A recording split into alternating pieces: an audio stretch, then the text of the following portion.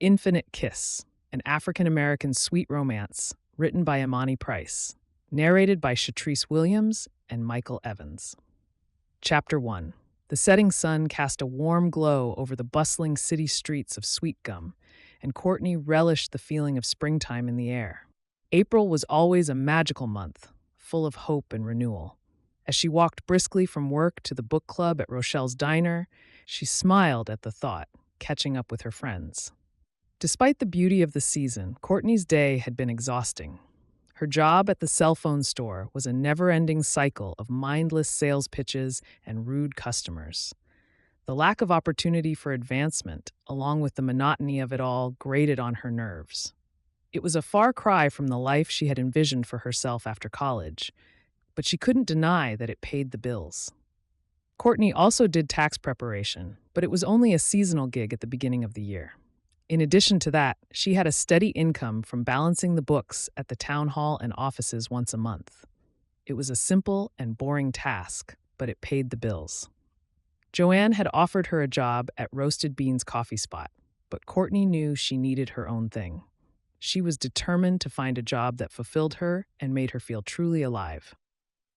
After college, she had explored various career paths, but sales had always been her specialty. She had discovered her talent for it during a local scout troop's cookie sale drive when she was just 8 years old. But now, as she approached the diner, she wondered if there was more to life than just making sales and balancing books. This is something she'd been thinking a lot about lately, and she was determined to find a way to get the fulfillment she sought. She was grateful for her supportive friends and family, but she knew that ultimately she had to figure out her own path in life. She sighed, pushing the thoughts away, and focused on the present moment. As she pushed open the door to the diner, the sound of excited chatter and the aroma of freshly brewed coffee greeted her.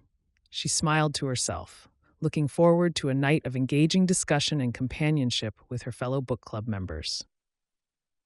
Courtney was very involved in the lives of her friends. The recent development between one of her best friends, Brandy, and the love of her life, Chris, warmed her to the bone. It was so adorably beautiful, their earnest love of shared interests and each other lighting a fire under Courtney. What was she even doing with her life? She had to consider these questions, man or not. She wasn't eager to just jump into a relationship, but she had to consider where her life was heading as she hadn't figured it all out just yet. The warm glow of the setting sun filtered through the windows of Rochelle's diner, casting a golden light over the patrons enjoying their meals. Courtney felt a sense of contentment as she entered the diner and was greeted by the excited chatter of her book club friends.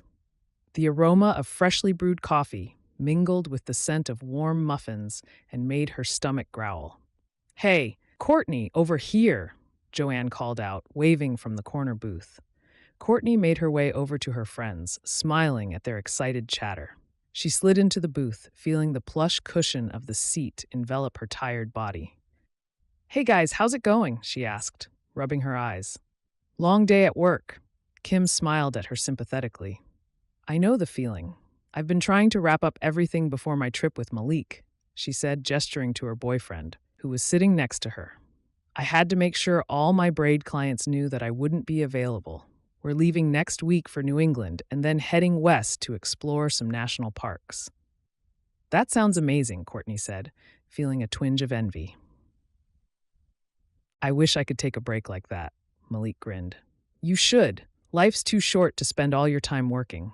Courtney nodded, feeling a pang of guilt. She knew she needed to find a job that fulfilled her and made her feel truly alive, but the thought of leaving her stable job made her nervous, since she didn't have a backup plan. "Anyway," Kim said, interrupting her thoughts, "let's get started on the book. What did you guys think of The Sheriff?" As they delved into an animated discussion of the latest romantic comedy, Courtney felt a sense of gratitude for her friends. They were always there for her through the good times and the bad. She made a mental note to take Malik's advice and start exploring new opportunities.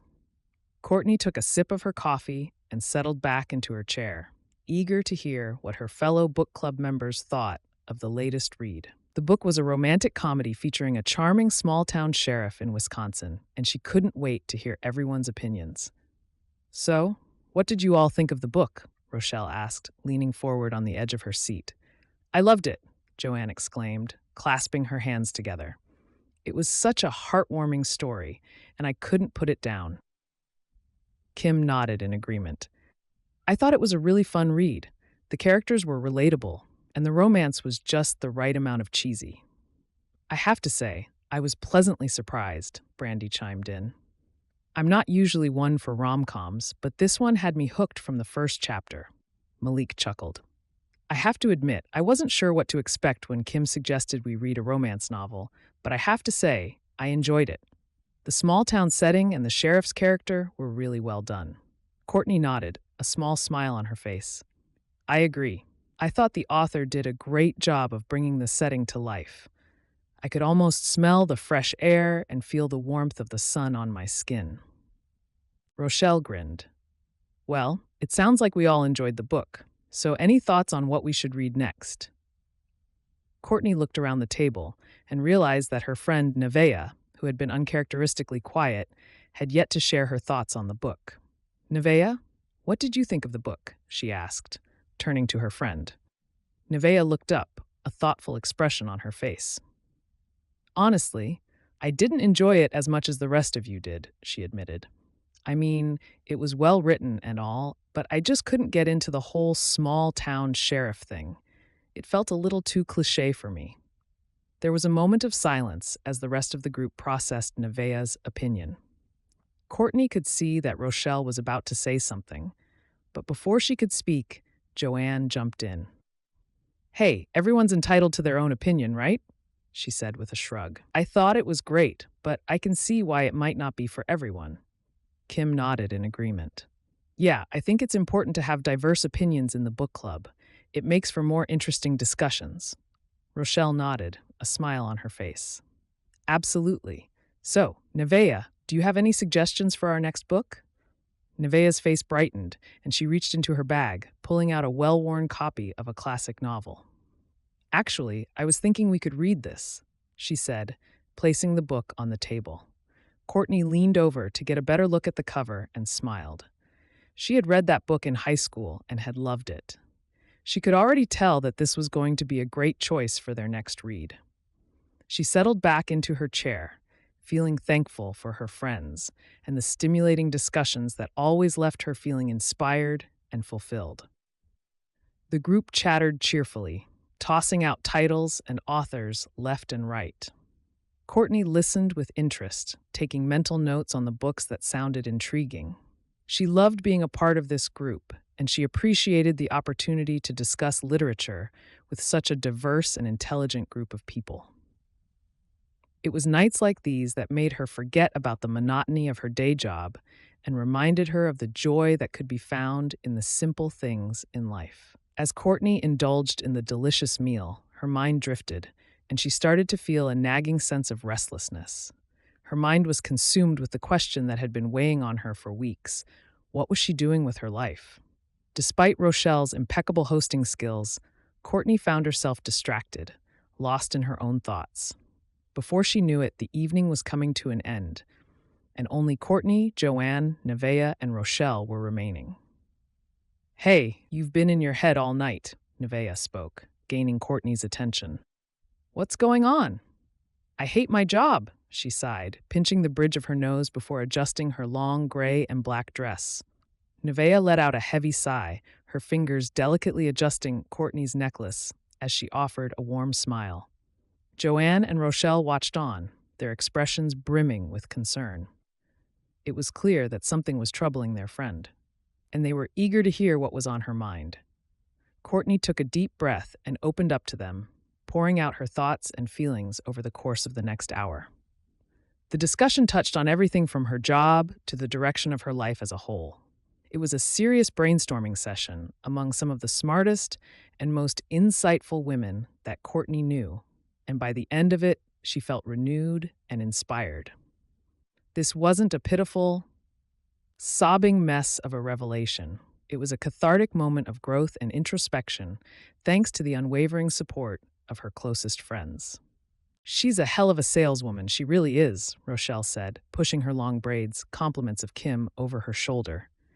She could sell the desert some sand, Joanne agreed, playfully nudging her as her curls bounced with laughter. Okay, so what is it she could do that gives her some sort of boost to rediscover her passions? Nevaeh asked, gently pushing her hair from her face. There has to be something you could do with your paintings, Court. Courtney hesitated for a moment, biting her lip as she considered Nevaeh's words. She knew deep down that she had a talent for painting, but the practical side of her brain always held her back.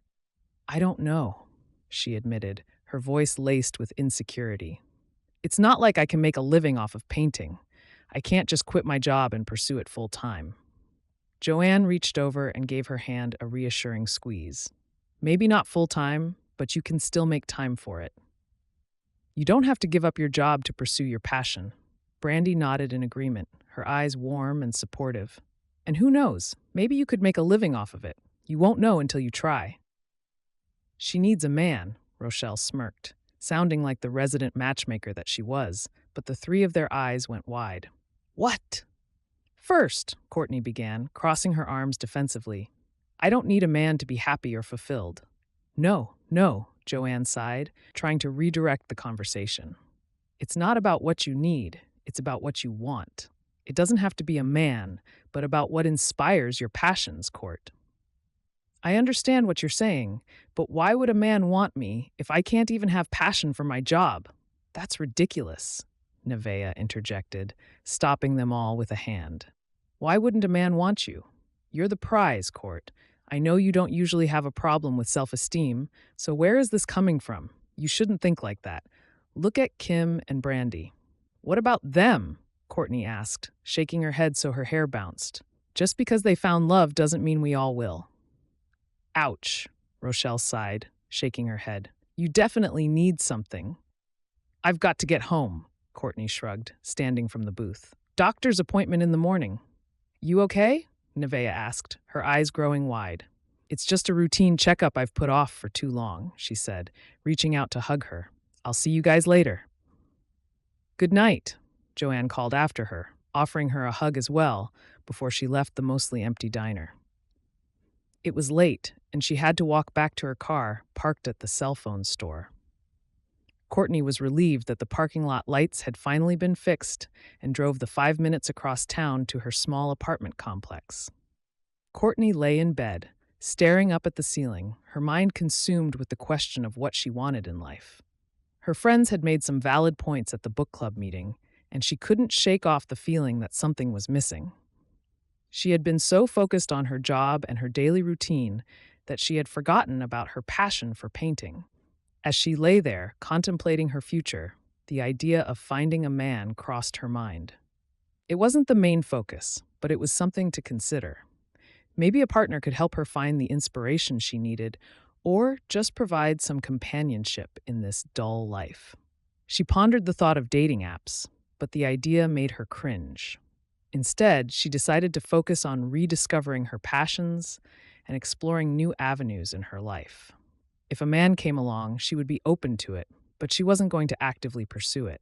With a sense of determination, she closed her eyes and made a mental note to start painting again.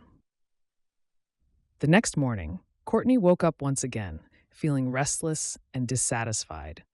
She tossed and turned throughout the night, her mind consumed with thoughts of what she really wanted to do with her life. As she sat in front of her tablet, scrolling through social media and various websites, she couldn't shake the feeling of emptiness that had settled in her chest.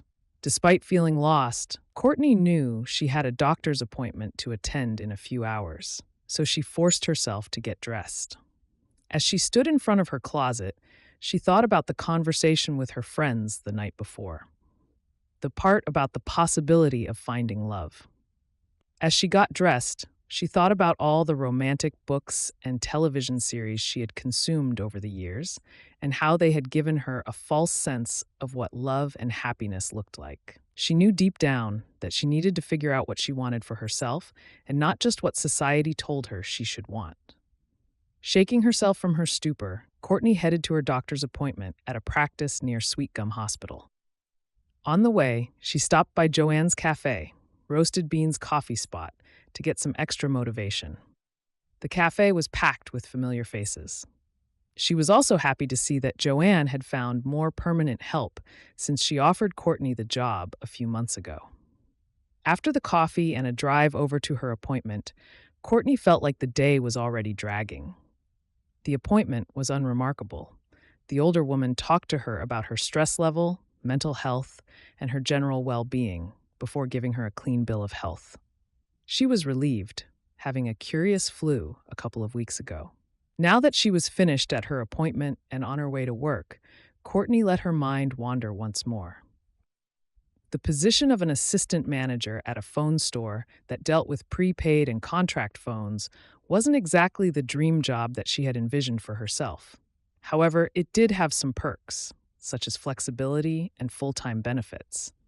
But that was no longer enough. As she drove through the familiar streets of Sweet Gum, Courtney thought about her parents' divorce. It was an event that had shaped her life, but she didn't like to dwell on it. She remembered the arguments, the tears, and the feeling of being caught in the middle.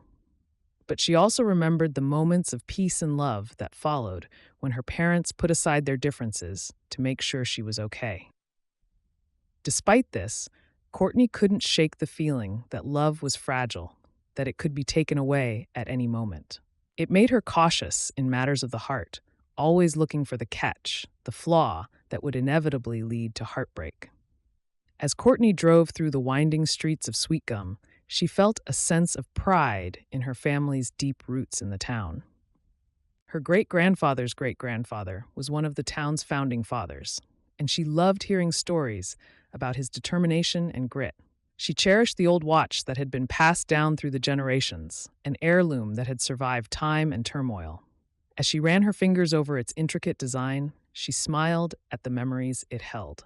She had salvaged it from the chaos of her parents' divorce, a tangible reminder of her family's resilience and strength. The watch was now securely fastened around her neck, a precious treasure she always carried with her. Courtney's fingers reached for the watch around her neck, her heart warming at the thought of its history. She remembered her father telling her the story of his great-grandfather's grandfather, his journey from New Orleans to Georgia after the Civil War, and the scattering of their family. It was a tale that had captivated her as a child and one that she held dear to her heart. She took the watch out from under her square-necked tunic and examined it. Over 100 years old, the antique timepiece had been the first item her great-great-grandfather had purchased with his own money.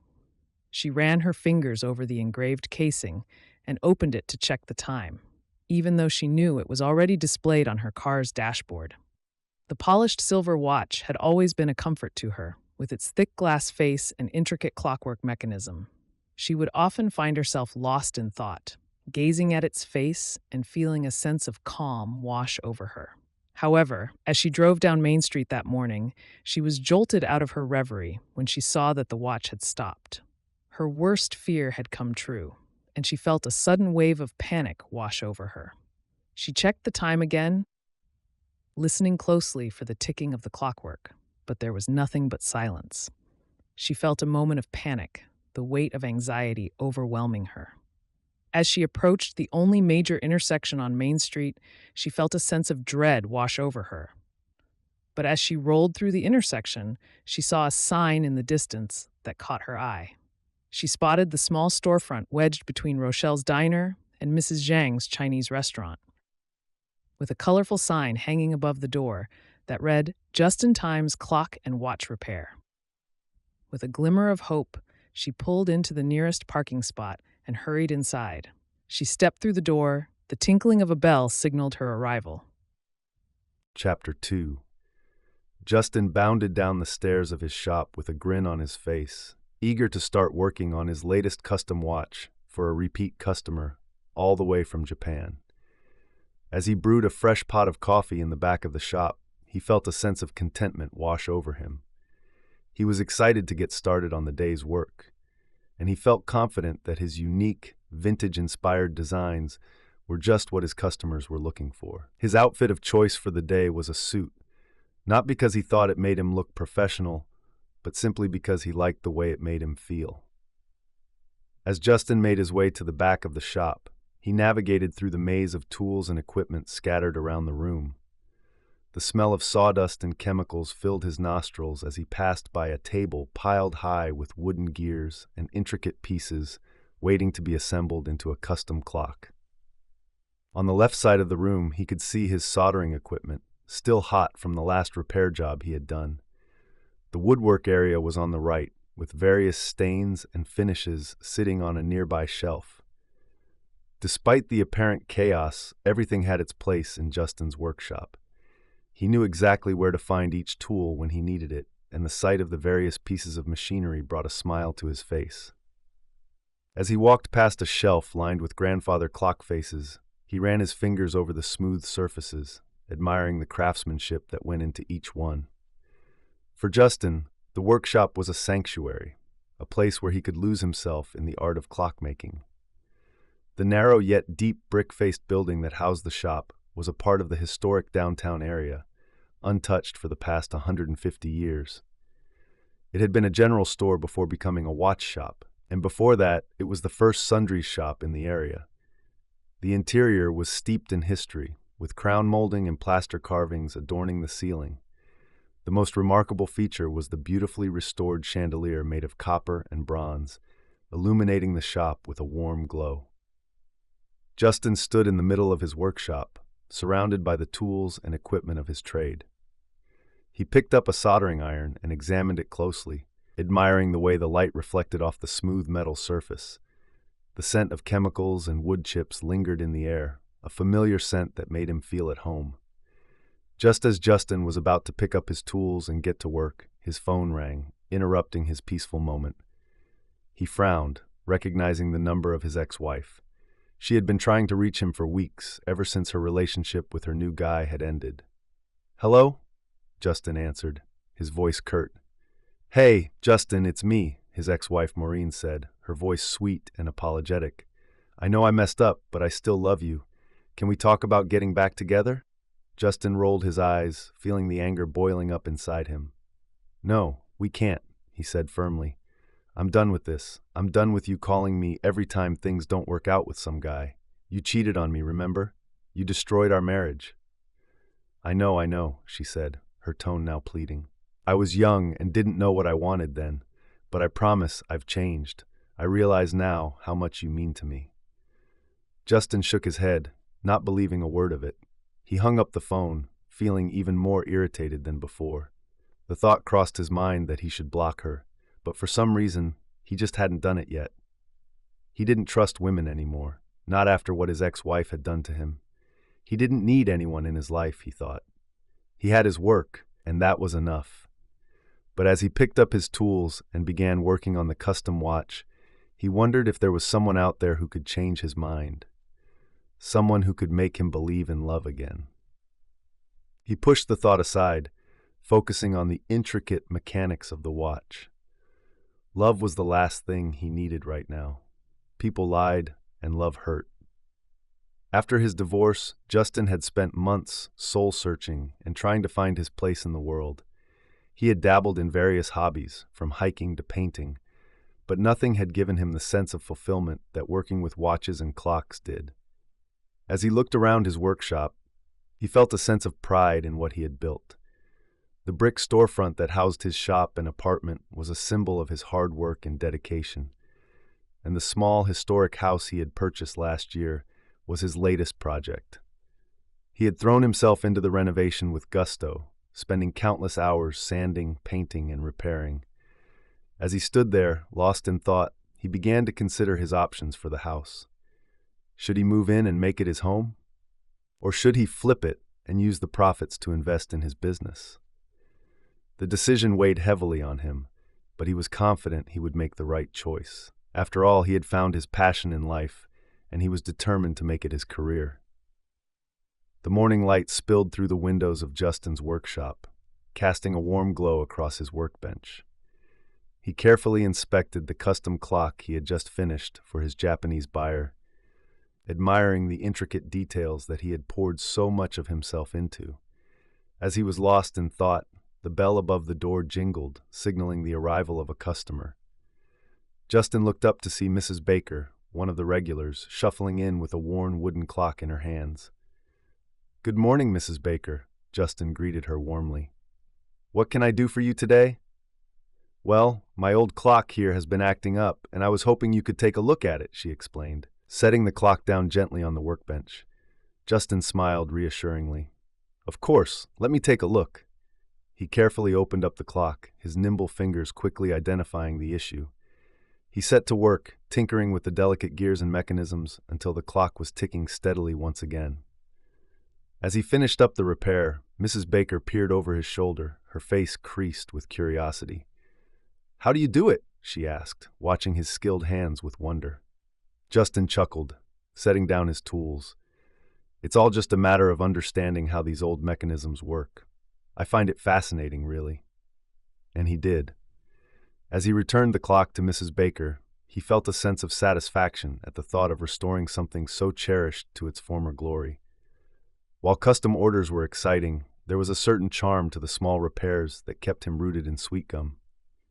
His next customer of the day didn't come in until after 10, inquiring about a repair for his high-end smartwatch, valued at several $1,000s. Of course, Justin was happy to help, but it wasn't exactly his passion. All watches were unique and beautiful, but he didn't care much for the new smartwatches and digital versions. It took the art of watchmaking and basically threw it in the garbage, though his strong opinions might not be too popular.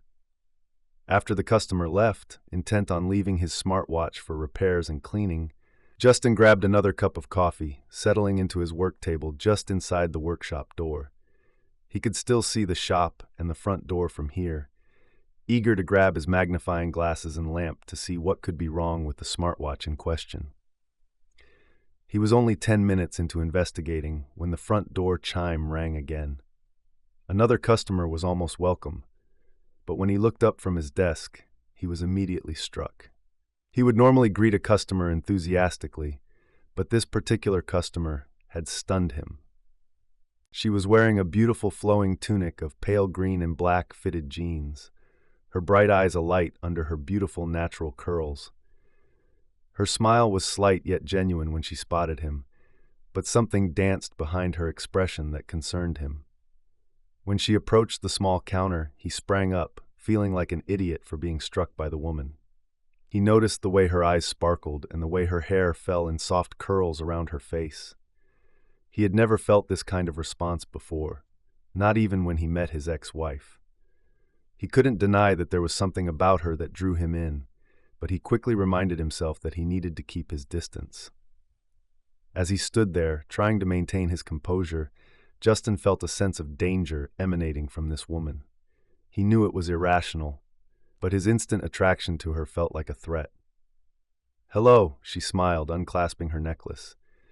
"You are probably really busy, but do you do custom repairs?" He forced a professional smile and greeted her with a curt nod, hoping to keep their interaction strictly business. He didn't want to encourage any sort of personal connection, especially with someone he had just met. "Absolutely. What can I help you with?" he asked curtly. "I've got this pocket watch, and it is a family heirloom," she said, showing him the silver piece. He couldn't help but be a bit shocked, reaching to take it from her and inspect it closer. It was a custom-made old watch with cogs, wheels, and pieces from the late 19th century. It was fascinating examining its silver, bronze, and wooden aspects. He could sense both anticipation and worry in her as he inspected it with his magnifying glasses and a small light. "It is a beautiful piece," he told her as he inspected it with his magnifying glasses and a small light. "Crafted sometime in the late 19th century, it's made of real silver and bronze with some wooden pieces that add beautiful detailing. Is there a story behind it?" Justin asked, examining it more closely. "And forgive me, I didn't catch your name, miss," Courtney smiled, extending her hand. "Oh, please, my name is Courtney Matthews. You're Justin, yes?" she inquired. "That's correct," Justin replied, his tone cool and distant. He took her hand briefly and released it, not bothering with a smile. "Justin Clark, at your service."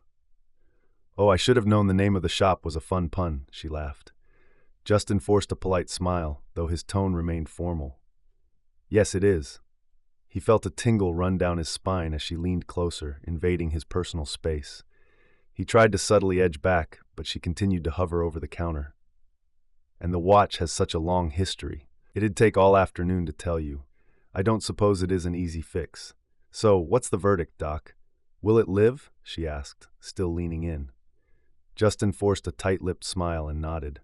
It's a delicate piece, he said curtly. I'll do my best to repair it, but I can't make any promises. It may take some time to find the right parts and get it working again. Courtney's smile faltered slightly at his response, but she pushed forward. I understand, she said, trying to keep the disappointment out of her voice. I just really need it fixed. It's been in my family for generations. I won't lie, it is a very old piece, with custom settings and specific-sized cogs that just aren't made anymore, Justin said roughly, staring back down at the silver pocket watch.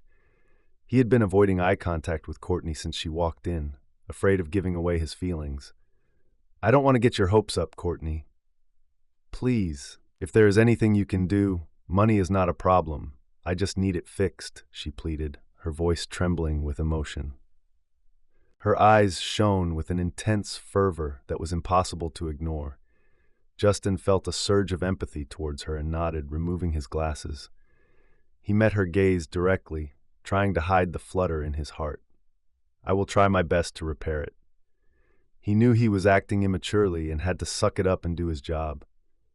Also, I would love to learn about the history of this piece. It's truly unique and unlike anything I've seen before. I'd love to tell you the story, she said with a slight smile, but unfortunately I have a job that keeps me busy during the weekdays. Would it be possible to schedule a time for us to meet over the weekend? Of course, he replied. He knew he couldn't get too close to her, but he was extremely attracted to her. I'll be here and available for you. Why did I say that? He thought to himself. He had to get his head on straight.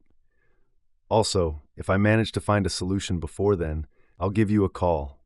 For now, would you mind filling out this ledger for me? It's a standard procedure for our records and invoicing. Justin handed Courtney a folder containing some intake paperwork that he needed her to fill out, including her consent for him to take the watch apart and continue with the repairs. He watched as she filled out the paperwork, unwillingly impressed with her perfect penmanship. While he wasn't sure what he could accomplish with this piece, he was willing to give it a try. He was drawn to her love for the watch, and he wanted to learn more about her, even though he was hesitant to get too close. There we are, she said, handing over the completed ledger. I put my email, home phone, cell phone, and work phone in case. Thank you, Courtney. This is thorough, Justin said, looking over the completed paperwork. Thank you, Justin, she said. I was sad when I saw it had stopped. I've been very careful to wind it and maintain it, but I guess it just couldn't keep going forever. I understand, he said, carefully placing the watch on the work surface of his desk before turning back to her. It's natural for these old watches to stop eventually, but don't worry, I'll do my best to bring it back to life. Thank you so much, she sighed, glancing at her phone as it buzzed. Oh, I'm running late. Don't worry, I've got this, he assured her, grabbing the booklet with her contact information from the counter. He wanted to see her again, but he knew he had to keep his distance. And I'll be in touch as soon as I have an update. I really appreciate it, she said gratefully, waving goodbye as she hurried out the door. Justin watched her go, feeling a sense of confusion at his conflicting emotions, as a sense of relief washed over him when the bell above the door signaled her departure. Chapter 3. Courtney sat behind her desk, watching her sales staff as they busied themselves with organizing a new wave of phones for display. But despite the flurry of activity around her, she couldn't shake the building tension inside of her. Her thoughts kept drifting back to the antique pocket watch she had left with Justin 2 days before. She had been debating whether to reach out to him. Part of her worried she was being too pushy, but the other part was desperate for any news about the watch. She had been keeping herself busy with work, but deep down, she knew it wasn't really that busy, just inventory and pushing the recent sale. As she thought about the watch, her mind kept wandering, unable to shake off the lingering thoughts of the handsome store owner.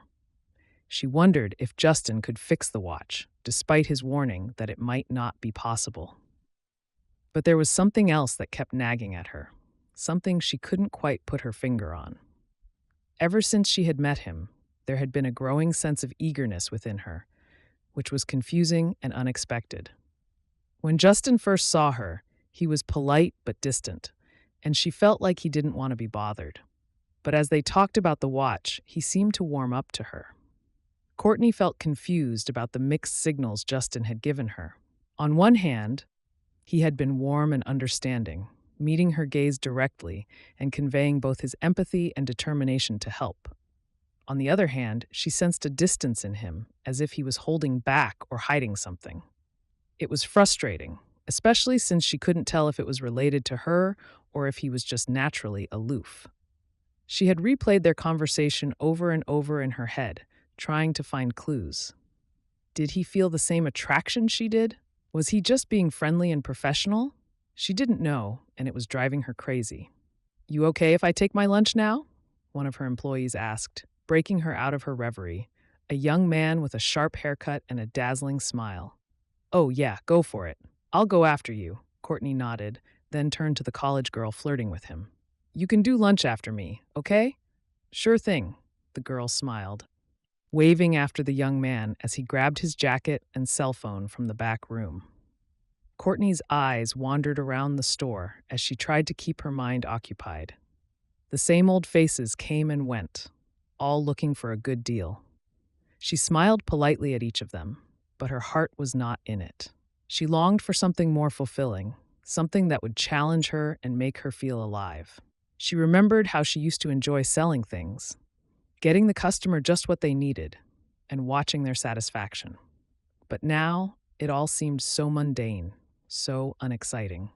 When she started working here 4 years ago as a part-timer, it was just to earn some extra money in school. But now, as the assistant manager of the store, she felt trapped. Her manager rarely came in, leaving her to deal with the day-to-day operations of the store. She yearned for something more exciting, something that would reignite her passion for selling. Her phone rang. Her manager's voice sounded tired and distant. "Hey, I'm not going to be able to come in today," he said. She took a frustrated breath. "I can't keep doing your job, you know. You can't just keep calling in sick every other day." I know. I'm sorry, but I've got this really bad migraine and I just can't get out of bed." She resisted the urge to roll her eyes. "Look, I've got 2 other employees to oversee, and I'm only the assistant manager. It's not fair that I have to keep doing your job." I know. I'm really sorry. But can't you just handle things for today? I promise I'll make it up to you." "No, I can't. You need to come in and do your job." "I can't keep doing this for you." He sighed heavily on the other end of the line. Okay. I'll try to make it in tomorrow. Just try to manage things for today, okay?" She hung up the phone, feeling frustrated. She knew that she couldn't keep letting him walk all over her and take advantage of her hard work. This was getting so old, and she was so over it. Courtney leaned back in her chair, lost in thought about how she'd let things get this far out of hand. The sound of the door opening and closing drew her attention, and she looked up to see her employee sauntering in, grinning from ear to ear, still buzzing from his usual lunch of an energy drink and jerky. She rolled her eyes at his antics, but was secretly grateful for the distraction. The store fell quiet except for the murmur of the 2 young employees chatting and laughing in the corner. Courtney stole a glance at the clock and realized it was almost 1. She sighed and got up, preparing to take her own lunch break. "I'll be back in an hour. Try not to burn the place down," she smiled, grabbing her bag and jacket. "Have a good lunch," they both smiled, waving after her. As Courtney left the store for lunch, she adjusted her knee-length business skirt. Her white button-up shirt was tucked in neatly, giving her a polished appearance. She wore a black belt with a simple metal buckle that added a touch of sophistication to her outfit. Despite her desire to maintain a professional appearance, her long, curly hair had a mind of its own, bouncing freely with each step she took. Courtney's mind was set on checking in at just in time, hoping for an update on her watch. She walked a couple of blocks up the street towards the shop.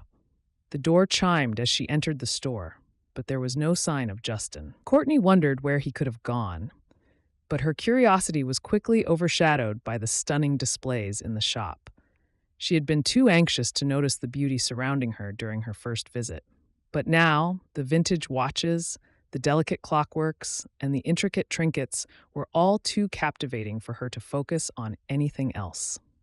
She wandered around the shop, admiring the craftsmanship and unique design of each item, completely lost in her thoughts. As she stepped deeper inside, the scent of wood and polished metal filled her nostrils. The narrow room was lined with tall shelves, each crammed with a hodgepodge of items: watches, clocks, antique jewelry, tarnished silverware, and even a few old books. The light filtered in through the small, dust-covered window panes, casting an ethereal glow across the shop. Courtney's eyes darted across the room, taking in the stunning display case in the center. Inside, she saw an array of intricate items: pocket watches with delicate filigree, ornate brooches, and even a few antique pistols. Despite growing up in this town, she couldn't believe she had never stepped inside before. Every inch of the store was crammed with fascinating objects, each with its own unique story to tell. The thought that Justin might design and create the pieces himself finally struck her, and she paused, her eyes scanning the intricate details of the watches and clocks in the shop. Could it be possible that he was a true craftsman, not just a seller? The watches looked like no others she had seen before, and the wooden clocks were absolutely gorgeous, with a modern yet antique style. She was admiring a particularly unique piece on the shelf when she heard a noise. She jumped, turning toward it to see Justin smiling in the doorway of his workshop. "So sorry to interrupt," he said, smiling kindly at her through his short, dark beard. "You like? It's beautiful," she sighed, staring back at the piece. "Thanks," he shrugged, glancing at the back room. 7%. "I was just working on a repair and had planned on shooting you an email today about your piece." "That's why I'm here," she stated, still looking at the shelves. "Did you design all of these?" "I've designed and created most of them," he nodded, his voice tight all of a sudden, becoming distant. "There he goes with all those mixed signals," she thought.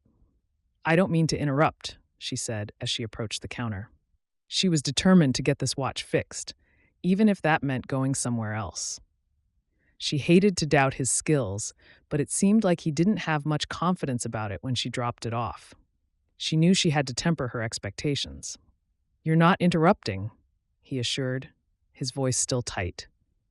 "I don't mean be short with you. I'm just a straight talker."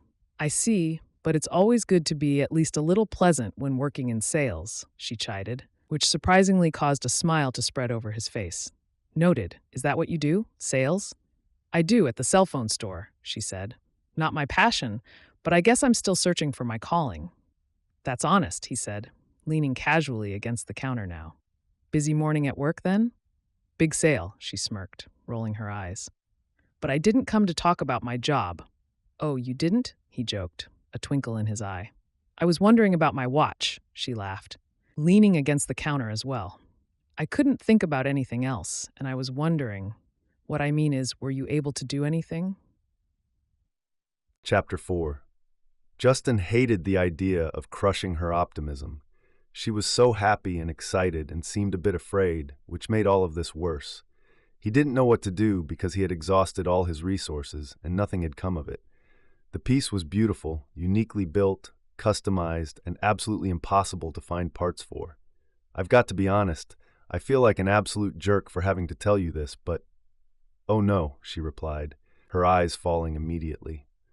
"I'm sorry, I really am, but I've contacted all my contacts, suppliers, historians, and just about everyone I can think of," he replied, reaching out to comfort her, but stopping himself. He didn't want to be forward and honestly had no idea what he was trying to do.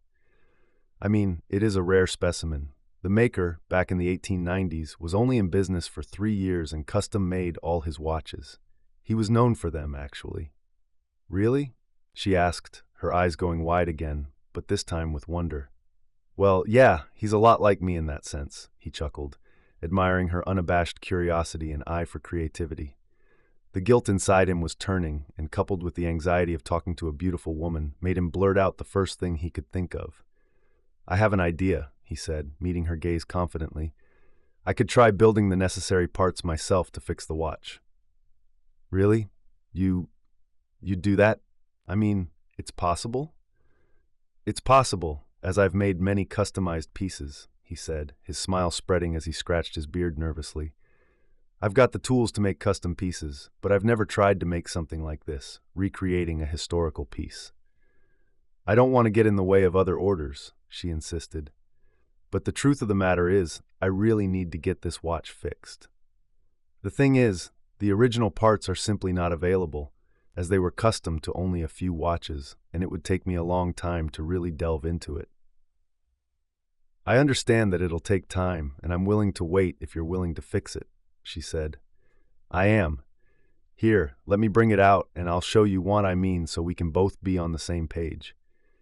He returned with the watch and its deconstructed broken pieces on a small work surface he had, setting it down on the counter to show her. She was so excited, coming around the counter and staring over his shoulder closely. He was a bit nervous about her being so close, but he continued, explaining each broken part, essentially what it did, and part of the process of recreating the pieces. She took it all in, listening closely and asking all sorts of questions. She seemed so different from his ex-wife, who never took an interest in anything he did. But people lie, and she could just be acting to get what she wanted. So, this one interacts with the cog that turns the bigger hand, she said softly, leaning close. And it is so small. You can recreate it for real? For real, he said, reminding himself that people could be manipulative and she could be trying to butter him up to get him to fix the watch. Oh, thank you so much, Justin, she smiled, bobbing on the spot before wrapping her arms around him in a hug.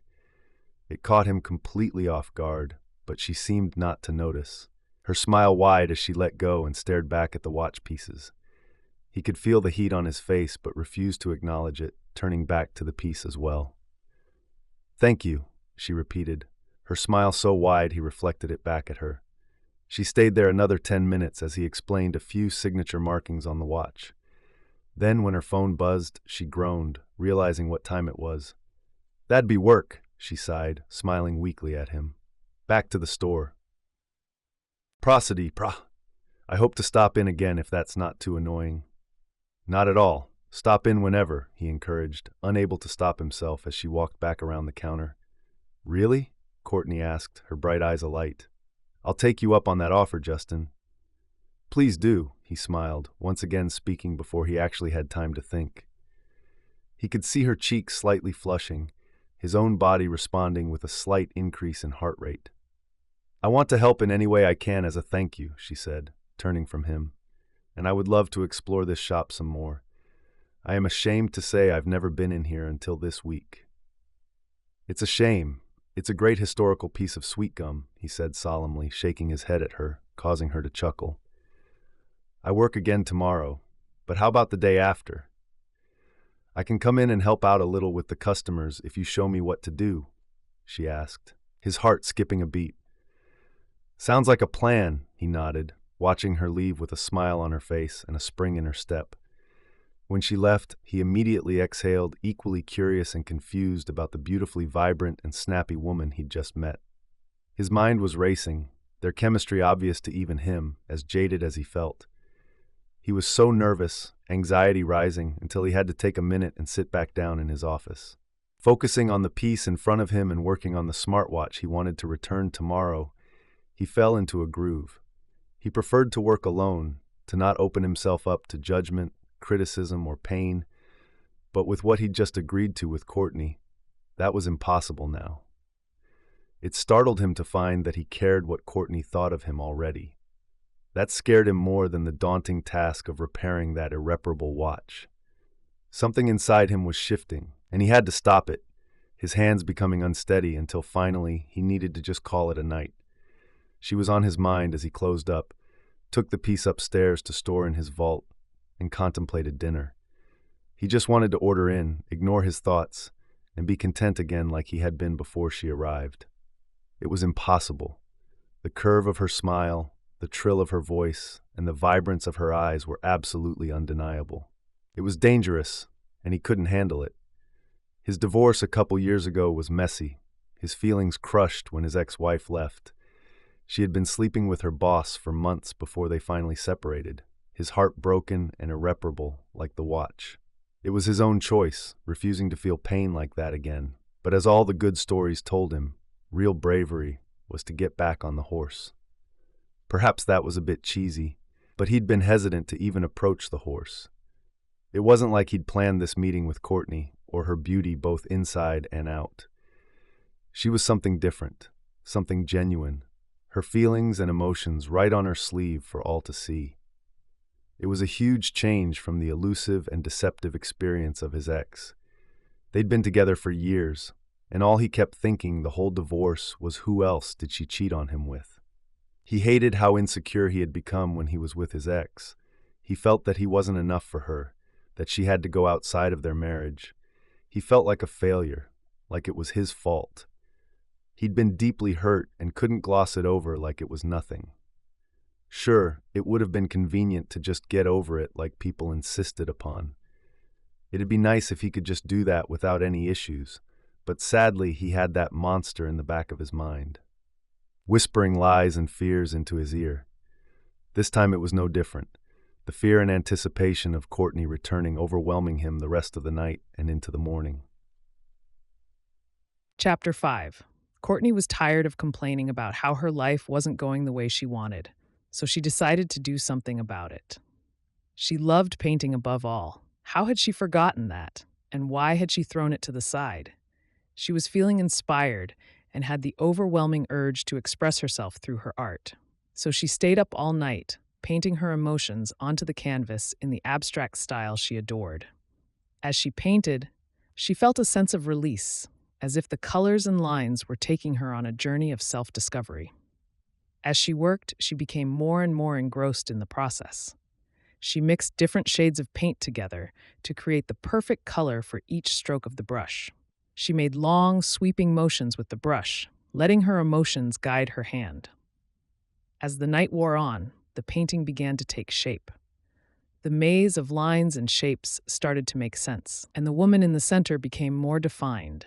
She was sitting in a meditative pose, as if she had found the clarity and inner peace that Courtney was searching for.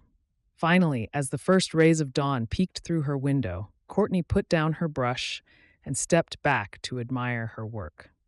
The painting was a true representation of her journey, and she felt a sense of relief wash over her. She knew that the road ahead wouldn't be easy, but she had taken the first step toward finding her true self. "You look like you could use some espresso," Joanne smiled, sliding down onto the couch next to her. Courtney had come into Roasted Beans' coffee spot early that morning, far too early. She was so deep into her thoughts that Courtney hadn't noticed Joanne grab them both another latte with a single shot of espresso. When she came back to the couch, and Courtney was still lost in her thoughts, Joanne smirked, clearing her throat. It wasn't until that moment that Courtney looked up, her cheeks flushing with embarrassment. "Latte for your thoughts?" Joanne asked, handing her the simple mug. "You're so out of it this morning." "I'm just thinking," she admitted, staring down into the delicious-smelling cup of Colombian roast. "My watch, the one that's been in my family for generations, broke." "Oh, Court, I took it to the repair shop, you know," she nodded, sipping on the steaming hot cup. "Have you ever been in there?" "No, I haven't, actually. But I've met the owner, Justin, being that his shop is right up the street," Joanne shrugged, leaning back against the couch comfortably. It was one of those lucky mornings where the shop wasn't too busy, her two baristas easily handling the dozen or so customers they'd had in the past hour. "It's really interesting," Courtney admitted, cradling her cup in her palm as she leaned over her crossed legs. "It's like a museum, antique shop, and repair shop all wrapped into one." "I'm going to have to tell my granny," Joanne smirked, nudging her friend. "She's been looking for a mantel clock for quite some time." "Oh, she'll find it there, I'm sure," she nodded, smoothing the long sundress she'd decided to wear that day. The forecast had predicted lots of sunshine, and Courtney was going to take advantage. "So, what did Justin say about the watch?" Joanne pressed, taking a sip from her cup. "Oh, right. So, he took a look at it, and when I came back for his assessment, it was a bit disappointing," she admitted, pushing some of the loose curls back behind her ear again. What kind of disappointing? Well, he said the parts for the piece are simply not made anymore. She nodded, staring out the window now. He said he contacted his manufacturers, suppliers, and even his antique collectors, and nothing. I'm so sorry. What will you do with the watch then? Oh, Justin still has it, Courtney said, sipping from her steaming mug again. He said he could try and recreate the parts himself. Really? Joanne asked, her bright eyes wide. There was something behind those eyes. Courtney watched her warily. It's a lot of extra work, so I agreed to help him out around the shop and deal with customers, she responded. He's been kind for the most part, so I had to do something to help him out other than pay for the work itself. Uh-huh, Joanne winked, while Courtney shifted uncomfortably and avoided making eye contact. Stop it! You stop it, Joanne laughed, flipping her hair over her shoulder. So, tell me about Justin. You're impossible, Courtney giggled, shaking her head at her friend, who clearly knew what she was thinking. You like him? Joanne smirked, wiggling her eyebrows suggestively. So go for it. I don't even know him, Courtney protested, taking a drink from her mug. We're perfect strangers. Then get to know him, Joanne insisted, setting her mug down. Seriously, you might find that you have a lot in common. Like what? Courtney scoffed, still holding her mug. What do I even say? Hi, Justin. I'm a part-time manager at the cell store in town and do tax prep and accounting in my spare time. That just sounds appealing, doesn't it? The sarcasm in her voice was thick, Joanne's brow furrowing with concern as Courtney sipped on her mug of hot coffee again. There was a silence, Courtney feeling annoyed at first, but now it was fading into hopelessness, something Joanne seemed to notice immediately. She hugged her gently now, her arms squeezing her tightly as the two sat on the comfortable cafe couch. Sorry, Courtney finally said, her head hung low. I'm just not in the right headspace to think about anything like that. Is it that bad? Joanne questioned, still holding her close with one arm. Being an accounting major is probably the worst idea I've ever had, Courtney grumbled, setting her mug back down. I mean, I'm grateful for the work at the town hall every month and the business of tax season, but I absolutely hate everything about it. Hate? Hate, she groaned, pinching the bridge of her nose before smoothing her pale sundress. I honestly wish I never chose that major. Like, I only cared about it because it was something steady, financially stable. Everyone needs an accountant or tax prep. Everyone needs coffee, in my opinion, Joanne smirked, nudging her to try and get a smile. See, and you love coffee. You love having your own business and dealing with your customers, Courtney smiled, leaning against Joanne's shoulder. But I'm so miserable, and it's becoming more and more obvious as time just drags on. I'm wishing I would have gone with the art degree instead. Ah, Court, I had no idea you were that miserable, Joanne sighed, squeezing her tightly. What can I do? Nothing, really, she whispered, watching the growing traffic outside the window as the small town hummed to life. I don't know why I didn't choose something that I was passionate about. I love painting, but I was too worried about money. I would rather be poor and happy than rich and miserable. You're not rich now, my love? Joanne smirked, desperately trying to get her to smile. But I know what you are saying. I'm so lost right now, and I have no idea what I'm doing, Courtney grumbled, grabbing up her cup again to take another sip. Joanne was about to respond when the large group of older women, who formed what the town liked to refer to as the hit-and-run squad, entered with their matching tracksuits. Courtney knew many of them from book club, but the two baristas were swamped immediately, Joanne jumping up to help. Courtney didn't mind her friend leaving their conversation, watching her face light up when she greeted everyone. Joanne knew their orders right away before the older women actually spoke them. She was happy to talk and laugh as the other two baristas started helping her with the first 3 drinks. As she sat sipping her coffee, Courtney admired how much Justin seemed to love his job. She had watched as he tinkered with the gears and cogs of the watch, his eyes sparkling with excitement as he talked about the different mechanisms. It was clear that he had a passion for his work, something that Courtney longed for in her own career. She thought back to Joanne and how she always seemed so fulfilled in her job. As she looked around the cozy coffee shop, filled with happy customers and the warm aroma of freshly brewed coffee, she wondered if it was time for a change. Even her friend Brandy, who worked as the head teacher at the local daycare, seemed to love her job. Courtney took another sip of her coffee and let out a heavy sigh. Maybe it was time for her to take a leap of faith and pursue a career that brought her joy and fulfillment. Chapter 6. Another quiet morning had come as Justin stretched in his large bed. The smell of his coffee brewing in the other room was always a motivator, the sun not quite up over the horizon yet. It was still dark, hazy, and completely quiet, the time of day he enjoyed most. As he stood from his bed and peered out his bedroom window at Main Street below, Justin wondered if it would be a good day.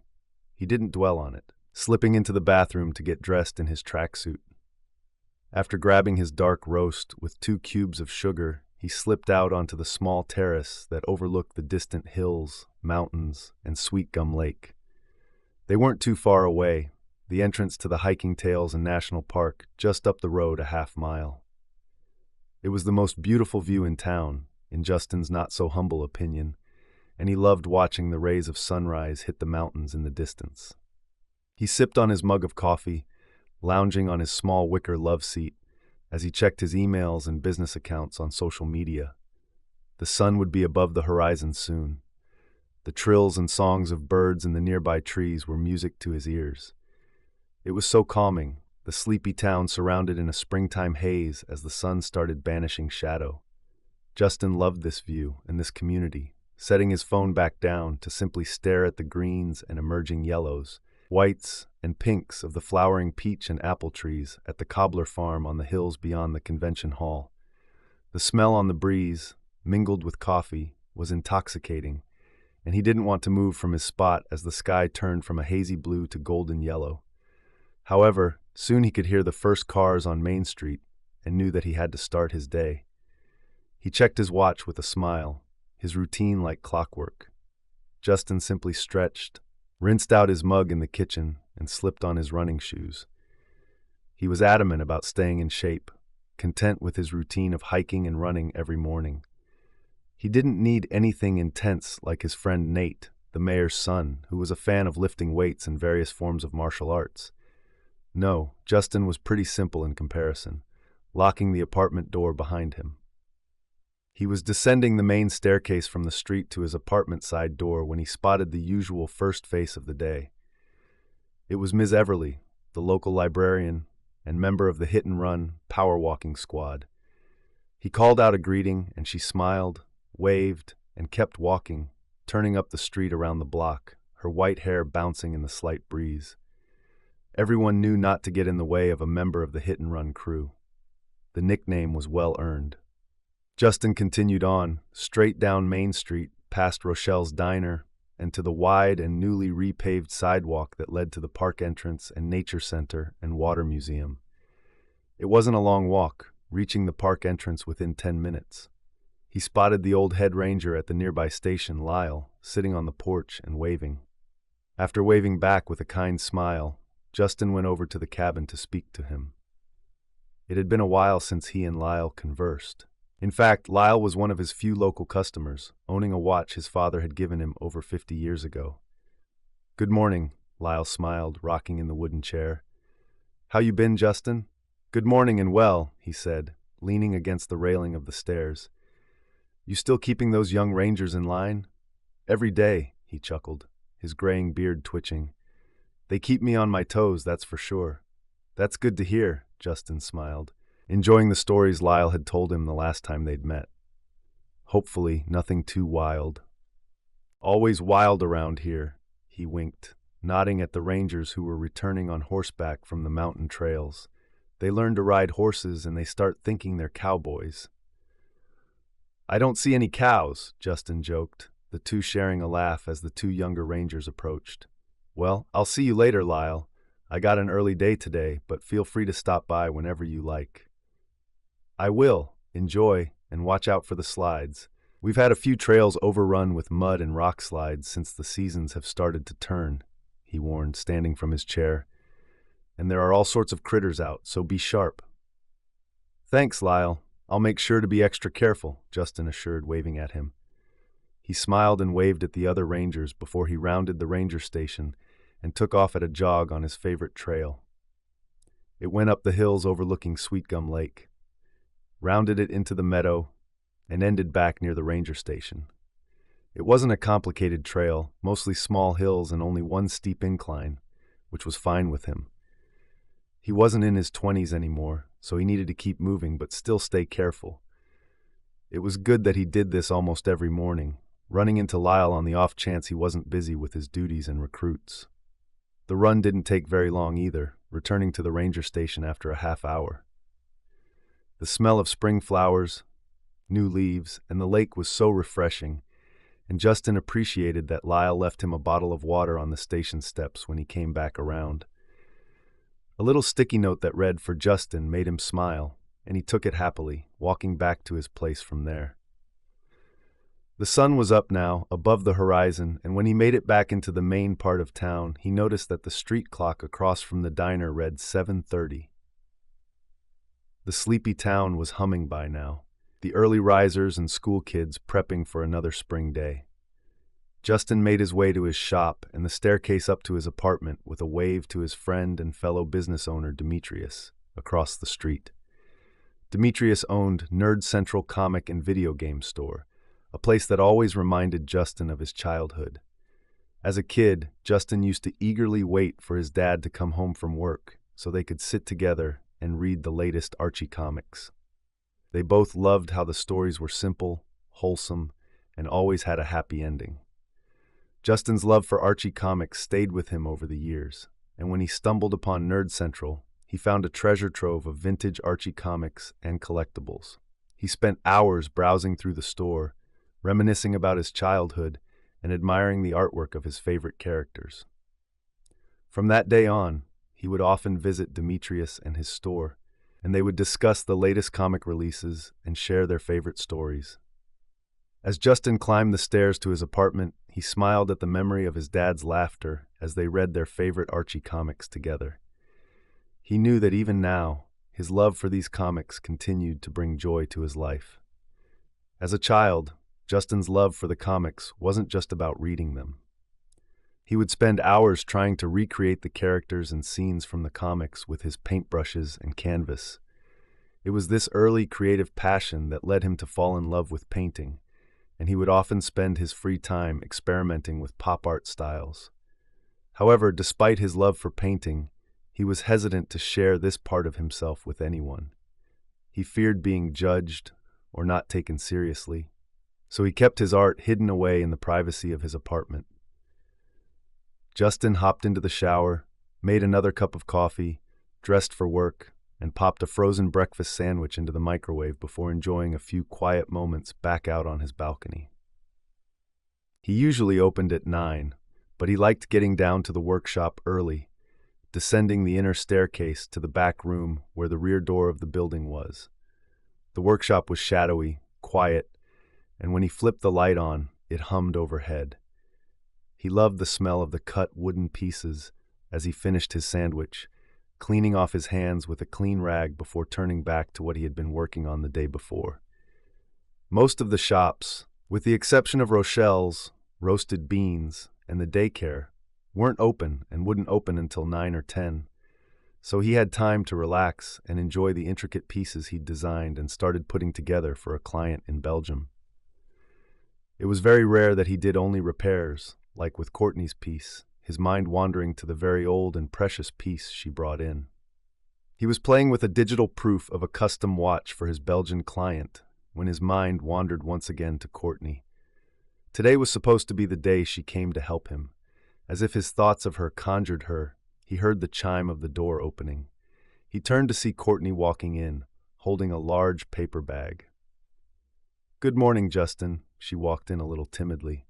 "I come bearing pastries from Roasted Beans Coffee Spot." Justin smiled at her, feeling grateful for her thoughtfulness. "Thank you, Courtney. That's very kind of you." "I figured we could use some fuel for the day ahead," she said with a slight grin.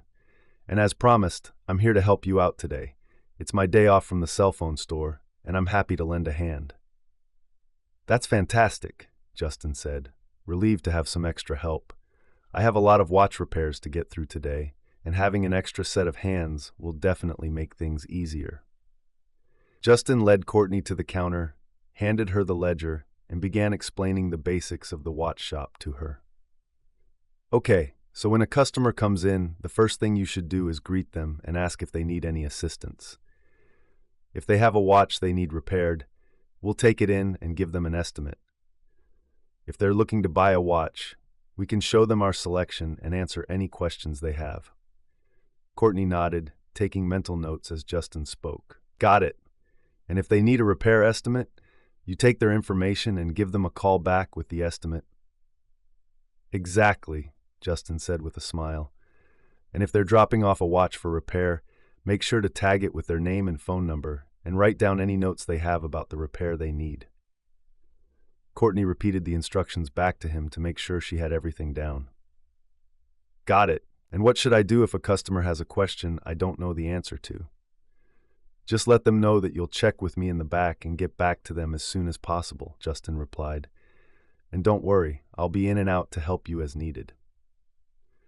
Courtney felt a little nervous, but also excited to be learning something new. Okay, I think I can do this. Thanks for explaining everything to me. No problem at all, Justin said with a grin. Now let's get to work.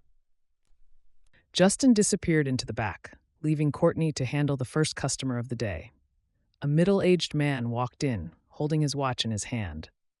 Hi, how may I help you? Courtney asked with a warm smile. I need a new battery for my watch, the man replied. Of course, we can definitely help you with that, Courtney said. Let me just get some information from you. She pulled out the ledger and handed it to the man. Would you please fill out your name, phone number, and any other information we might need? As the man filled out the information, Courtney took the watch from him and carefully tagged it with his name and phone number. Thank you, sir, Courtney said, taking the ledger back. We'll get back to you with an estimate and let you know when your watch will be ready. The man thanked her and left the store with a smile on his face. Courtney felt a sense of satisfaction as she watched him go. Another customer walked into the shop, browsing the display cases. They stopped in front of one case and pointed to a particular watch. I saw this watch the last time I was here, and I couldn't stop thinking about it. I want to buy it. Courtney smiled and walked over to the case. She recognized it as one that Justin made himself. Great choice. It's one of our custom pieces. Let me grab the key to open the case. She retrieved the key and unlocked the case, carefully removing the watch from its display stand. She handed it to the customer and said, "Take a closer look. It's a beauty, isn't it?" The customer examined the watch, admiring the intricate design and details. It's even better than I remember. How much does it cost? Courtney checked the price tag on the watch and said, It's $1,500.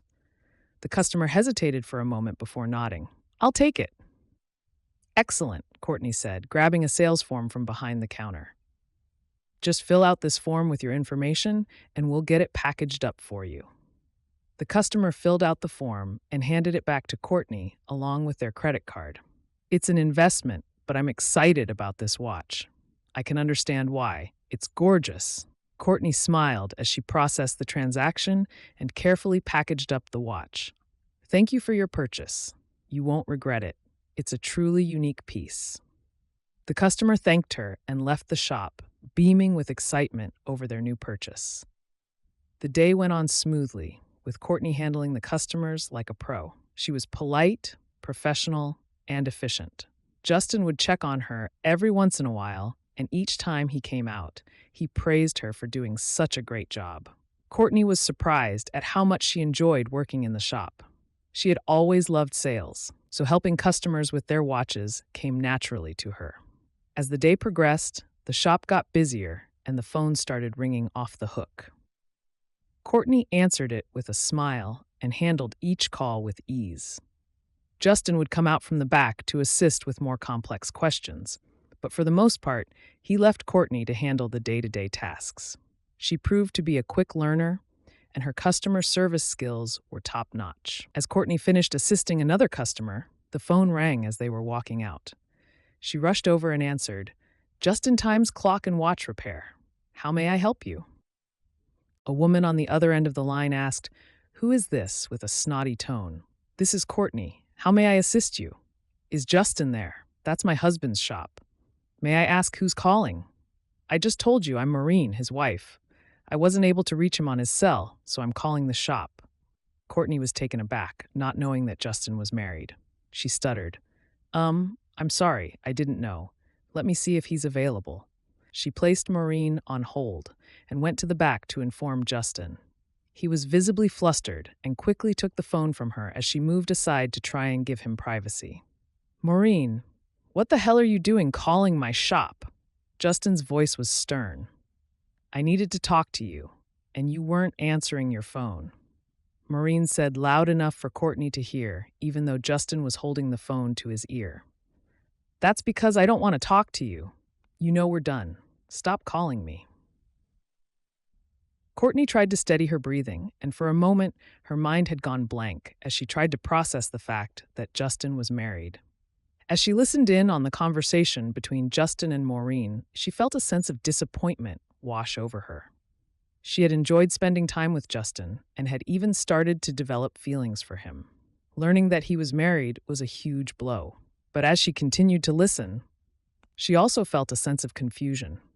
Maureen sounded so in love with Justin, yet he was so cold and distant towards her. It was clear that there was a lot of history between them, and Courtney wondered what had gone wrong. Courtney could hear Maureen crying on the other end of the phone as Justin hung up. Was Justin a heartbreaker? She felt bad for Maureen. Justin looked embarrassed as he approached Courtney. "I'm sorry you had to deal with that," he said, gesturing towards the phone. "That was my ex-wife, Maureen." Courtney's eyebrows raised in surprise. "Ex-wife? Oh, I had no idea. She was quite dramatic," she said, choosing her words carefully. Justin let out a humorless laugh. "Yeah, that's one way to put it. We've been divorced for a few years now, but she still calls me from time to time, trying to rekindle things." Courtney gave him a sympathetic look, and she ignored the relief she felt at his words. "That sounds tough. I'm sorry you have to deal with that." Justin shrugged. "It's all right. I'm just sorry you got caught in the middle of it. I should have warned you that she might call." "It's okay," Courtney reassured him. "It sounds like you handled her pretty well," she said, still feeling shaky. Justin chuckled. "Yeah, I've had some practice over the years, but seriously, thanks for your help today. You've been a real lifesaver." Courtney smiled. "No problem. I'm happy to help. I really enjoy sales. That's how I started working at the cell phone store." Justin nodded in agreement. "Yeah, I know what you mean. It can be satisfying to help someone find that perfect watch or clock." As they continued chatting, the phone rang again, causing them both to jump. This time, Justin answered it himself, speaking quietly but firmly to the person on the other end. When he hung up, he turned to Courtney with a sigh. "That was Maureen again. I think I need to block her number or something." Courtney nodded in understanding. "Do what you need to do. And don't worry, I've got things covered here. You can focus on the back." "Thanks, Courtney," Justin said, giving her a thankful smile as he disappeared into the back room once again. As the day came to a close, Justin thanked Courtney for all of her hard work and praised her once again for doing such a great job.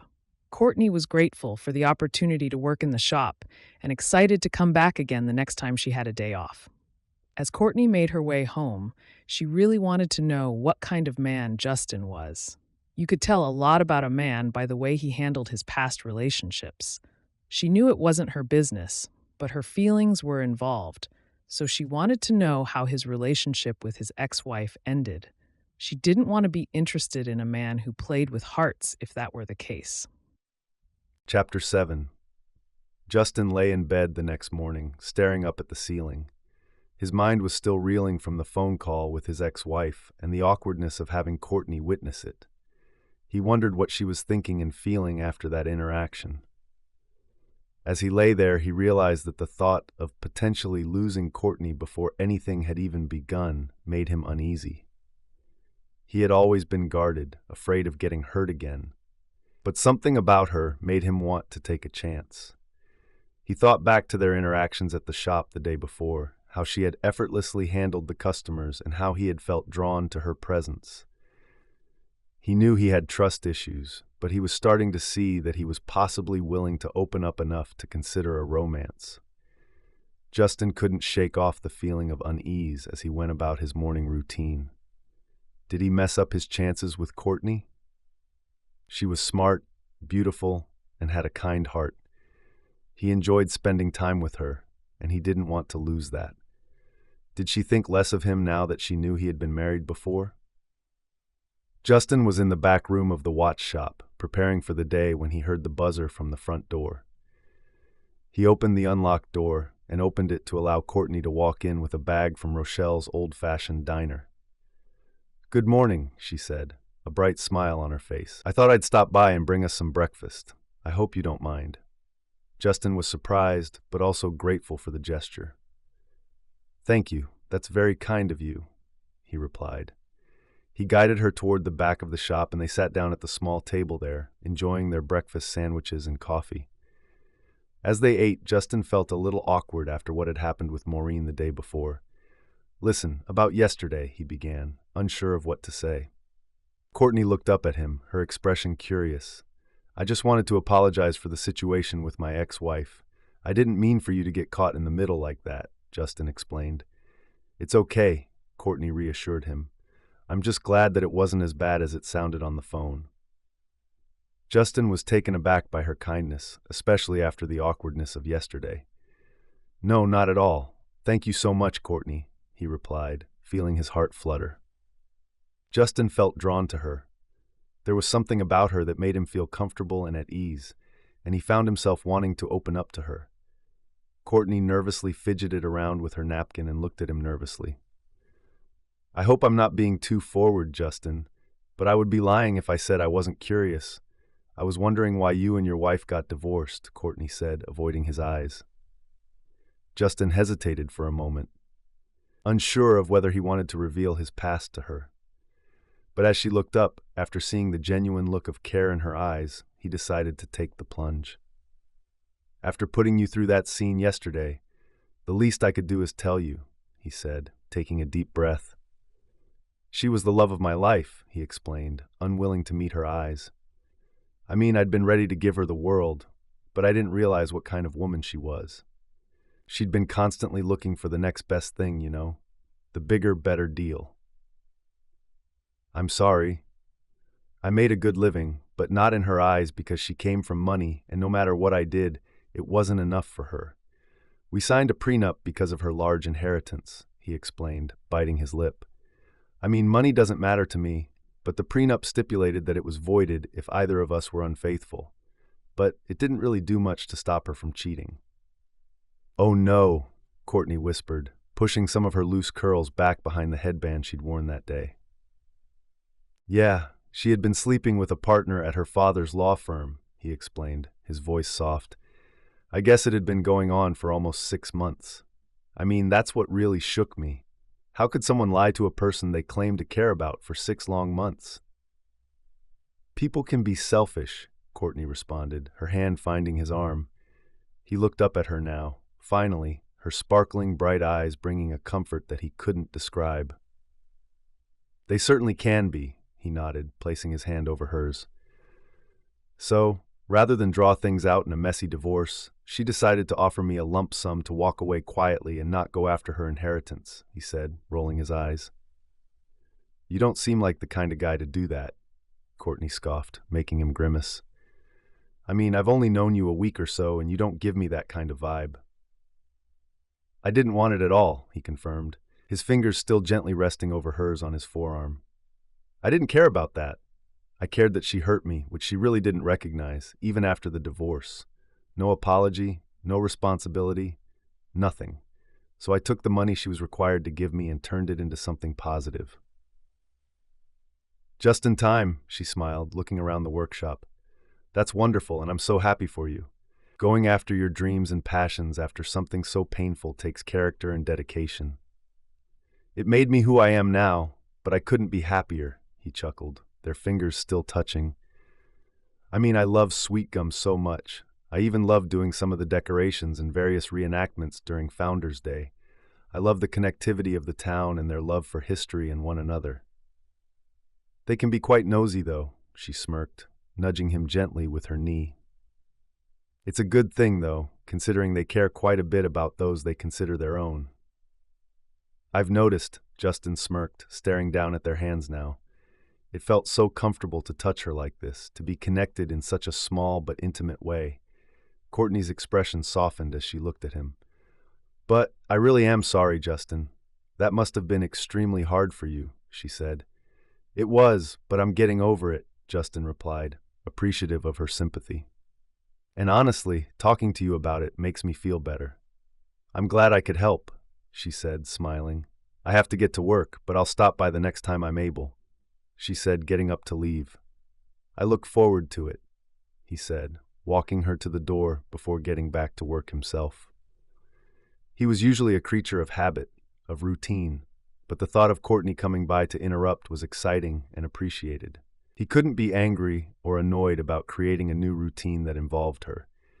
It was fun to talk to her, as she was so happy and kind. He also liked the dimples in her cheeks when she smiled and the way her curls bounced when she laughed. She had such bright eyes, too, her emotions showing through them effortlessly. That was something he just wasn't good at. His emotions often hiding behind a wall he preferred to keep tall and strong. His divorce had done that to him, the thought of it triggering anxiety and anger that he'd never had before. Thinking of Maureen and what she had done to him made him realize that by closing himself off to anyone else, he was allowing her to win. He knew for a fact he wasn't getting back with his ex, and he was not the type of man who wanted to spend the rest of his life alone. But he wasn't one for casual relationships. When he gave his whole heart, and he wanted to make sure the next woman he was with gave her whole heart in return. He wondered when Courtney would stop by again. Even if it was just lunch or coffee, he'd be happy with it. That thought alone shocked him, that familiar anxiety rising inside his stomach and turning. He quickly shook away this thought, realizing it was almost 9 now and that he should open up the shop to customers. He didn't get a lot of walk-in business in Sweet Gum. Most of his orders were placed from other places, including overseas, but he loved the small-town setting. The community was important to Justin, more than he'd like to admit.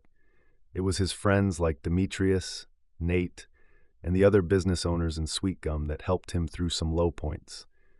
Being a part of a community was important to him, even though he mainly stuck to himself with few close friends. That didn't really matter, quality over quantity being his motto for a while now. After unlocking the front door, turning the open sign on, and switching on some antique lamps, he checked the clocks. It was a few hours later, after looking closely at his Belgian order and carving some pieces, that he realized it was almost lunchtime. Although Courtney had come in for breakfast earlier that day, Justin realized he was impatiently waiting to see if she'd be back. He felt like a giddy teenager, his heart racing as the minutes ticked away. He even went to sit behind the counter, pretending to work on a piece as he waited. It was then, when he was playing with the watch, that he realized he hadn't felt this way since long before his divorce. Chapter 8. Courtney had finished her morning at the store, happy to leave shortly after noon. She wanted to grab something for lunch and bring it to Justin. She pushed the warning out of her mind that told her she was doing too much, that she had just taken him breakfast that morning, that she would come across too strong. When she was with Justin, she didn't feel that restless feeling she had been experiencing, and she wanted more of the happiness she felt when she was in his presence.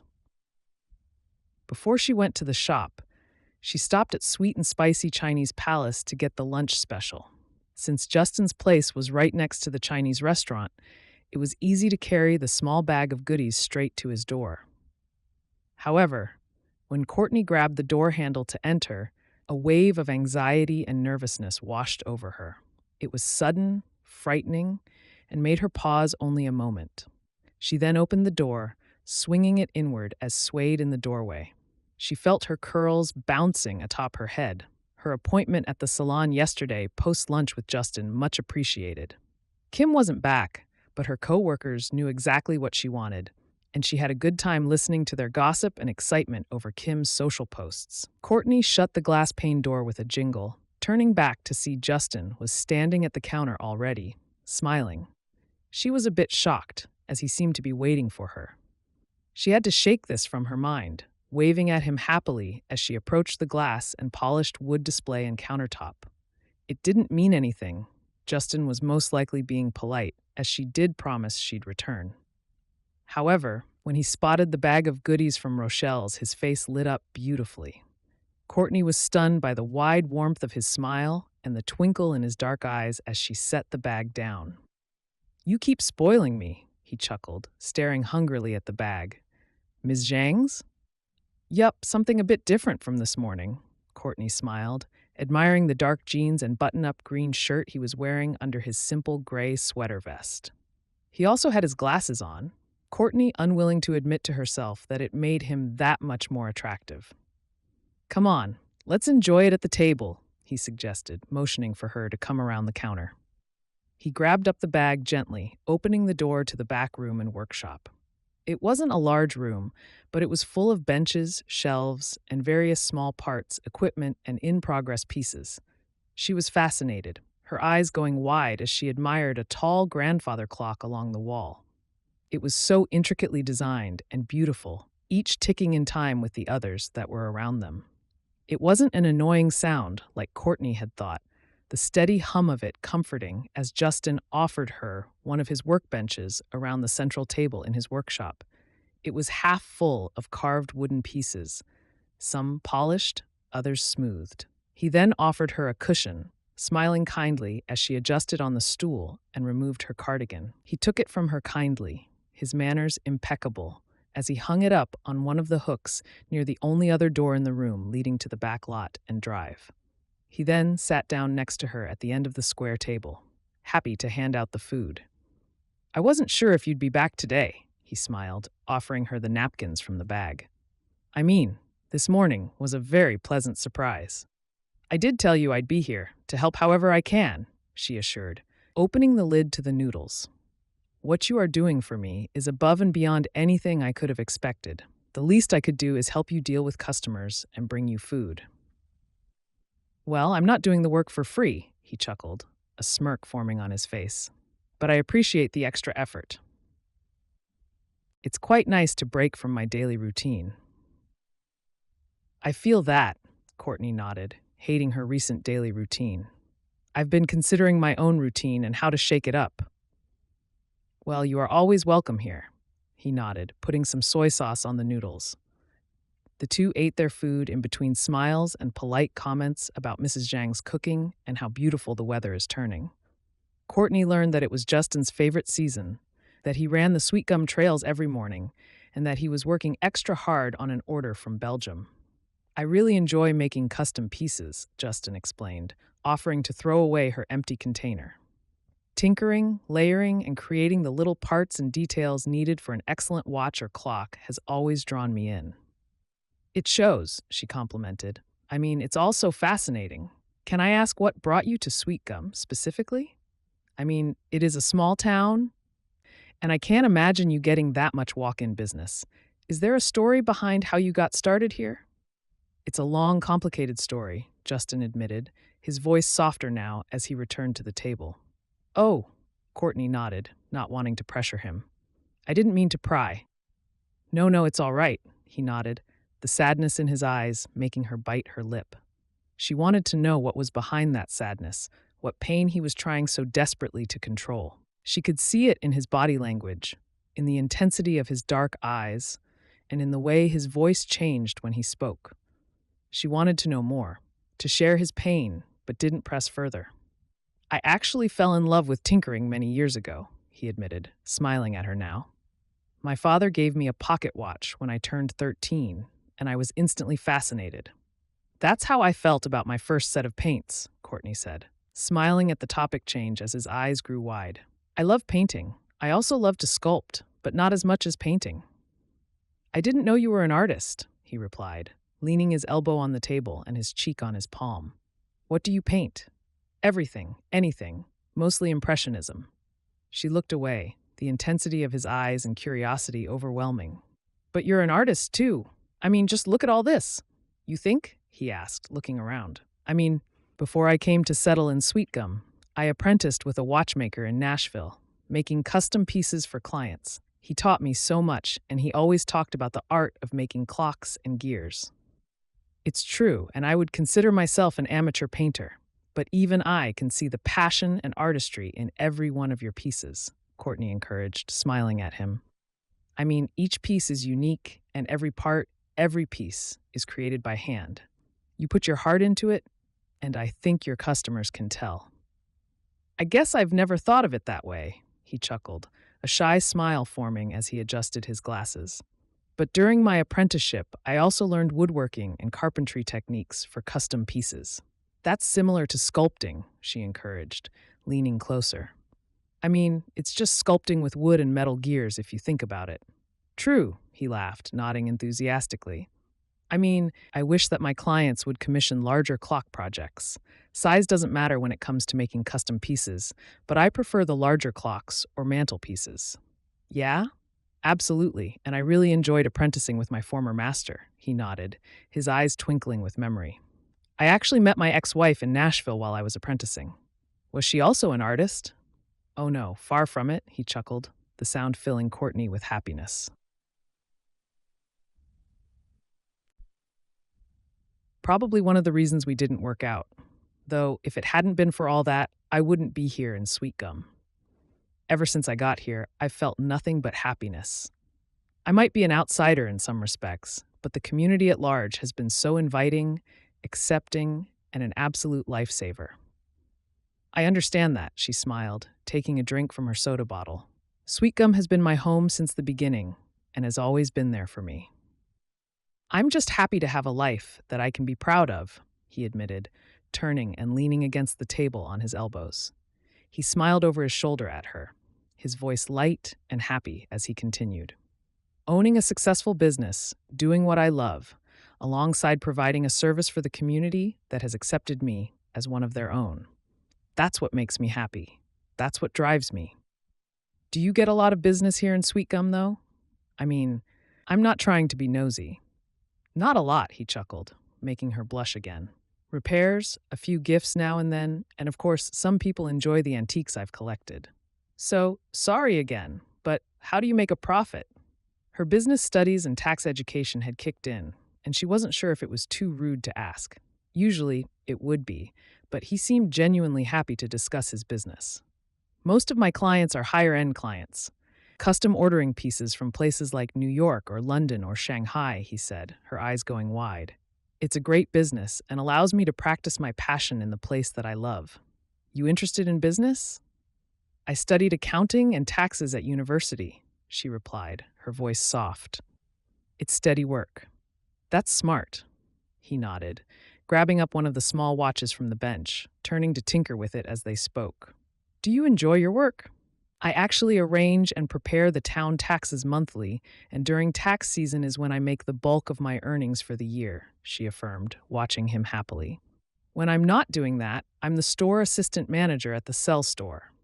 "A woman with many hats," he smiled, grabbing a set of tweezers to place a particularly small gear into the right slot. "I've only got a certain set of skills." "But at least you're passionate about it," she sighed, watching him closely. "And you're really good at it. I mean, I know it's a skill you learned, but you make it look so effortless." "You think so?" he asked, glancing over the rim of his glasses at her. "That's a great compliment, actually." "It is most definitely a compliment," she nodded, her phone dinging in her pocket. That's when she noticed what time it was, panic rising in her. Justin noticed immediately, setting down the piece he was working on. "Sorry," she sighed, rolling her eyes at the text message. "My regional manager is stopping in, so I have to go back to work." "Okay," he smiled, standing from the table. "Let me at least walk you out." "Thanks," she smiled, happy that he grabbed her cardigan and held it open for her. She slipped into it with a nod, offering to help clean up the lunch mess, but he waved her off, following beside her as they emerged back into the shop. "Have a good rest of your day," he smiled, opening the door for her as they approached, the bell jingling. "I'll see you tomorrow," she said, patting his arm as she passed by. Have a good night, Justin. You too, Courtney? Courtney could feel her heart pounding the whole walk back to the store, her mind completely distracted. She hadn't even realized she'd arrived back at the cell phone store until she saw her regional manager emerging from her car. Courtney's mood immediately shifted at this, the district manager waving happily. That little bit of reassurance didn't really help. She hated her job. Her store manager was supposed to be the one meeting with the regional manager today, but once again, he was nowhere to be found. When they entered the store, the district manager looked around it critically, taking notes on a clipboard. "Where's your manager?" she asked, looking at Courtney. "He said he had an emergency, so he couldn't make it," she said, trying to sound as professional as possible. The district manager rolled her eyes. "This isn't the first time he's bailed on a meeting. I swear. I don't know how he still has a job." Courtney tried to hide her frustration. If the district manager truly felt like that, why didn't she fire him? They could have given Courtney his position and his pay. Instead, she had been running the store by herself for weeks, with little to no support from her manager. She felt undervalued and taken for granted. The district manager continued to inspect the store, occasionally asking Courtney questions about sales and inventory. Courtney answered politely, even though she knew her store manager had all the numbers and data readily available. As the district manager was about to leave, she turned to Courtney and said, "Thanks for your help. You're doing a great job keeping this place running." Courtney forced a smile and nodded, but inside, she was seething. It was always the same old story.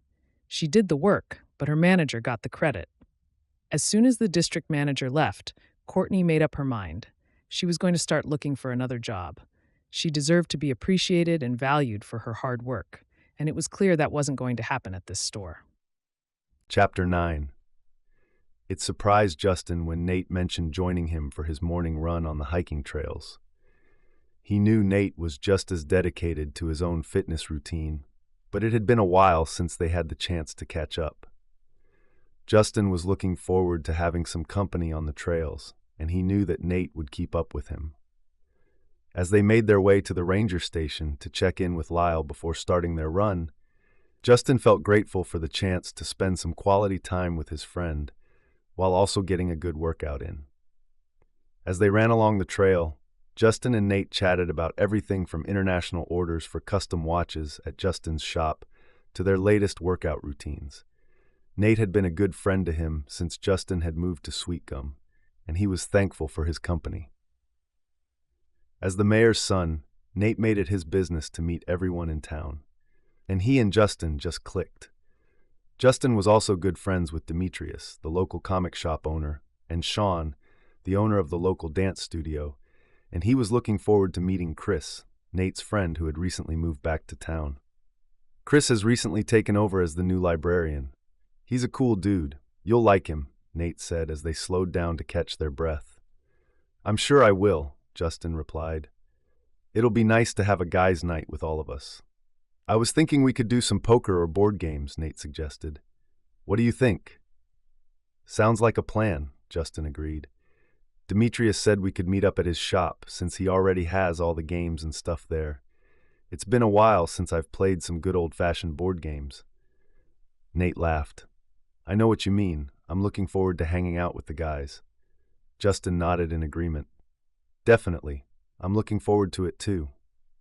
As they continued jogging along the trail, Nate suddenly turned to Justin and sighed heavily. You know, man, India and I decided to break up, he said, looking a little down. Justin frowned in sympathy. I'm sorry to hear that, man. Is everything okay? Nate nodded. Yeah, we're both okay with it. It was just one of those things, you know. We realized we were better off as friends. We weren't really compatible in the long run, and we were just forcing it. It's better this way. Justin nodded understandingly. I hear you. It's tough, but sometimes it's better to end things before they get worse. I'm here for you if you need anything. Nate smiled gratefully. Thanks, man. I appreciate it. It's just weird being single again. I feel like I don't know what to do with myself. Justin chuckled. Well, We can always move up the date for that guy's night you were talking about. Maybe it'll cheer you up. Nate brightened up at the idea. Yeah, let me get with Demetrius and see what night would be best. As they jogged around a bend, Nate asked, So Justin, have you heard from Maureen lately? Justin shook his head. No, I blocked her from calling me. I'm done with that chapter of my life. Nate looked surprised. Wow, what made you finally decide to block her? I met someone, Justin replied with a small smile. Nate raised his eyebrows. Oh, really? I'm really curious about anyone who could make you break your no women rule. Who is she? Her name is Courtney, Justin said. She's been helping me out at the watch shop. Nate nodded. Ah, I think I remember you mentioning her before. Wait, Courtney? Courtney. His face was squinched up in concentration. Yeah, I know her. She's friends with India's sister Nvea. She's also friends with Chris's fiancée, Brandy. So things are going well? Boy, everyone really does know everyone around here, Justin laughed. Yeah, they are. I don't know where it's going, but I'm interested in finding out. I haven't said anything to her about my feelings, though. I'm just trying to feel things out and see where it leads. I think she might be interested, too. Nate grinned. That's great to hear, man. You deserve some happiness after everything you've been through. Justin shrugged. Yeah, I guess I do. But I'm also trying not to get too ahead of myself. I'm not going to act like I'm fixed from what Maureen did to me, but I feel like I'm healing. Nate nodded. I understand that, and I get it, but just enjoy it. Life's too short not to take chances. As they continued their run, Justin felt thankful for his friend's support and encouragement. As they reached the end of the trail, Nate slowed down and stretched out his arms. Thanks for letting me join you on this run, man. I needed that. Justin nodded. Anytime, bro. We should do it again soon. Nate smiled. Definitely. Oh, and sorry about dumping my relationship drama on you. Justin waved it off. It's all good, man. That's what friends are for, right? Nate nodded. Yeah, you're right. Thanks for listening. They gave each other a quick bro hug before Nate jogged off down the street. Justin watched him go before turning and heading back toward the shop. He had a full day of watchmaking ahead of him, but it was Courtney's day off from the cell phone store, so he was looking forward to working with her.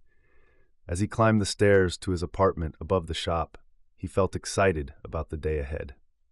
Chapter 10. Courtney walked into the watch shop where Justin was already hard at work. He greeted her with a smile and asked, I've been curious. You've mentioned that you've been painting more lately. How's it going? Courtney grinned. It's been great. I actually finished an abstract piece last night called Breaking the Chains. Sounds powerful, Justin said, genuinely interested.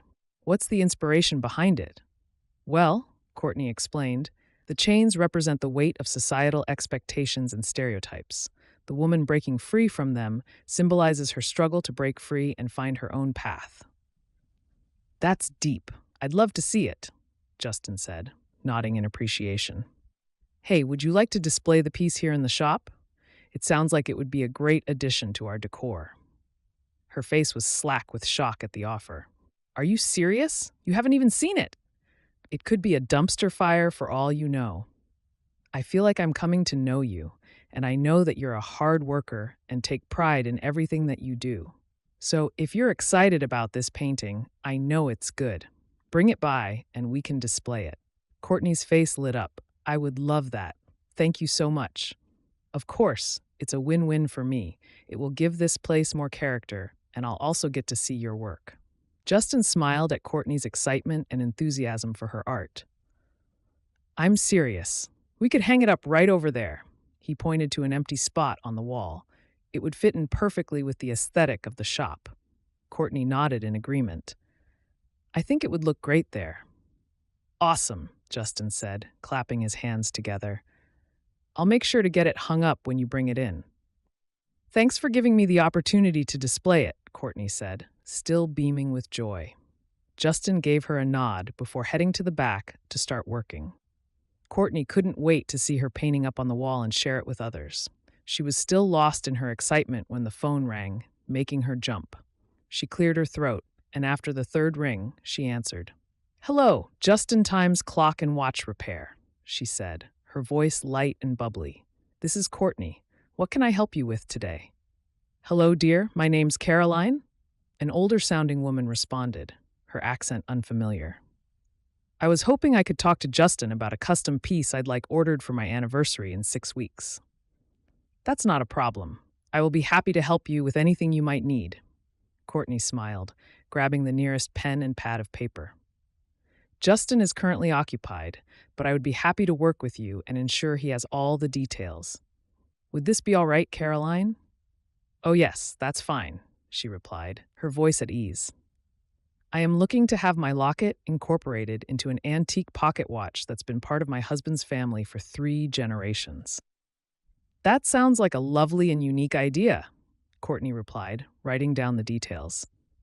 And you need this shipped out to you, yes? Yes, dear, she replied, her voice full of happiness. It will probably take a week to ship to me via courier service, so I would need this done as soon as possible. Understandable. It's an important piece, and we have to make sure it gets there in time, Courtney assured, writing that down.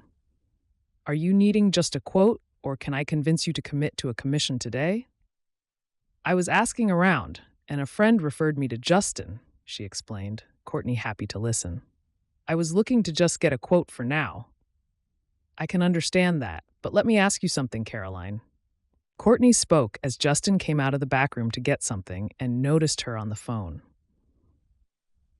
You need this order as soon as possible, right? I do. And you trust your friend who recommended Justin? I do. And are you willing to take more time to shop around and risk not having the piece in time? Justin stepped up to the counter now, worry written on his face, but Courtney just smiled, raising her hand to calm him. He still watched her, biting his lip as she listened to Caroline on the other end of the line. You're right. I guess I'm not willing to risk it, she finally responded, a chuckle in her voice. But can it be done? Incorporating a locket into a pocket watch? Courtney asked, looking directly at Justin for an answer. What kind of pocket watch is it again? It's a silver-plated Zenith from 1924, she explained, Courtney repeating the information for Justin to hear. When he nodded his approval, Courtney smirked, turning back to the conversation with Caroline. He can absolutely handle that, Caroline, she affirmed. So how about we do this? We'll arrange for the locket to be couriered to the shop as part of the deposit price, and we can guarantee return delivery within 5 weeks. Justin smiled, listening to her as he stepped closer to read her notes. She felt the heat of his closeness, causing goosebumps to rise on her arms. Courtney cleared her throat. That's reasonable, but what's the damage? Caroline asked, Justin hearing her. He wrote down a number on the pad of paper, making Courtney smile as she responded. It'll be $2,500 with a $250 deposit that covers the courier service, Courtney explained, reading Justin's neat handwriting. Very reasonable, the woman said, and Courtney gave Justin a thumbs up. I'll be happy to wire the deposit over for the courier service, and you can arrange the pickup with them. That's perfectly fine, Caroline. Just let me make sure I've got your address and information so we can be sure everything is arranged smoothly, Courtney smiled. An anniversary gift is an important delivery, and we want to be sure you get it in time. Thank you so much, dear. You've been so helpful, the older woman responded, her voice full of excitement. You're a very talented saleswoman. Thank you so much, Caroline, Courtney nodded, smiling up at Justin, who watched her with disbelief and admiration. So, that address. After finishing the conversation and confirming the address, she hung up with goodbyes and encouraging words. Justin was standing by with a wide smile on his face when she finally hung up. That was amazing, he admitted, leaning against the counter. I'm impressed. You need a job? The chuckle in his voice signaled he was joking. Is that a real offer, or are you teasing me? She asked, winking at him slyly. Would you consider a legitimate offer? He asked, his eyes going wide. I would, she responded, nodding her head. I'd much rather spend my days here in this shop than in that horrible cell store. I'd still do my tax stuff because it is steady work, but at least here I have passion for what I'm doing. Really? He asked, looking surprised and beyond happy, his dark eyes almost glowing as he watched her. Yes, really, she confirmed, nudging him. Make me an offer. Monday to Friday, open to close except during tax season, he replied, nudging her back. There's an hourly wage, but your main salary would be commission-based, but I have steady work. What do you say to 20% of the commissions, starting with the one you just got?" "I say deal," she affirmed, happy over such a generous offer. "I'll call my regional manager and give her my 2-week notice." She stood from the stool behind the counter now, smirking at him as she pulled her phone out. She could see Justin was still in disbelief, so she squeezed his arm gently as she made the call. The district manager, whom she had known for years, seemed shocked and tried to offer her better pay and benefits, but she wasn't having it. It was too little, too late. Courtney had finally found a job she could be passionate about. It was what she'd wanted, and the fact that she would be spending time with Justin every day was like a cherry on top.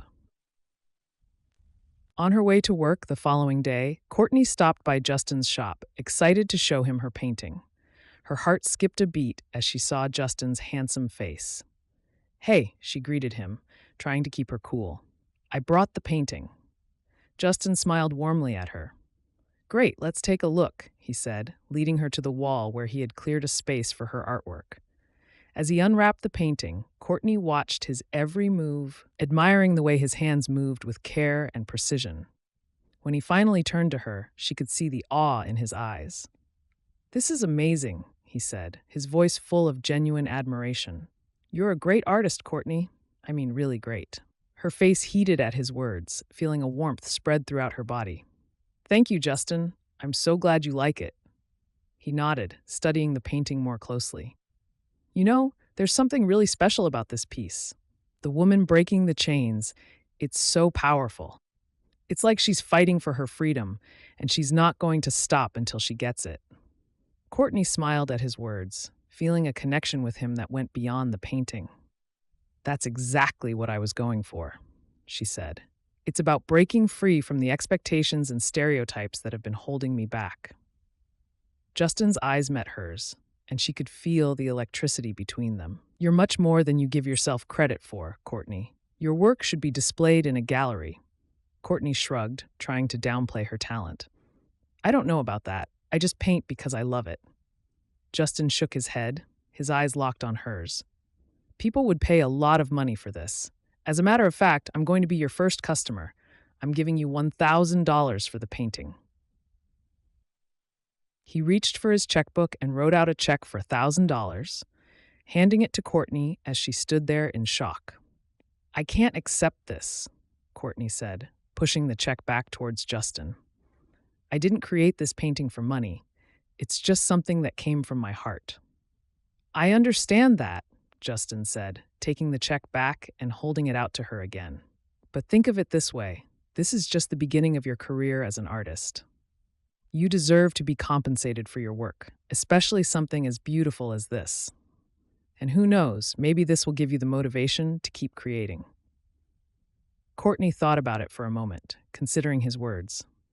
Justin was right. She had never thought about making money from her art. But as she looked at the painting and then back at Justin's eager face, she realized that he truly believed in her. "Okay, I'll take it," Courtney said, finally giving in and accepting the check. "Thank you, Justin. You have no idea what this means to me." "I think I do," Justin said, smiling warmly. "I can't wait to see what you create next." She could feel her heart racing with excitement and a hint of something more. "I don't know what to say, Justin, but thank you again." He smiled at her, his gaze lingering for a moment longer than necessary. "You're welcome, Courtney. I believe in you." As she left the shop, Courtney felt a flutter of excitement in her chest. She knew that her attraction to Justin was growing stronger every day, and she couldn't wait to see where it would lead them. Chapter 11. It was 2 weeks later, the beautiful late April day, mirroring Courtney's excited mood. She was finally starting her first day at Justin Times and couldn't be happier. Her friends were so excited for her, and Joanne insisted that she and Justin come in for coffee at a discount for lunch to celebrate her new job. Of course, Courtney insisted they pay full price. Her friend was just being overly generous about this. Joanne, Nevaeh, and Brandy had already held a girls' night in her honor to celebrate the night before.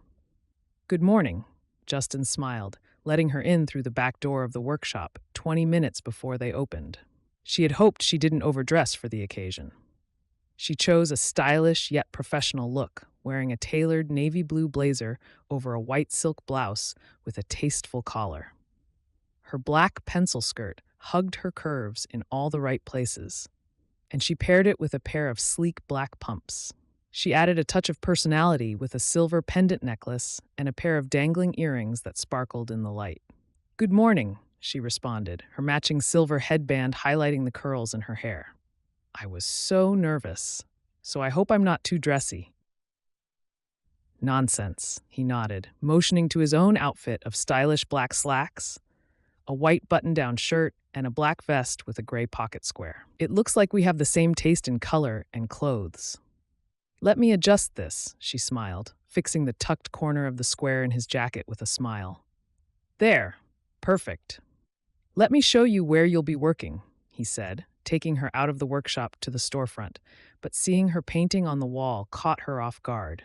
It startled her each time she saw it. Her heart swelled with pride and joy, seeing her artwork displayed in the place she would be working. She still couldn't believe it. Justin led her to another door behind the counter that Courtney had always assumed was a storage closet, but her jaw dropped when he opened it. "Do you like it?" he asked, showing off the small 8x8 room. It was painted white, with small wooden panels around the ceiling and baseboard. There was a nice wooden desk inside, where a laptop, phone, printer fax machine, and lamp sat. There were also shelves on the wall, the single window framed with a clean, pale curtain. The shelves held storage boxes, folders, and various bookkeeping materials that she would need. She was blown away that this had been here the whole time, but it smelled like Agnex. It was newly painted. "It's wonderful," she breathed, stepping through to sit behind the desk in the comfortable office chair. "I had no idea this was here." "Oh, it used to just be a storage closet for random pieces and extras," he chuckled, motioning around. "But I took some time earlier this week to clear it, paint it, and ensure you had your own space. There's even a phone line in here for you." "It's wonderful, Justin," she smiled, spinning in the chair. "Thank you so much." "It's not a problem," he responded, shaking his head. "You need a space to work on clerical tasks, sales, and tax stuff, so I figured I'd finally get to cleaning this place out." "That was really considerate," she affirmed, looking directly up at him. "Seriously, thank you for the effort and care." "Do you need anything else?" he asked, eager to help. "There are pens, pencils, sticky notes, notebooks, account books, and folders in the desk." "You've thought of everything," she giggled, standing from her chair. "This is wonderful, truly." "If you need anything, ask," he insisted, turning from the small room. "I'm going to flip the sign and unlock the door."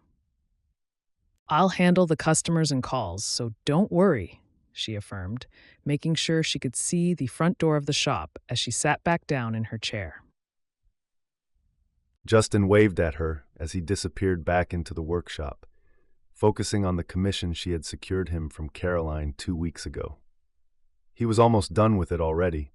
Surprisingly, the locket and pocket watch were compatible. He just needed to make a few alterations, but he felt busy between this order, the one from Belgium, 2 from Japan, and 1 from New York. He hadn't looked at Courtney's piece in over a week and felt bad about that, but he was determined to get back to it as soon as he finished his order. 4 hours later, while working on a few small pieces for the locket watch, he realized he was hungry. His stomach was rumbling, and the day had been quiet, a perfect excuse for early lunch. He set aside his work, stood from his stool, and strode to the front door to lock it. He'd go next door to order some egg rolls and dumplings, something he was looking forward to. However, when he turned around from locking the door, Courtney was standing at the counter, smiling widely. This made him jump, a colorful curse escaping his lips. She chuckled at this, waving sheepishly. "Forgot about me already, huh?"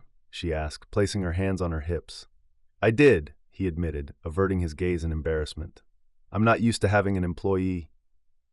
"I get that," she smirked, peering around him at the door. "You don't have to lock it? You gonna get lunch?" "I am," he nodded, glancing at the takeout menu behind the counter.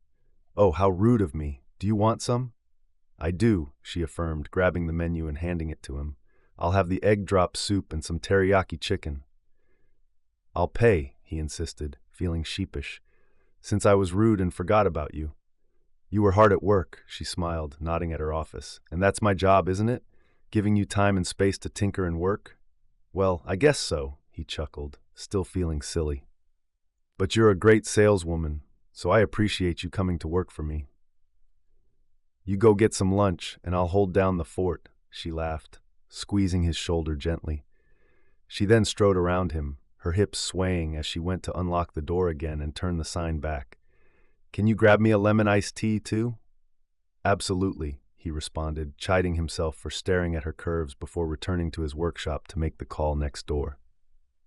He couldn't believe he had forgotten about her, shaking his embarrassment as he dialed Mrs. Zhang. "Hello, sweet and spicy Chinese palace," Mrs. Zhang answered, her voice ringing. "How can I help you?" "Hi, Mrs. Zhang, it's Justin," he smiled, hearing her recognition over the line. "Ah, the usual?" she asked, making him smirk. "Yes, dumplings and 2 egg rolls," he affirmed, "but also an order of egg drop soup and teriyaki chicken." "Oh, you're hungry today," she trilled, making him chuckle. "Busy day?" "Oh, a productive day for sure," he admitted, smiling over at Courtney, who sat behind the counter contently. "The extra is for Courtney." "She's been there an awful lot lately," the older woman implied, her voice full of interest and curiosity. "What's going on there?" "She's working for me, actually, as a saleswoman, clerk, and tax expert," he explained, Courtney beaming at his new job description. "Started today." "Oh, I had heard something about this at book club," she admitted, the noise of pots and pans in the background. "Don't worry, I'll have your order in 10 minutes. "Thanks, Mrs. Zhang," Justin smiled, knowing she'd be gossiping about this with Rochelle and the others before the day ended. After he hung up, he told Courtney how long it would take and offered to go down the block to the store for some drinks. He didn't recognize the feeling in his chest at first, arriving at the convenience store up the block with a smile. He hadn't realized he was smiling and paused to remind himself that nothing was actually happening. She was just his new employee, a nice woman who needed his help with her antique watch.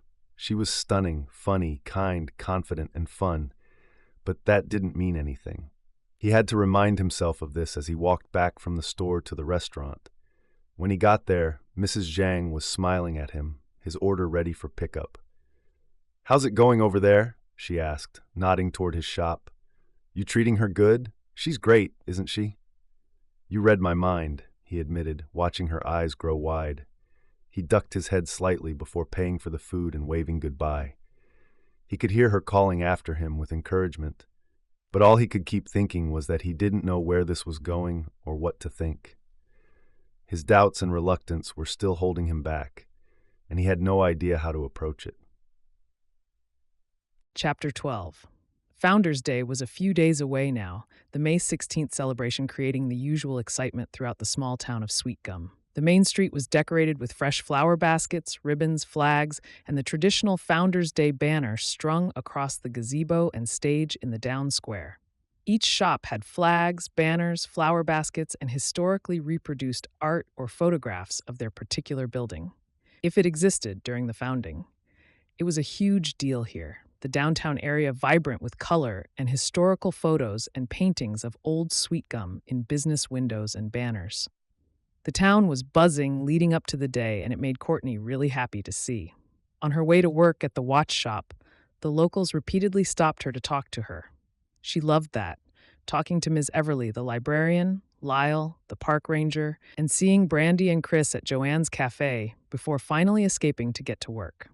She didn't want to be late, crossing the street and briskly walking with the carrier of coffee cups. She was about to enter the shop when Mrs. Zhang spotted her. She stepped right in front of Courtney, blocking her path. Courtney found herself becoming slightly impatient with the kind older woman. "How are you this morning, dear?" she asked, her usual blue jean overalls and a crisp, clean button-up covered in a jean jacket. Courtney had always admired Mrs. Zhang for her unique style. Today was no different. "Good, headed into work here," she nodded, grimacing as she spotted Justin watching her from inside with a smirk. "Ah, yes, Justin said you were working here," she smiled, a twinkle in her curious brown eyes. "If I'd have known you wanted a new job, I'd have offered." "Oh, I'm actually really enjoying this job," Courtney smiled. pushing a stray hair behind her ear as she balanced the cardboard tray of coffee. "I can imagine." Mrs. Zhang gave an exaggerated wink, making Courtney shift uncomfortably on her feet. "You're incorrigible." Courtney gasped dramatically, clutching her chest, causing Mrs. Zhang to burst out in laughter. "Nonsense. I'm supportive, dearie." She winked again, nudging her gently. "You need anything, let me know. Maybe you can come to my restaurant for your first date. Nothing gets the blood flowing like my spicy kung pao." "I'm going to tattle on you, Mrs. Z," Courtney laughed, straightening her navy blue dress with her free hand. "The whole book club is going to think you're trying to play matchmaker again." "Oh no, this one is all on you," she smirked, turning to the window of Justin Times. She waved enthusiastically at Justin, who emerged from behind the counter, before pointing to Courtney and giving a thumbs up. Courtney could feel the flush on her face as Mrs. Zhang kissed her cheek and turned toward her restaurant. Courtney watched her disappear inside the restaurant alleyway before turning to Justin. He was standing in the doorway with a half smile, leaning against the frame with crossed arms. Courtney fanned herself at the picture he presented. The man was gorgeous. However, she knew she had to rein herself in as she walked over to him, offering him the cardboard holder of coffee. "Interesting morning?" he asked, checking his watch. "You were almost late. I was getting worried." "Oh no, I've been running into people all morning," Courtney said, smiling at him as he stepped aside for her to enter. "I love Founders Day preparations," he smiled, shutting the shop door with a jingle. "And thanks for the coffee. You've been spoiling me with this good stuff. I might never have to brew my own again." "Joanne knows what she's doing," Courtney insisted, smiling at him over her shoulder as she rounded the counter. "How are the orders going?" "You've shipped the one to Belgium?" "Courier came and picked it up last night after we closed," he nodded. "And I'm finishing the proof and design for my Japanese client today." "Perfect," Courtney nodded, opening her office door. "I've had emails from a social media influencer in Atlanta who is interested in a custom piece, by the way. I explained you would have availability in 2 weeks to discuss the design and details. Is that good for you?" She set her purse on the desk, sliding into her office chair as Justin offered her the other coffee. He leaned in the doorway now, watching her as she switched on the laptop and office light. "I'm fine with that," he replied finally, his eyes still on her. "I should be finished with that anniversary gift for Caroline by then." "Awesome. I'll make sure to update her," she winked, sipping from her cup. "I'm so excited for Founders Day this year. It's the 150th year, you know?" "I do," he chuckled. "I'm also really excited about it. I found some things here in the store that I wanted to use for the Historical Society's displays." "Really?" Courtney asked, wanting to know what they were. "Yeah, come here," he waved, encouraging her to follow him. "I've got 3 pieces. One is an old oil lamp that used to sit right outside here, on that cast iron pole. It dates from 120 or so years ago and was made in Savannah." "Oh, the one on the shelf," Courtney smiled, staring up at the familiar bronze and iron piece that sat up on the highest shelf above the counter. "I've admired this piece more than once." "And I also have a collector's item," he said, pointing into the display case. "A pocket watch designed in Atlanta and purchased for the town's first official mayor over 100 years ago." "That's not a collector's item. That's a piece of history," she said, looking at the small silver watch and chain on the pillowed stand inside. "It's a beautiful piece. I've noticed it more than once now, but didn't dare take it out of the case." "Here," he insisted, unlocking the case with the small keychain attached to the cash register. "Feel how light it is, made of silver and etched with a unique engraving." "It's so beautiful," she sighed, letting him place it in her hand gently. "It's so lightweight." "It's intricately made with tempered steel, some of the first tempered steel gears used in Georgia," he nodded, flipping it in her hand. "And look at the engraving. 'To the man who overcame,'" she read. "It's so beautiful and perfect for Founders Day. Did you display them last year?" "I did, but there is a new edition," he smiled. "An amazing piece I actually got out of a storage container here in town." "Really?" she asked, eyes wide as she put the watch back gently. She locked the case as Justin disappeared back into his workshop. He reappeared a short time later, his arms around something larger than she was expecting. It's the very first bell installed at the firehouse back in 1907, he smirked, uncovering the bronze bell. It was glimmering with flecks of copper, green, and bronze, but across the front of it was the clear words, Sweet Gum FD. She couldn't believe it, reaching out to touch the rough surface with her fingertips. It was beautiful, the waves of color and worn metal shimmering beneath the greenish blue of the weathering. She ran her fingers over the surface a few times before smiling at Justin, who seemed equally fascinated by this piece of history. I'm going to attempt to polish it and hang it at our display in the town square, he nodded, admiring the bell. It's a perfect piece to add to the many others. How about I write some little plaques? Prosody percent, she suggested, still admiring the bell in his hands as they slowly gravitated closer to one another. I could type something up about the history of each piece, purchase some cardstock, and we can display the history alongside the collection. Brilliant, he breathed, their eyes meeting for the longest moment. Courtney could feel her cheeks heating, his smile widening as they stared. His dark but trimmed beard was irresistibly touchable, having to stop herself from reaching out to cradle his face in her hand. She'd wanted to touch him for a while now, but didn't want to cross a line with him. After all, he was technically her boss. Justin took a deep breath and met Courtney's eyes, his face contorting with emotion. The air between them felt thick with tension, and Courtney's heart began to pound in her chest. Was he finally going to make a move? There's something I need to tell you, Justin finally spoke, his voice heavy with the weight of what he was about to say. He no longer looked happy, and Courtney wondered what in the world it could be when they were just smiling. Courtney felt her stomach drop as she braced herself for the worst. She watched as Justin put away his tools, the silence between them only adding to her growing anxiety. As Justin motioned for her to sit beside him, Courtney's hands began to shake. She straightened her dress and tried to steady her breathing, but the anticipation was almost unbearable. Did she do something wrong? Did he notice her attraction? Was he about to fire her? All these thoughts ran through her mind. "What is it?" she finally asked, her voice barely above a whisper. "I don't think your family watch is repairable," Justin said, his voice barely audible. "I've been trying, but the parts are so difficult to find, and I just don't think there's anything more I can do." For a moment, Courtney sat there in stunned silence. This wasn't what she was expecting him to say, although she knew it was a possibility. She had hoped against hope that Justin would be able to fix the watch, but now it seemed all her efforts had been for nothing.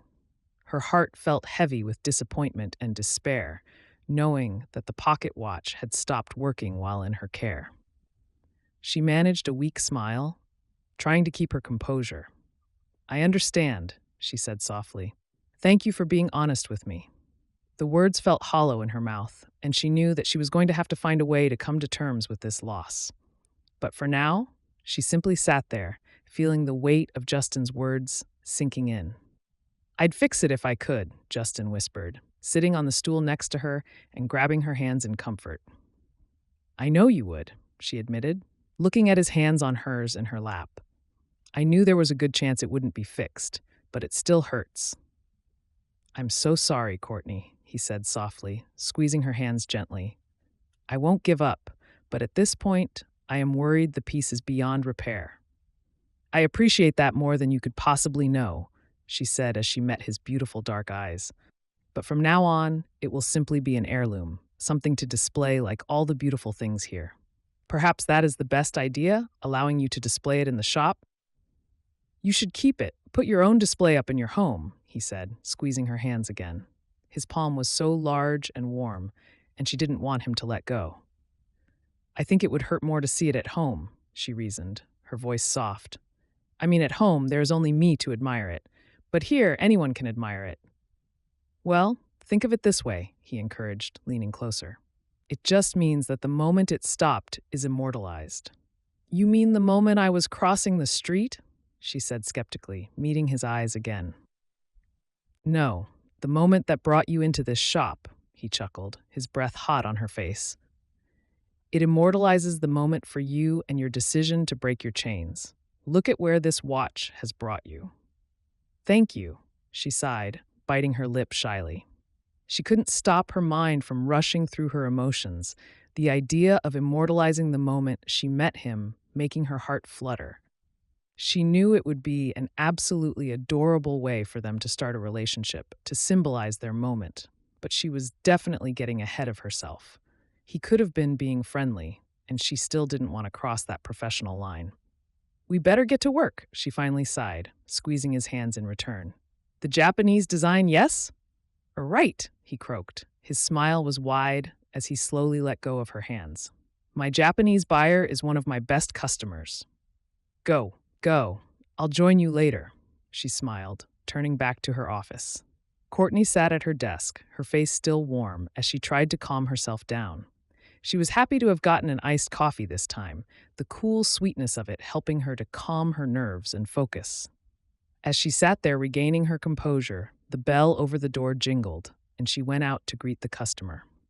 There stood an impeccably dressed woman with dark, flawless skin, perfectly styled hair and nails, and an air of wealth and privilege. She looked like she could buy the entire store without batting an eye, and was definitely not a resident of Sweet Gum.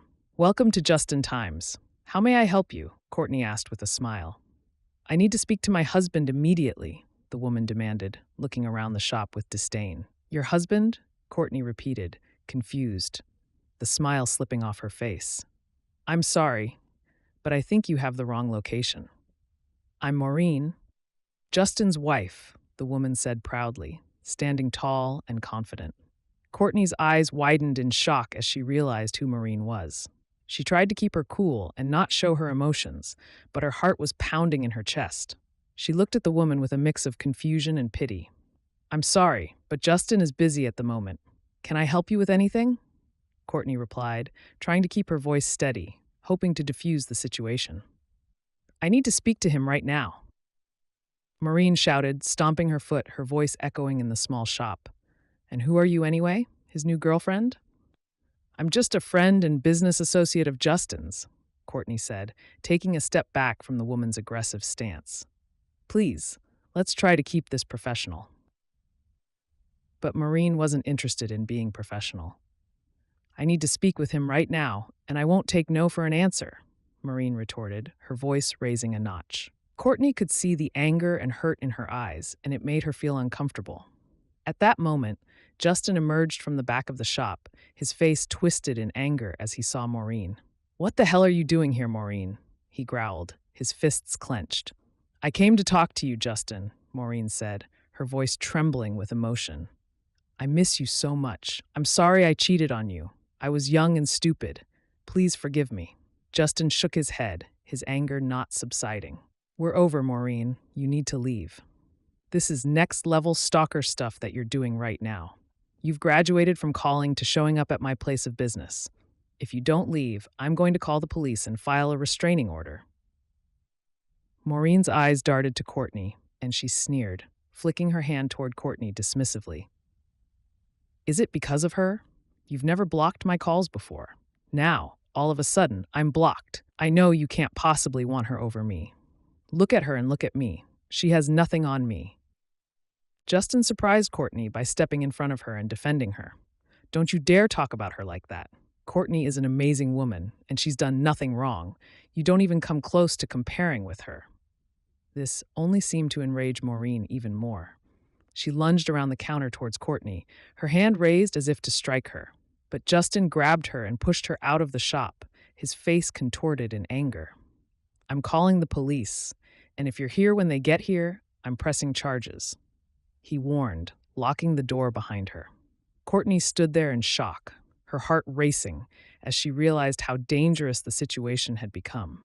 She looked at Justin with gratitude, knowing that he had just defended her against his ex-wife. Maureen ran to her car and sped off, leaving Courtney and Justin standing there in the aftermath of the encounter. Courtney was shaken, but grateful for Justin's protection. "Thank you," she whispered. "I'm sorry you had to go through that," he said, his eyes filled with concern. "Are you okay?" Courtney nodded, still in shock from what had just happened. "Yeah, I'm okay. Thanks for being here." "Of course," Justin said, placing a hand on her shoulder. "I'm going to call the police and file a report." She's been harassing me for months now, and I can't let her get away with this. Courtney watched as Justin walked over to the phone and called the police. She could hear his voice shaking slightly as he explained the situation to the operator. He gave them Maureen's name and description, as well as the make and model of her car. When he hung up the phone, he turned back to Courtney. "They said they'll send officers over to take a statement," he said, running a hand through his hair. "I just can't believe she would do something like this." Courtney nodded, still trying to process everything that had happened. "Do you think she'll come back?" she asked, feeling a bit uneasy. "I don't know," Justin said, looking at her with concern. "But if she does, we'll be ready for her." He walked over to the door and locked it, turning to face Courtney with a determined expression. "I won't let her hurt you or anyone else again." Chapter 13. An hour later, Justin stood in the front of the shop with Courtney next to him, both still shaken up from the altercation with Maureen. The chime jingled above the door as it opened, and two officers from the Sweet Gum Police Department stepped in, introducing themselves as Officers Johnson and Smith. "Mr. Clark, we received a call from your shop about a disturbance. Can you tell us what happened?" Officer Johnson asked, his pen and notepad ready. Justin took a deep breath and recounted the events from earlier, explaining that Maureen was his ex-wife and had been trying to contact him for months. He told them about her showing up at the shop and demanding to speak with him, and how she tried to attack Courtney when he refused to see her. Officer Smith furrowed his brow. "Has she been violent before?" "No, not physically," Justin replied, "but she's been harassing me with calls and messages. I've told her repeatedly that it's over and to leave me alone, but she won't listen." Officer Johnson nodded, taking notes. "We'll need you to come down to the station and file a report. We can also issue a restraining order if you'd like." "I'd appreciate that," Justin said, feeling relieved that the police were taking this seriously. Courtney spoke up. "Officers, I was a witness to what happened. If you need, I can give a statement too." Officer Smith turned to her. "Absolutely.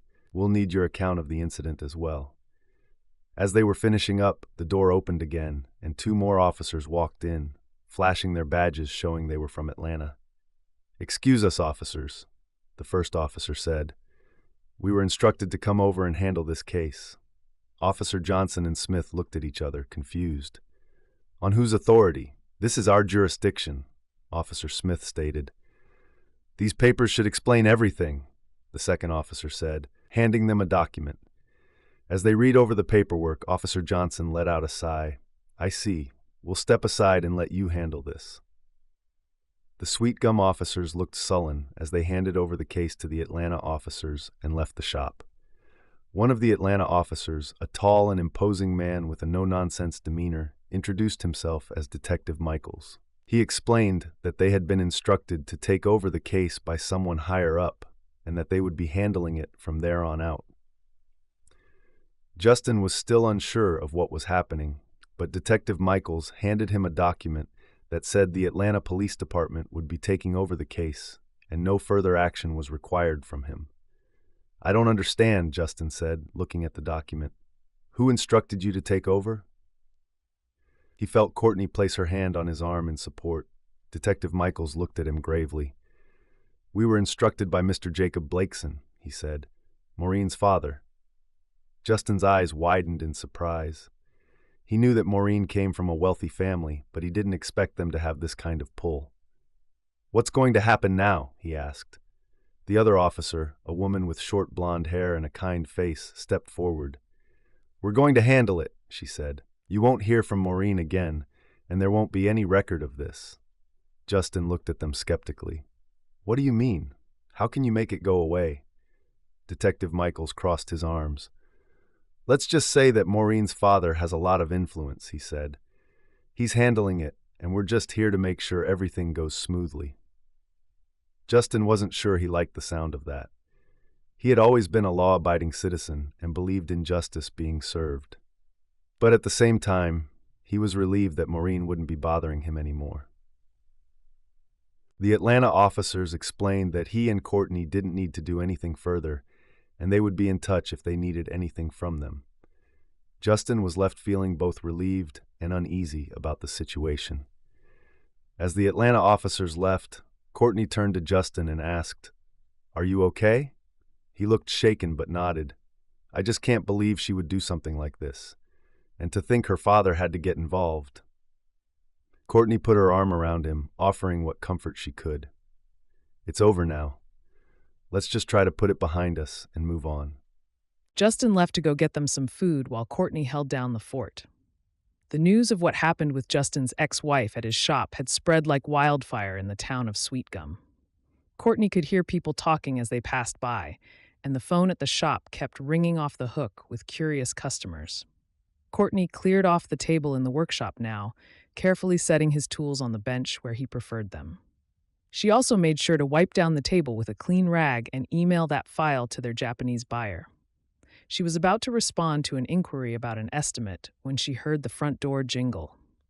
"Ah, that took a minute," she called out, getting up from her desk. To her shock and amusement, it wasn't Justin. "What took a minute?" Nevaeh asked, smirking at her from the doorway. "Where's the owner? I demand to speak to your manager." Joanne waved. "Hey guys," Courtney said, stepping out from behind the counter to greet them. "You guys are impossible," Brandy winked, sauntering up to the counter where Courtney stood. "Bad timing?" "We were about to have lunch," Courtney explained, unsure where Justin had gone off to. Mrs. Zhang was undoubtedly keeping him occupied with chatter. "Ah, we saw him walk into Mrs. Zhang's place next door," Joanne nodded, looking around the shop.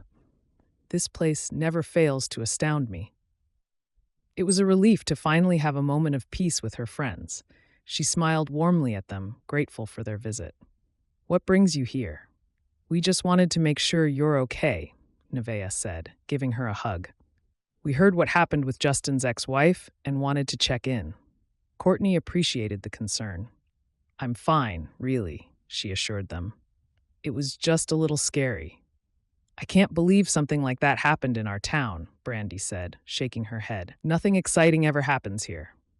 "I know, right?" Joanne agreed. "This is going to be the talk of the town for years." Courtney chuckled. "I'm sure it will be," she said. "But let's not dwell on that. How are you guys doing?" They chatted for a while, catching up on each other's lives and making small talk. Courtney was glad for the distraction, and it was nice to have a moment of normalcy amidst the chaos. Just then, the bell over the door jingled, and Justin walked in. He looked relieved to see Courtney's friends there.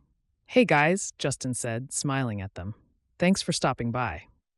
"Justin, these are my friends, Nevaeh and Brandy," Courtney introduced.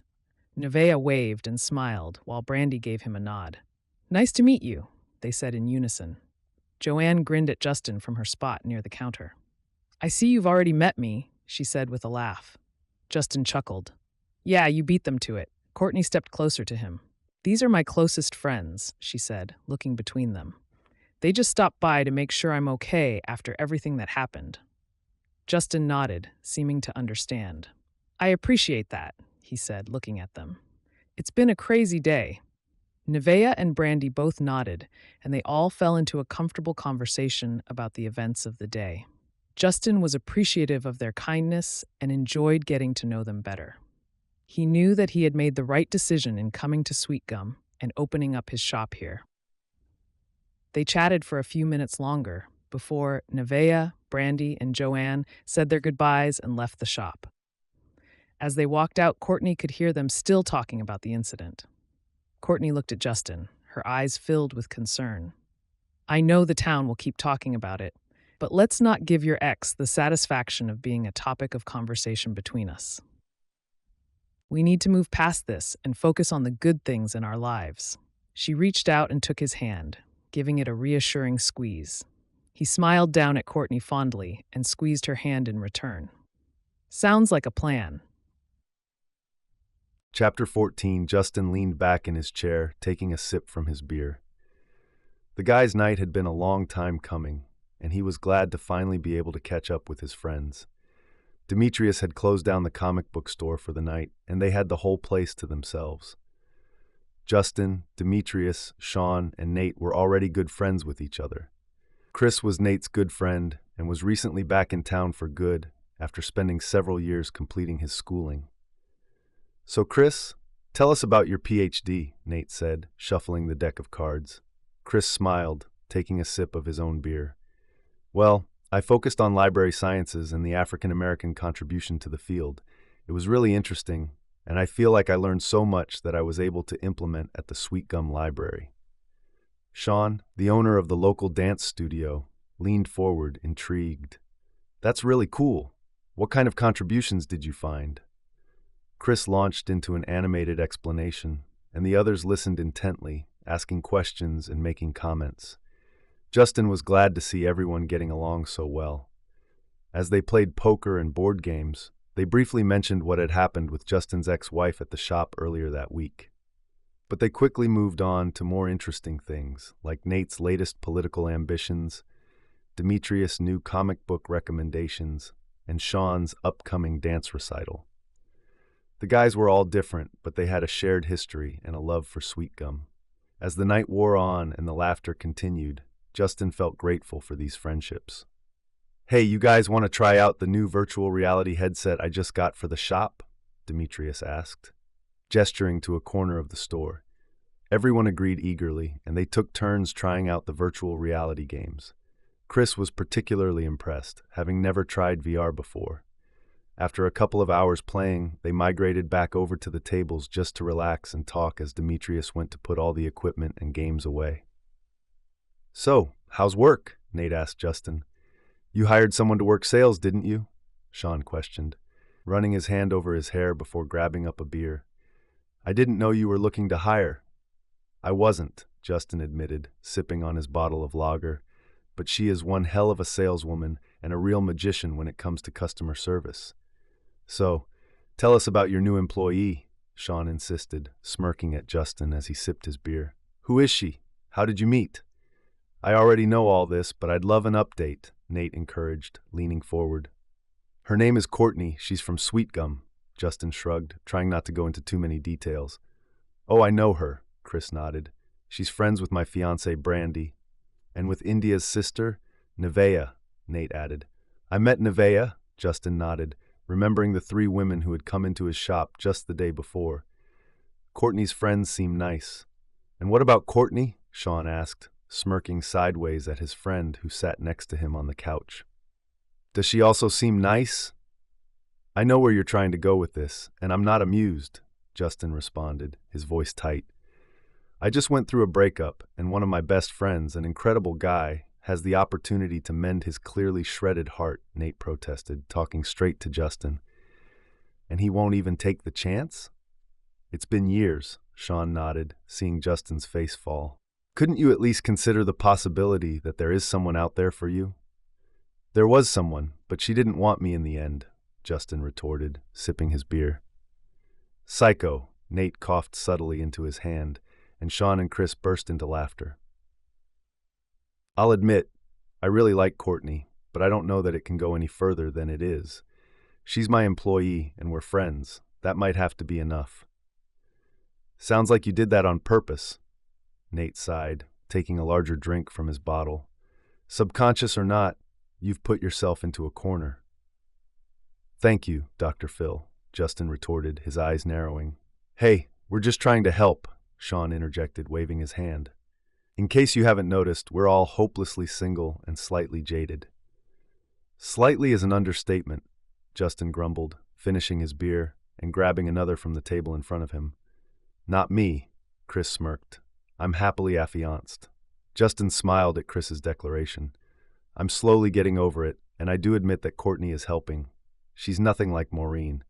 But what Maureen did, it broke something in me, Justin admitted, taking a large gulp of beer. And something like that fundamentally changes you.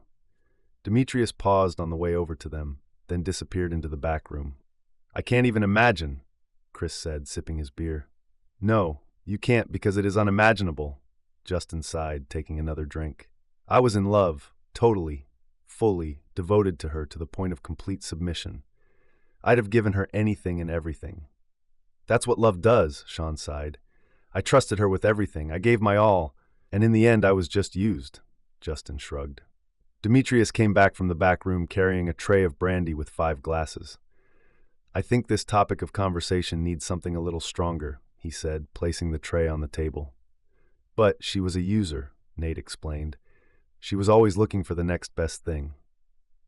The bigger, better deal, Justin nodded, finishing his beer. And she found it. She changed you, as intense breakups do, Nate sighed, pouring them each a small glass of brandy. But does her influence, her actions, deserve to be reflected onto someone that you're clearly in love with? Love? Justin laughed, taking the glass of brandy. We barely know one another. Fine, but does your relationship with Courtney have to be defined by your past traumas and trust issues? Nate asked, handing Sean his glass. No, Justin sighed, shaking his head. Courtney is nothing like... Don't say her name, Sean sighed, taking a sip of brandy. But if she's different, then you owe her the courtesy of treating her differently. She's wonderful, Justin sighed, taking a large drink from the glass, almost finishing it. She's kind, observant, passionate, and genuine, which is more than I can say for my ex. And you're afraid of what exactly? Demetrius asks.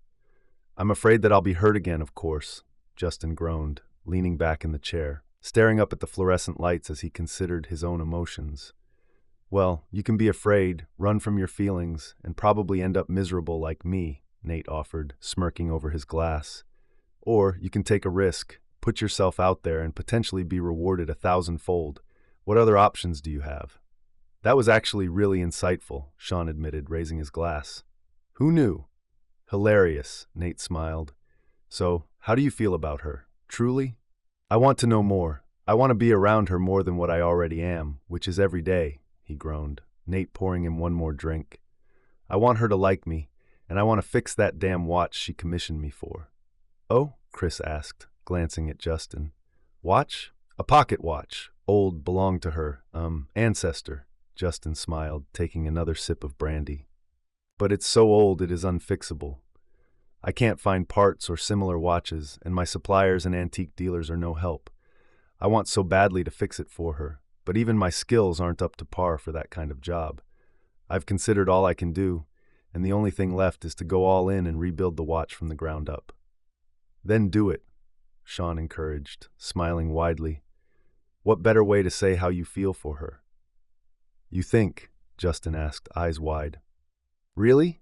How have you not considered this? Nate laughed, raising his glass. Rebuild the damn watch and surprise her with it. If she doesn't fall into your arms madly in love after that, then she's the idiot, not you. No, he's still an idiot, Sean smirked, nudging his now drunk friend. But at least he's an idiot who can finally admit his feelings for his employee. Oh, what if she won't date me because I'm technically her boss? Justin asked, panic in his slurred words. I don't want things to get awkward at the shop. One step at a time, my friend, Sean sighed, wrapping an arm around his shoulders. One step at a time. To Courtney, the minx who finally got Justin out of his 2-year single slump, Nate smirked, raising his glass. Cheers, gents. Cheers. Chapter 15.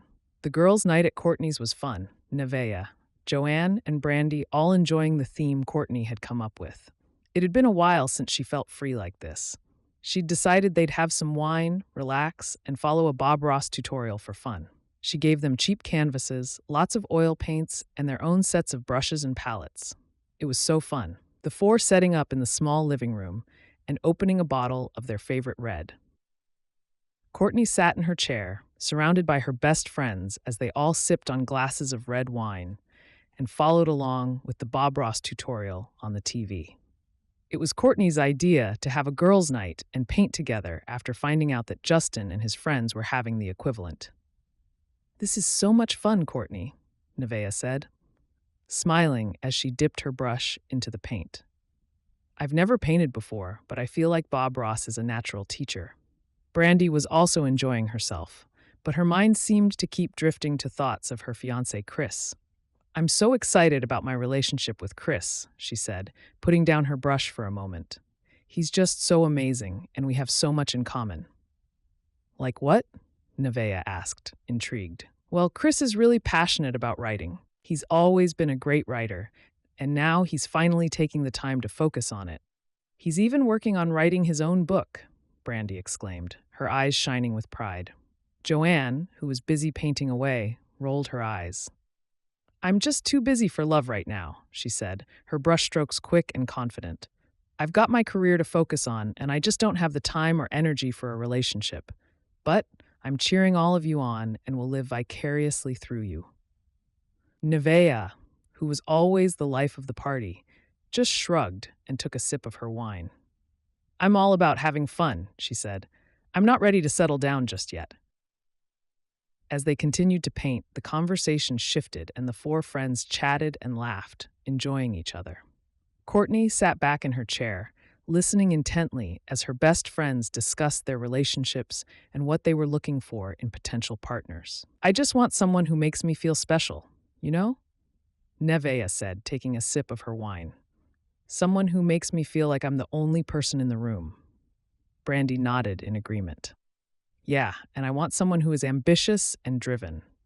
Chris is brilliant, and he has a PhD, and I just love that about him.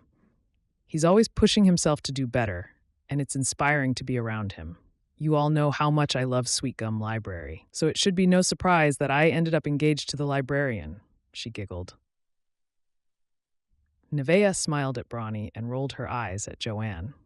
You can't just focus on building your coffee empire, Joe.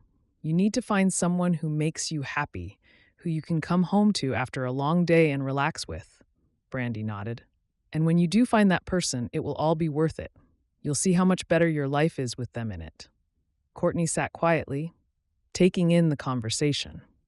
She was always fascinated by what her friends were looking for in a relationship, and she was especially interested in this discussion. Nevea turned to her. What about you, Courtney? What do you want in a partner? Courtney shrugged, feeling a little self-conscious. I don't know.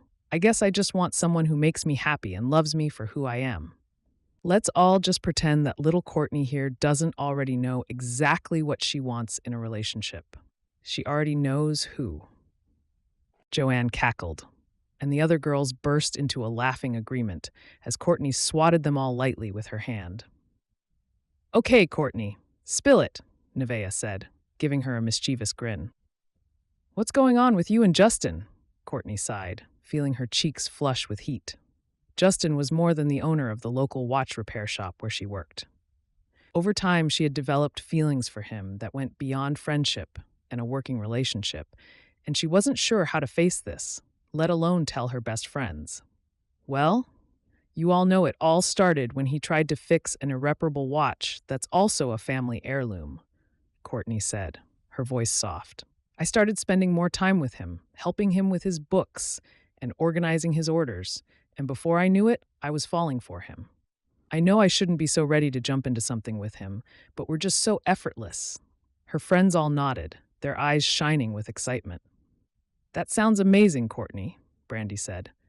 Why haven't you told us before? I don't know, Courtney said, shrugging. I guess I was afraid of ruining the friendship and our working relationship. That, and I wasn't really sure how I felt until very recently, and I'm still not sure how he feels. Nonsense, Nevea said, waving her hand dismissively. If you feel something for him, you should tell him. Life is too short to not take chances. Joanne nodded in agreement. She's right, Courtney. You never know what could happen if you don't take a chance. Besides, you have to be brave, bold, like your art. Yes, Brandy exclaimed, smiling widely as she turned from her own somewhat cartoonish painting. Be bold. Tell him how you feel. They are pushy, but right, Nevea smirked, staring at her very abstract painting. But we're right. As her friends continued to encourage her, Courtney found herself coming to terms with what she wanted. She did have feelings for Justin, and she wanted it to be so much more than just a friendship and a working relationship. He was more than she could have expected, and she had been trying so hard to guard against it. She knew she was attracted from the beginning, but to let herself fall, knowing what would happen or could happen, was frustrating. Courtney didn't want to give in to it, and yet she did, a bit desperate for the connection. She should have been focusing on other things in her free time, not Justin. She should have been painting and marketing her art online like Kim had done with her hairstyles and braids. She needed to get it out, to free up her time to focus on what should really matter to her. If she told him, she could at least stipulate her terms, her needs. and find out what he wanted and needed. Okay, Courtney said, taking a deep breath. I'll talk to him and at least try to tell him how I feel. To her surprise, her friends all cheered, clapping her on the back and congratulating her. Joanne started pouring more wine. Brandy was almost screaming, hugging her, and Nevaeh was taking pictures with a knowing smirk. They were always so encouraging, and Courtney wished she'd have said something sooner. She also wished she understood her feelings a bit better. After another bottle between the four of them, the group began to wind down. This was such a great idea, Courtney, Nevaeh said, admiring her finished painting with a giggle from the couch. I can't wait to do this again. Me too, Brandy agreed, her words slightly slow. But next time, let's make sure to invite Chris. I'm sure he'd love to join us. To a girls' night? Nevaeh asked. No, Joanne insisted, wrinkling her nose. Agreed, Courtney said, smiling as she looked around at her friends. We'll make it a regular thing, but just us girls. The next day, Courtney was surrounded by the warm, familiar atmosphere of a typical family gathering at Brandy's place. Brandy's boyfriend Chris and Chris's friend Nate were also there. Courtney felt a little nervous around Nate, knowing that he knew Justin quite well. The thought of them talking about her made her feel self-conscious. However, the atmosphere was too merry and light-hearted for Courtney to dwell on her nerves for long. The sounds of laughter and the smell of good food filled the air as families gathered to enjoy one another. The cookout was being held in Brandy's family's backyard, and the sun was shining down on the group of almost 30 people. Naturally, Nate and Courtney found themselves talking together, and it didn't take long for the conversation to turn to Justin. Nate was trying to tease out how Courtney felt about him, but she was too clever to give anything away. So, Courtney, how's life at the watch shop? Nate asked with a charming smile. It's good. Busy as usual, Courtney replied, keeping her tone neutral. And how's Justin? I hear he's got a real talent for making custom pieces, Nate continued, trying to probe further. Yeah, he's definitely talented. His clients are always happy with the work he does, Courtney answered, still being cagey. Nate chuckled. You're not giving me much to work with here, Courtney, but I get it. You don't want to say too much about your boss. Courtney was relieved that Nate had given up on trying to get information out of her. She liked Justin's friend, finding him to be kind and personable, but she also thought he was a little too smooth. As they continued to chat, Courtney's thoughts kept drifting back to Justin.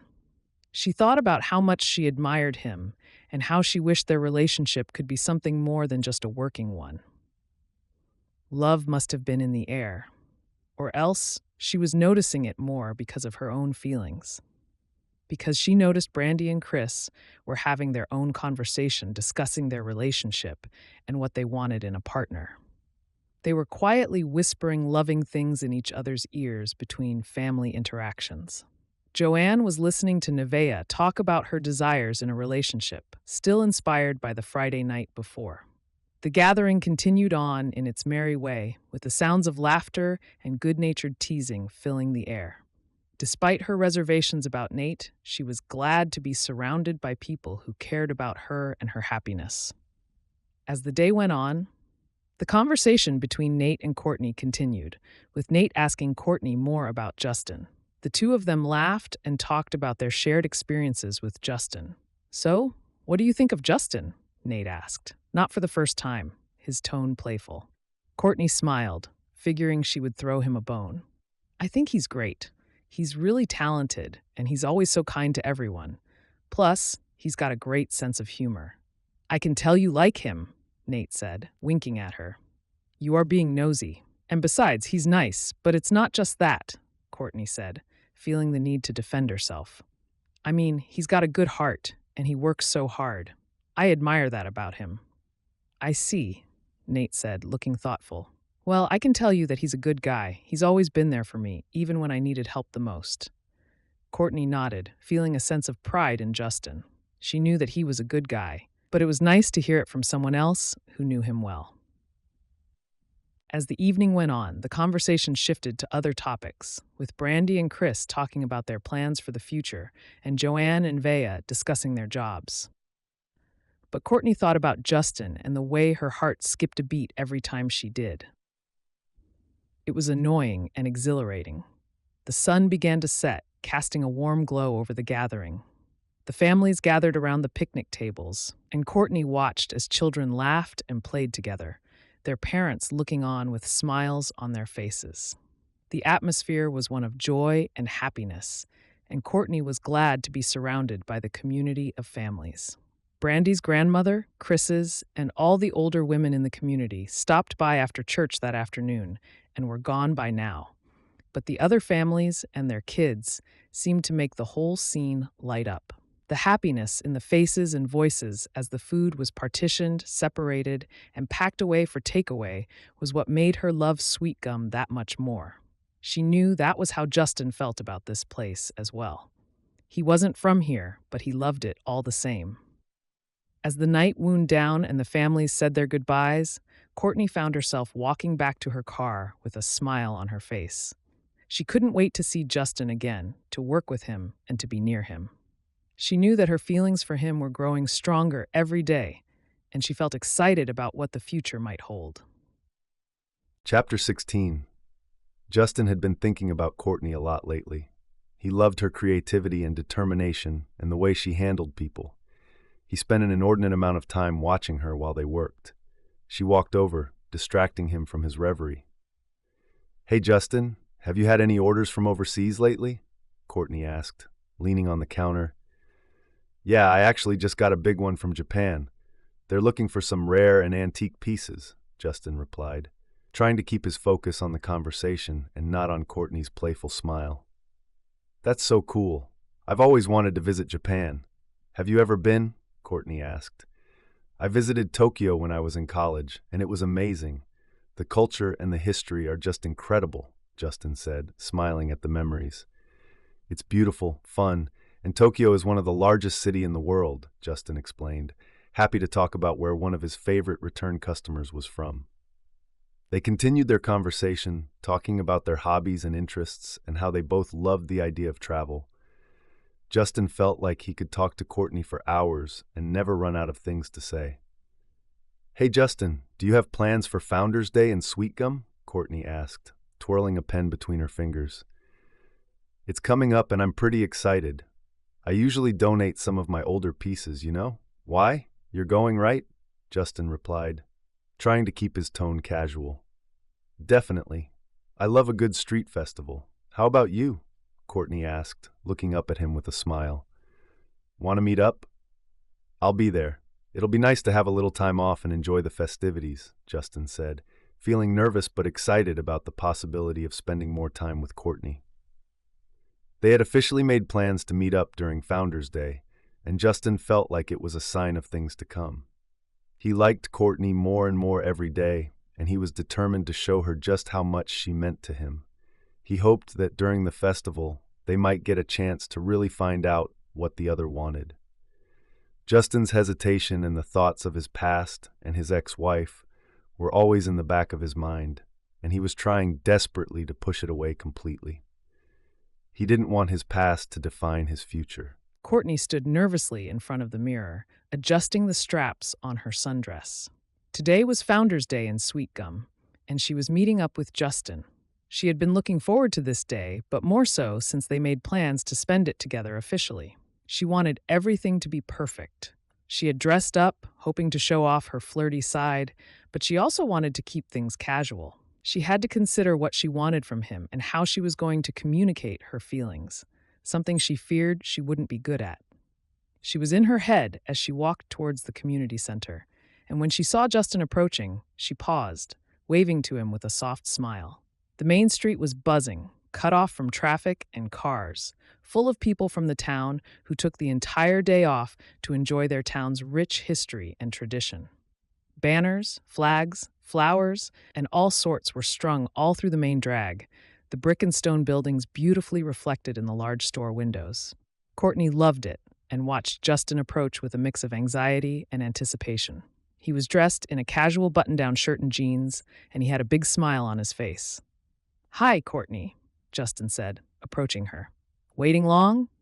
"Hey, Justin," Courtney replied, her nerves settling as she took in his smile.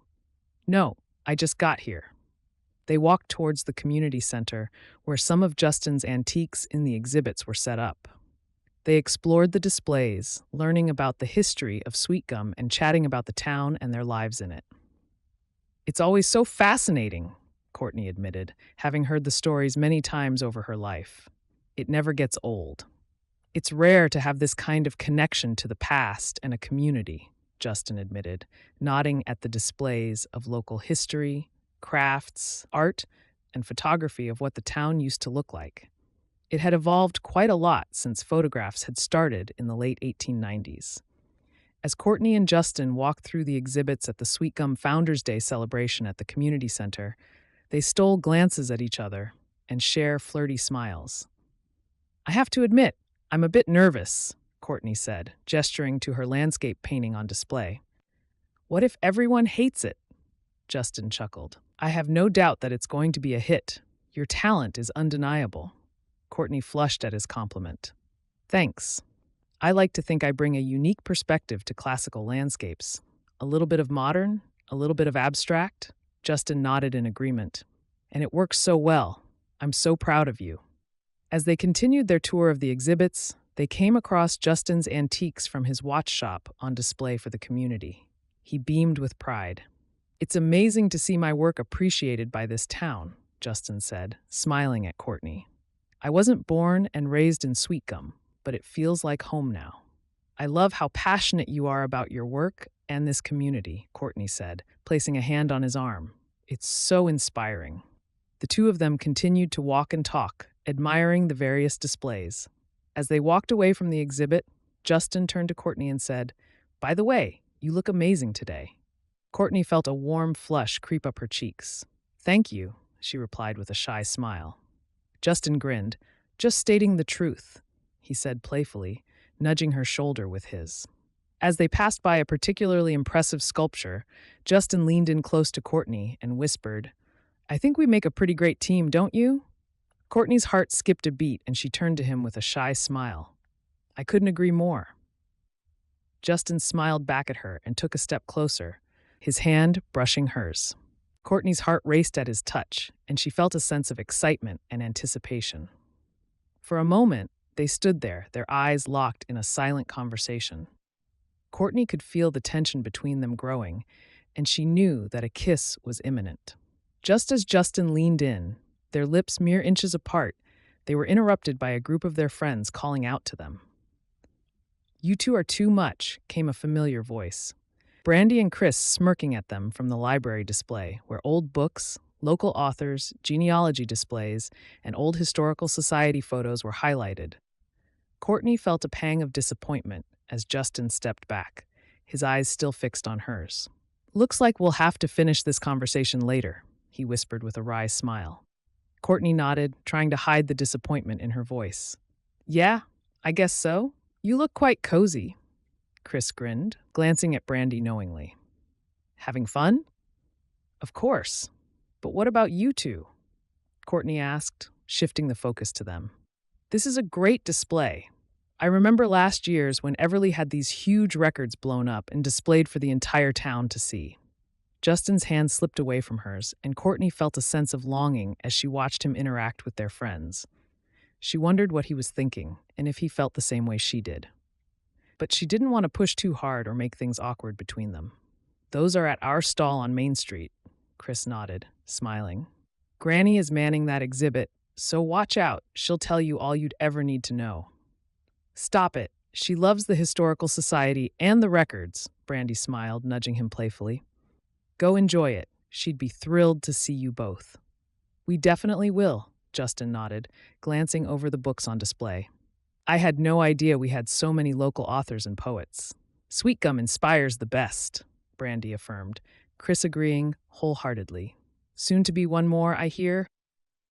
"Oh, I'm just dabbling," Chris smiled shyly, Brandy smirking at him. "He's fantastic," she encouraged, Chris kissing her forehead. "I can't wait to read your work," Courtney said. Go before I get an ego," Chris dismissed, his arm around Brandy's waist as another group of locals approached the display. Courtney and Justin waved goodbye. As they strolled through the exhibits, Courtney and Justin's eyes met, and they exchanged a long, lingering gaze. Justin's hand brushed against Courtney's as they walked, and she felt a jolt of electricity shoot through her. Courtney smiled at him, and Justin grinned back, their shoulders bumping playfully. "You're having a good time, right?" Justin asked, looking at her with a mischievous glint in his eye. Courtney nodded, her smile growing wider. "Of course, I am," she replied, "but it's even better because I'm here with you." Justin's eyes lit up at her words, and he leaned in closer to her. "I feel the same way," he said, his voice low and husky. Courtney's heart skipped a beat as Justin's hand brushed against hers again. She couldn't wait to explore this new territory between them, but for now, they continued to flirt and playfully tease each other, enjoying the company and the moment.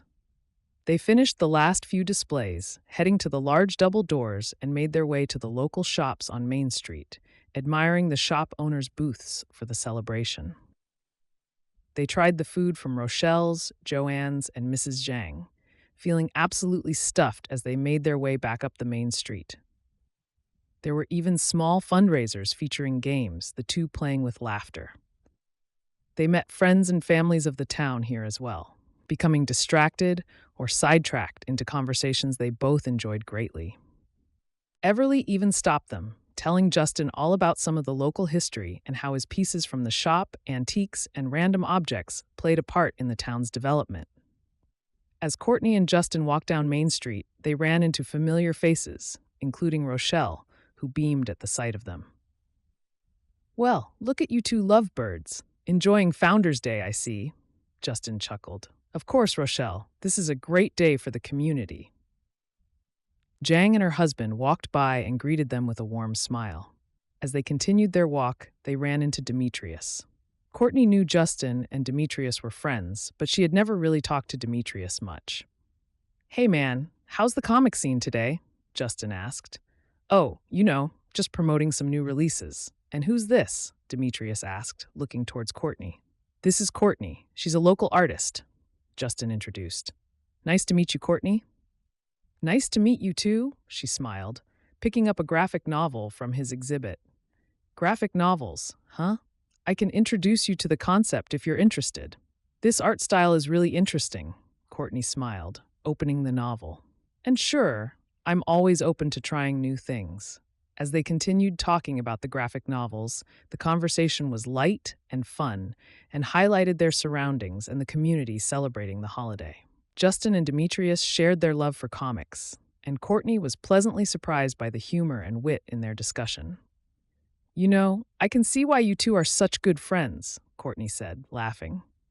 "Yeah, we just have the same kind of humor," Demetrius replied, playfully shoving Justin. The three of them continued their conversation, admiring the sights and sounds of the community coming together for Founders Day.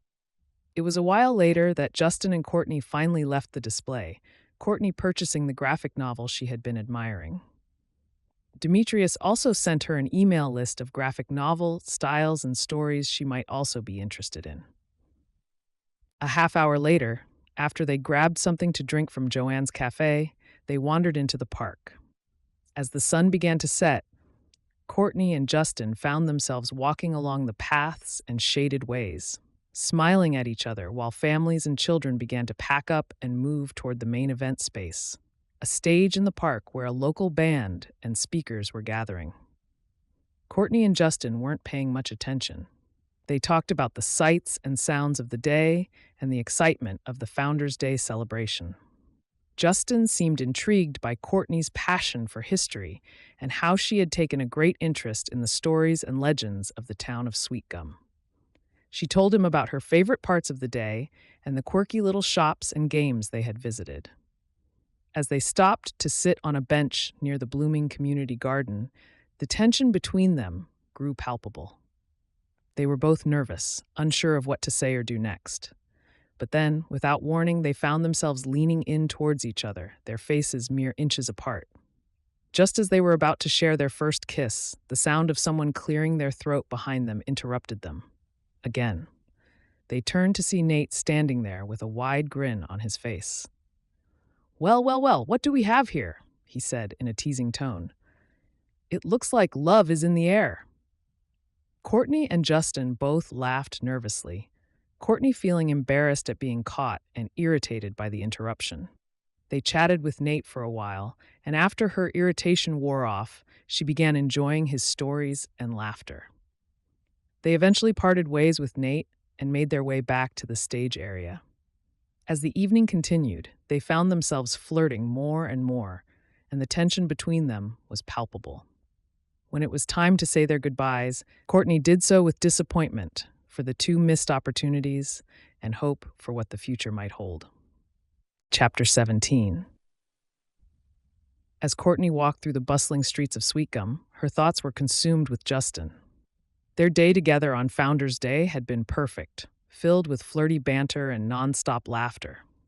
She thought about the two almost kisses they had shared before they were interrupted. The memory still made her heart flutter with excitement. She wondered if Justin felt the same way about her. He was always so hard to read, but she had a feeling that he was just as into her as she was into him. Courtney had been trying to be patient, waiting for him to make the first move, but her nerves were starting to get the best of her. She just wanted to know where they stood because the weekend had passed with no further communication, and she felt confused. Was she imagining everything that happened? Just as she was lost in thought, her phone rang. It was Nevaeh.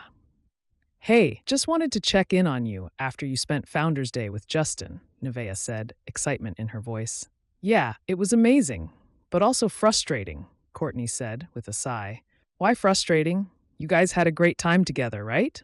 Nevaeh asked, curious. "We did, but every time I thought he was going to make a move, we were interrupted," Courtney explained, her frustration evident in her voice. "Wait, what do you mean he was going to make a move?"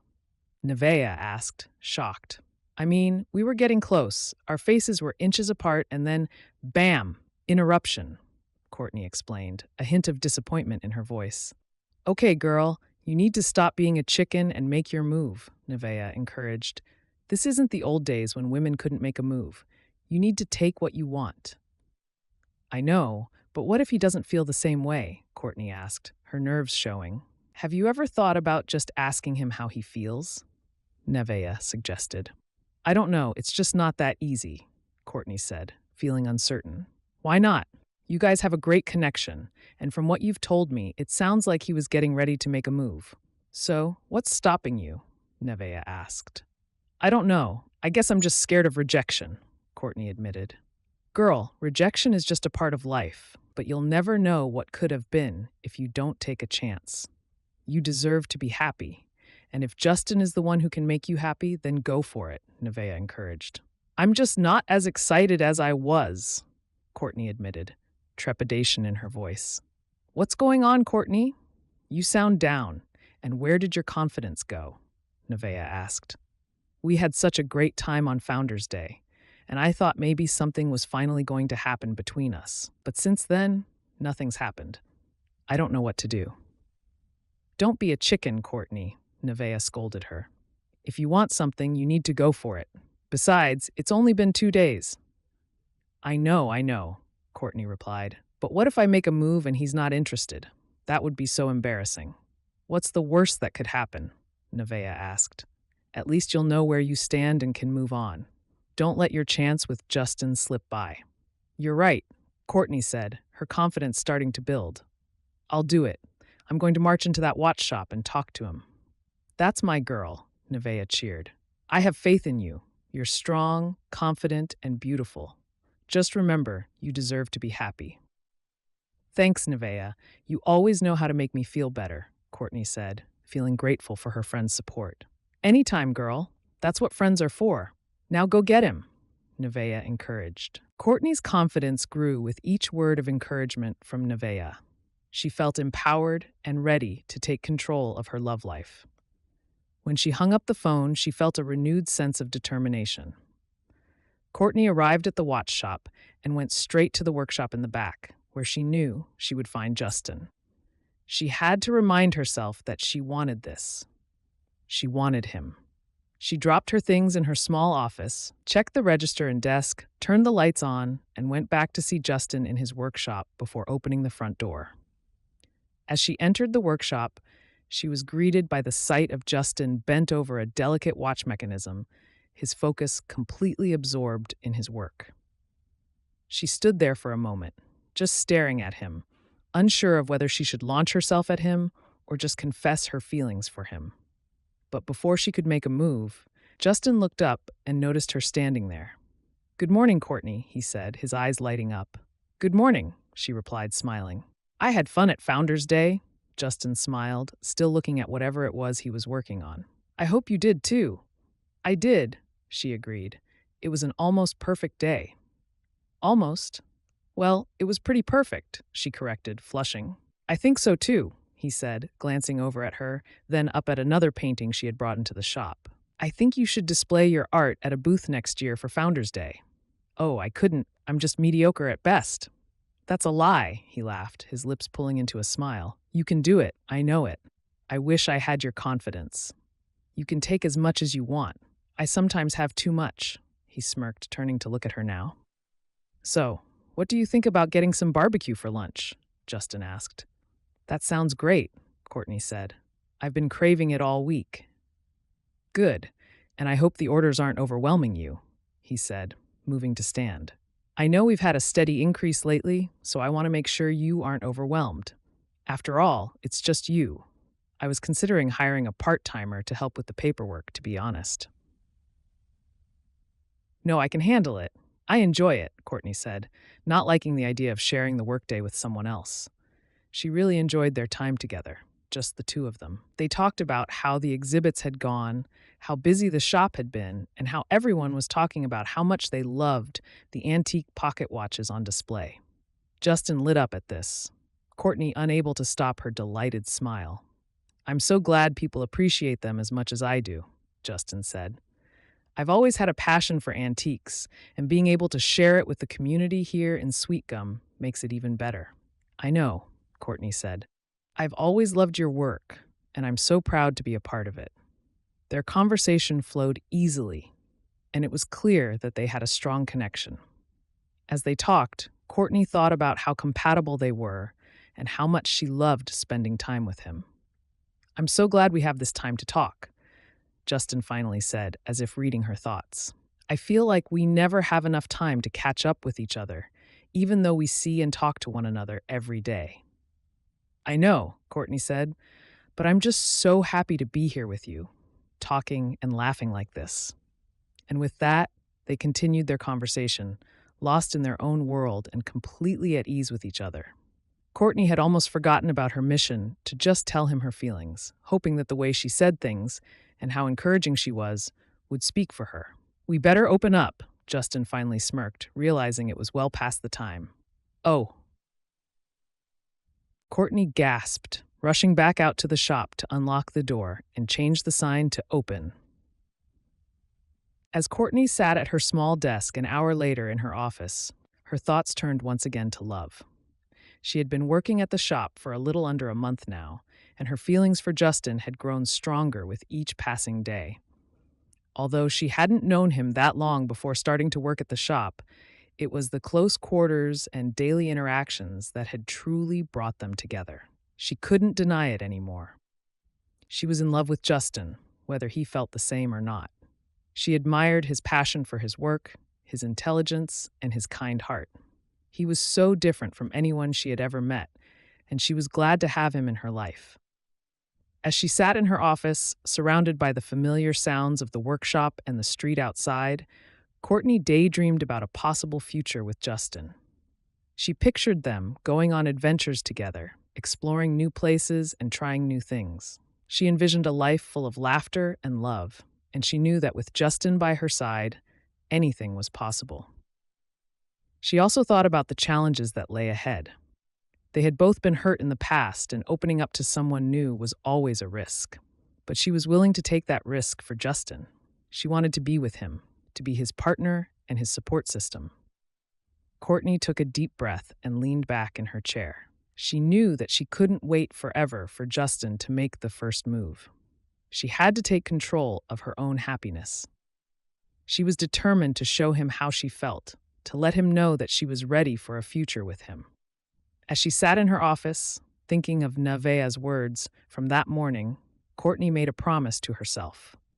She would work up the courage to tell Justin how she felt, and she wouldn't let anything stand in her way.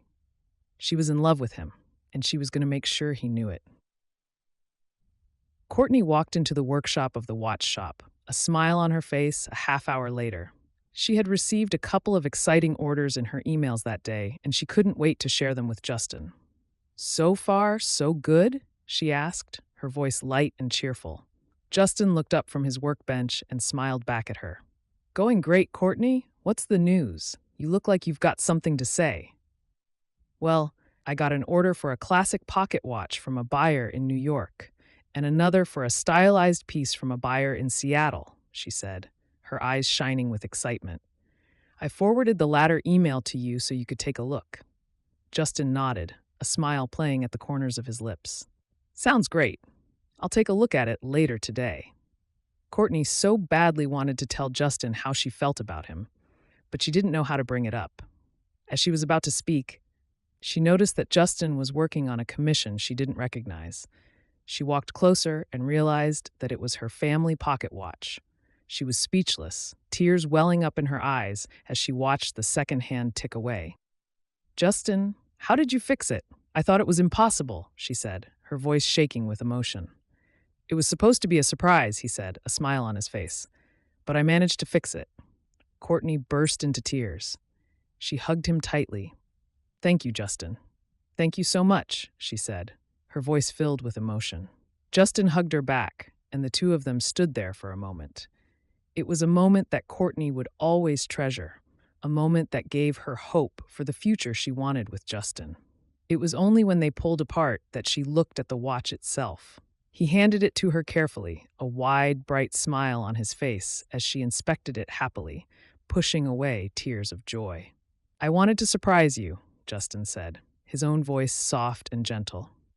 "I know it's not much, but I wanted to do something to show you how much you mean to me." Courtney smiled through her tears.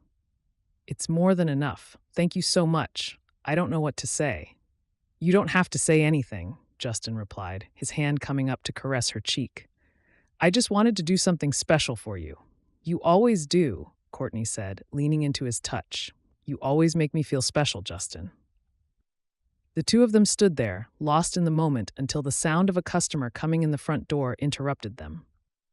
Courtney quickly wiped her eyes and took a deep breath, trying to compose herself.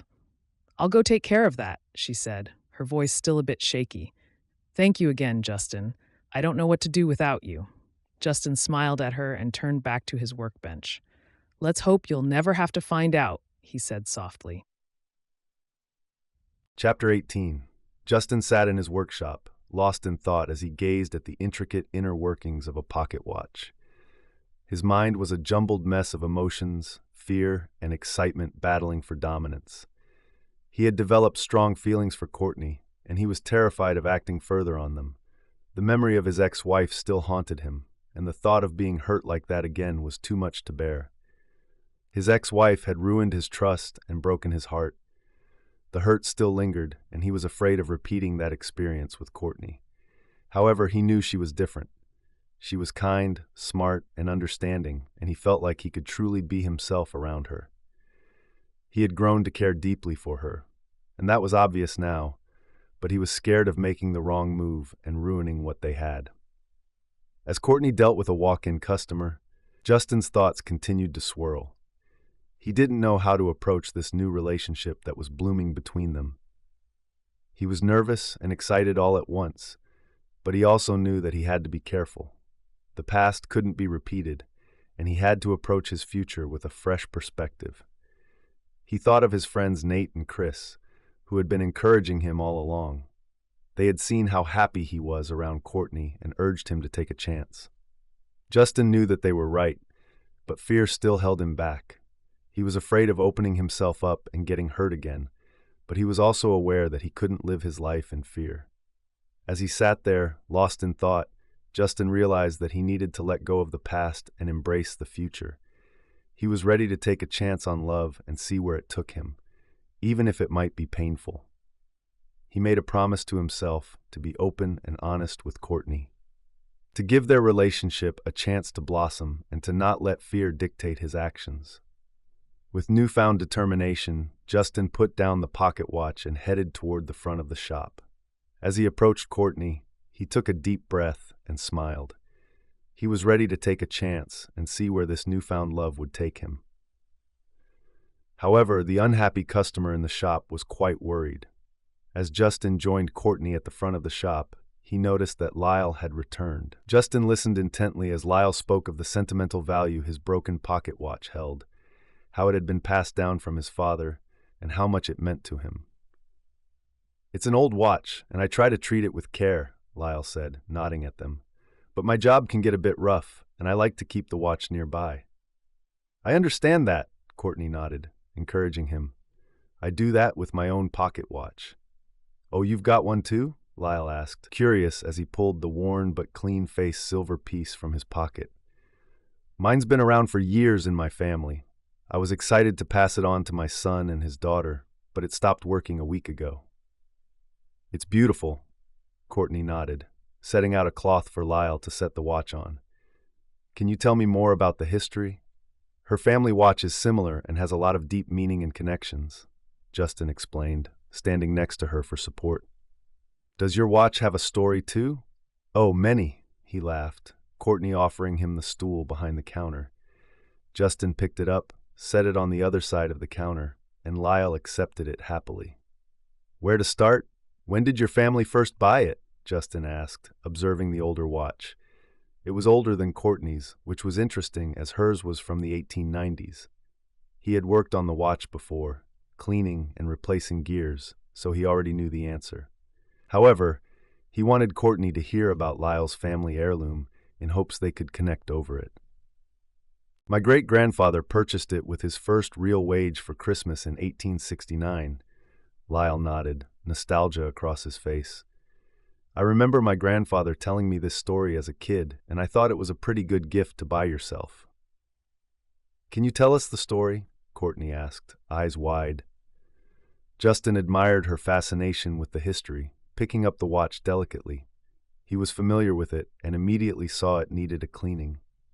"Well, my great-great-grandfather, Samuel, had been born on a plantation in the 1840s, Lyle explained, Courtney listening intently.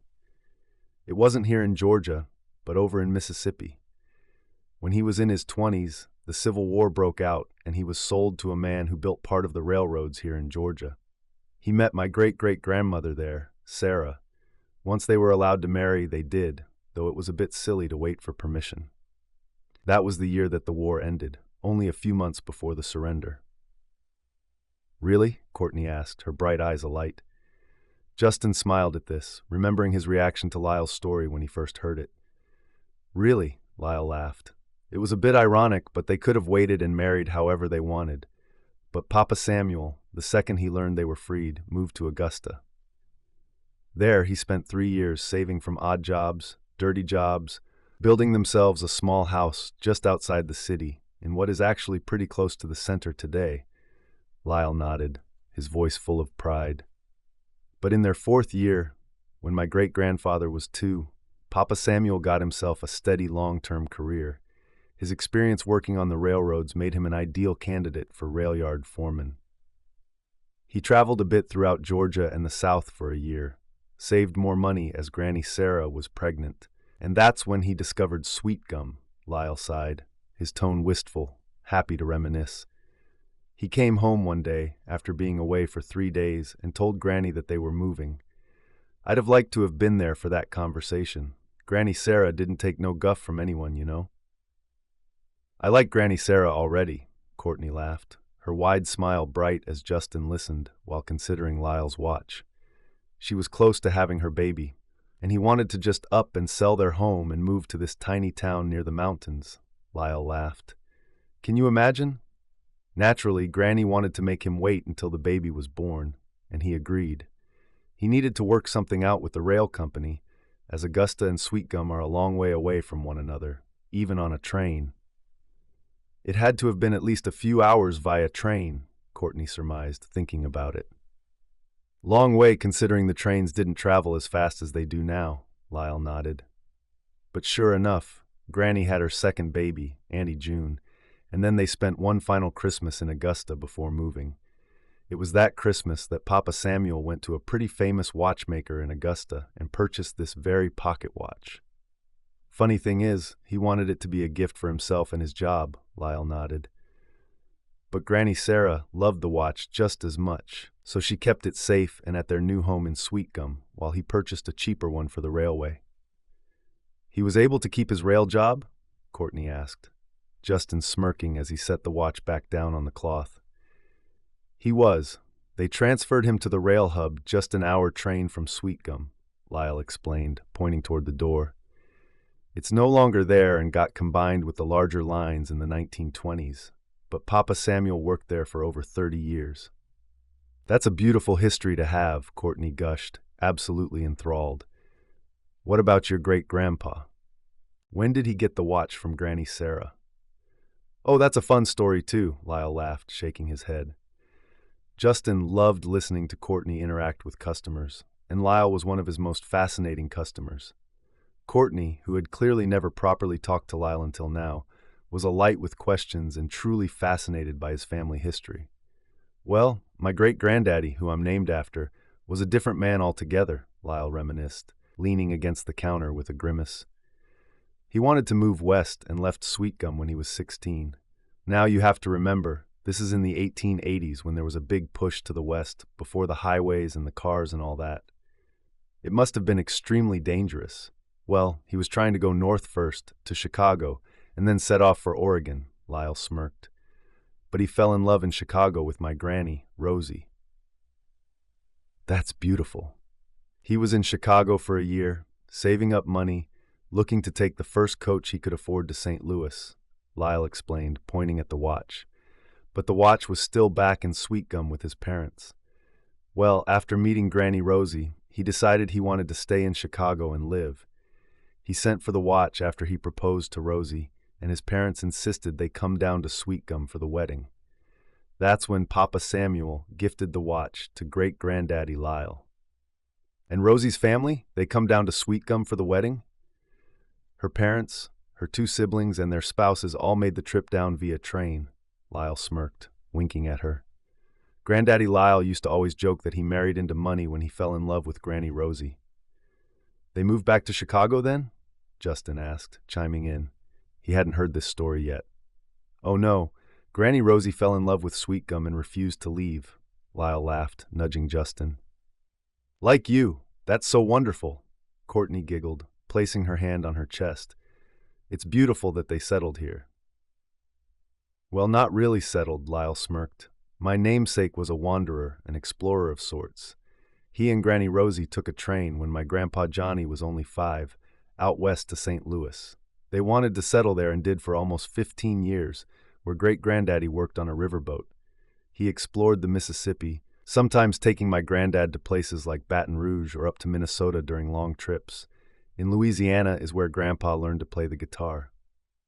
Your grandpa played the guitar? Justin asked, more new information as he and Courtney were equally drawn in. Well, yeah, Papa Johnny was in a blues band for 10 years, Lyle laughed, smiling at their reactions. I could have sworn I told you this, Justin. No, I had no idea, but it's so interesting, he admitted, picking up the watch. I knew the watch had some history, but this is beyond anything I imagined. This watch has seen some adventures for sure.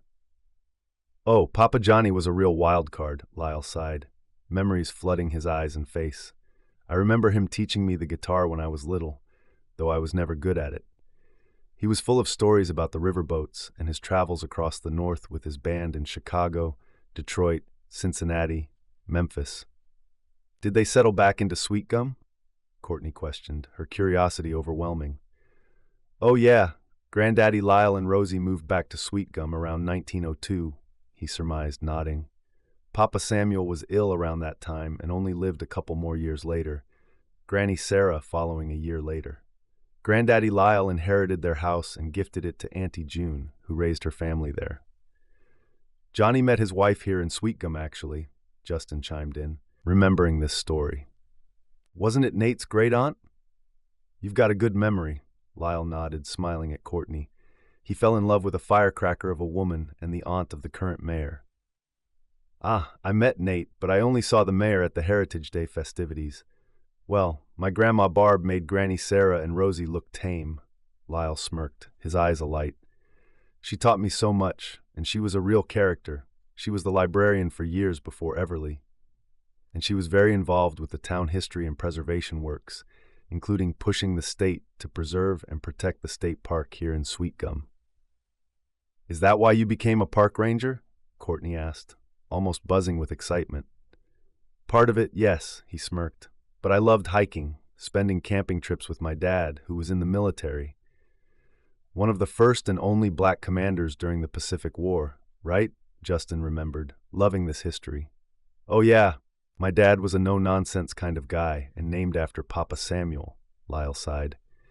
He was a tough but loving man and treated me, my brother John, my sister Rosie, and my mama June quite well, like we were some sort of royalty. Camping trips, fishing, traveling to where our family used to live in St. Louis and Chicago, and giving us what we thought was the best childhood ever, Lyle nodded. I'm the oldest, born in 1947, 2 years after he was stationed here in Georgia at the Air Force Base. Thank you for sharing these stories with me, Courtney sighed, her eyes full of emotion. You have no idea how much I appreciate it. My family history is a bit of a mystery to me, but my own heirloom pocket watch means just as much, and I totally understand your panic over yours. It's such an important piece for your family, so we have to figure out how to get it working again. Courtney, being the kind and caring person she was, immediately offered to have a look at the watch and see if she could help. Justin saw the determination in her eyes as she took the watch from the counter again and inspected it. She didn't know too much, only what Justin had told her and instructed her to look out for, but she was genuinely concerned for Lyle. After a few moments of examination, she handed the watch over to Justin, telling Lyle that he was a miracle worker. Feeling a sense of pride, Justin promised Lyle that he would do everything in his power to fix the watch. He could see the relief on Lyle's face as Courtney set up a receipt and a box for him to put the watch in. He admired Courtney's kindness and the way she effortlessly put others at ease, further solidifying his love for her as his mind raced to figure out how to make it plain. As he considered the broken watch, Justin thought about how lucky he was to have Courtney in his life. Her generosity and caring nature were traits that he had been searching for in a partner for a long time, and he was happy to have found them in her. The moments they shared together, like this one with Lyle, only served to strengthen his feelings for her. He was nervous and excited about their relationship, but he was determined to approach it with a fresh perspective and not let the past repeat itself. He also remembered the encouragement from his friends Nate, Sean, and Chris, who had been his cheerleaders the whole time. He was thankful for their support and took comfort in the knowledge that he had people in his life who believed in him. He felt optimistic about his future with Courtney, and he couldn't wait to see where this new relationship would lead. As Lyle left the shop, Justin and Courtney both smiled and waved, relieved to have helped another customer. The older man was very grateful, thanking them both as he walked out the door with his receipt in hand. After Lyle left, Courtney walked over to the shelf in the workshop, where she stored the watches that were waiting to be fixed, placing Lyle's watch with the others. Justin followed her, noticing how she picked up her own family heirloom watch, the one that had started ticking again that very day. But instead of smiling, Courtney began to cry. Justin was taken aback, his heart breaking at the sight of her tears. He quickly made his way over to her, taking the watch from her hands and setting it down on his bench. "What's wrong?" he asked, his voice filled with concern.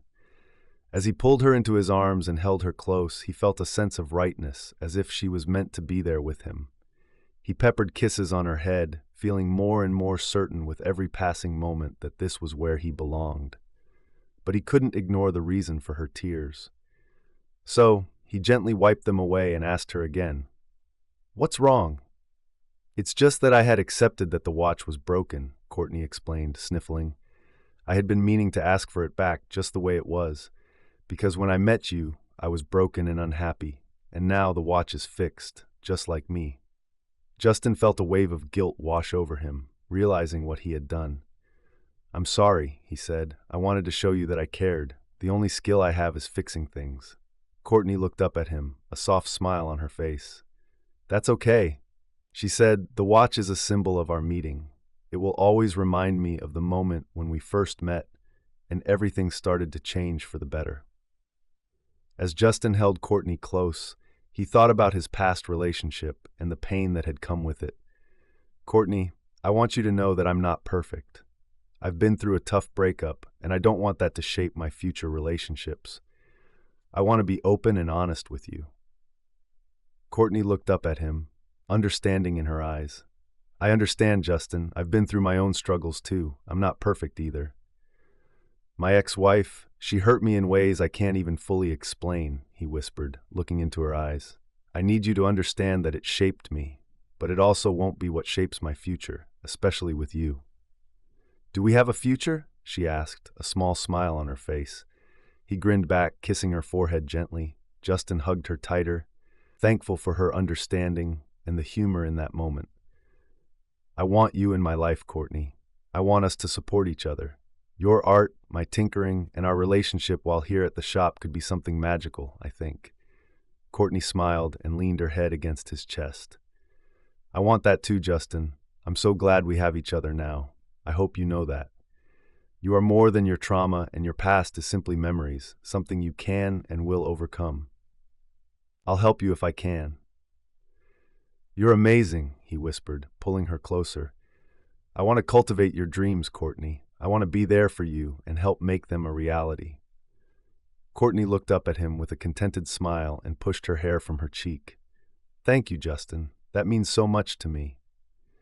They held each other for a few moments longer, enjoying the comfort of their embrace. He felt like they had found something special in each other, and they were determined to make it work. It was torture when they finally had to separate, Justin feeling a bit disappointed. As they pulled away from each other, Justin looked into Courtney's eyes and spoke from the heart. Courtney, I want you to know how much you mean to me. You helped me begin to heal simply by being yourself. I never thought I'd be worthy of love again after my messy marriage and divorce, but you made me see that I am. You embraced my passion for watchmaking and inspired me to be more creative than I have been in years. You need to know that you've given me more than I could have possibly hoped for. Courtney smiled at Justin. I had no idea you felt this way, Justin. I'm so happy that you want to share this with me. I feel so much closer to you already. Justin took a deep breath before continuing. I'm sorry it took me so long to let you know how I feel, and I'm even sorrier that we haven't gone on a date yet. I want to remedy that situation as soon as possible. Then you better ask me out, she joked, hugging him again. Fair enough. Will you go out with me? I'll have to consider it. Courtney beamed at Justin, that playful smirk on her face. Of course I will. I would love to go out with you. Justin pulled Courtney into a tight embrace. I promise you, I'll make it a night to remember. With a laugh, Justin and Courtney made plans for their first official date. For the first time in a long time, Justin felt like he had a second chance at love. As they both settled back into their work, Courtney went to her small office next to Justin's workshop. She smiled, thinking about the conversation they just had. She opened her email inbox, but before she could get to work, a message from Justin popped up. It was a funny meme, and she burst out laughing. She quickly replied with a meme of her own, and their banter continued throughout the day. In between their playful messages, Courtney attended to customer inquiries and updated their social media and advertisements. She was still trying to stifle a giggle whenever she saw Justin's messages on her phone or computer. It was a welcome distraction from her work. Meanwhile, Justin was focused on his work in the workshop. He was tinkering with Lyle's watch, a simple replacement in his mind. It was a common older model, and he had replaced many of them before. However, as he worked, he smiled when he saw Courtney's messages. He took a quick break to reply with a joke, and their banter continued.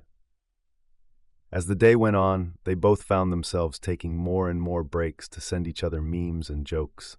They laughed and smiled, their chemistry impossible to ignore. But they didn't let it distract them completely, and they still managed to get some work done.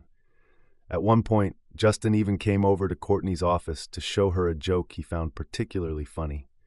They laughed and chatted, their faces close together. Justin thought about how lucky he was to have Courtney in his life, and he vowed to never let anything come between them. As the day ended, Justin closed up the workshop and joined Courtney in her office. They sat together, their legs touching, as they continued their playful banter. Justin leaned in and whispered, "I'm so happy you're here, Courtney." Courtney smiled. "I feel the same way, Justin. You've made my life so much better, and I'm so glad to have you in it." Justin couldn't resist any longer. He reached for Courtney's hand, intertwining his fingers with hers, and leaned in to press his lips against hers.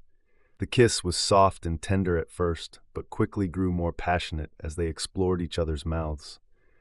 Courtney wrapped her arms around Justin's neck, pulling him in closer.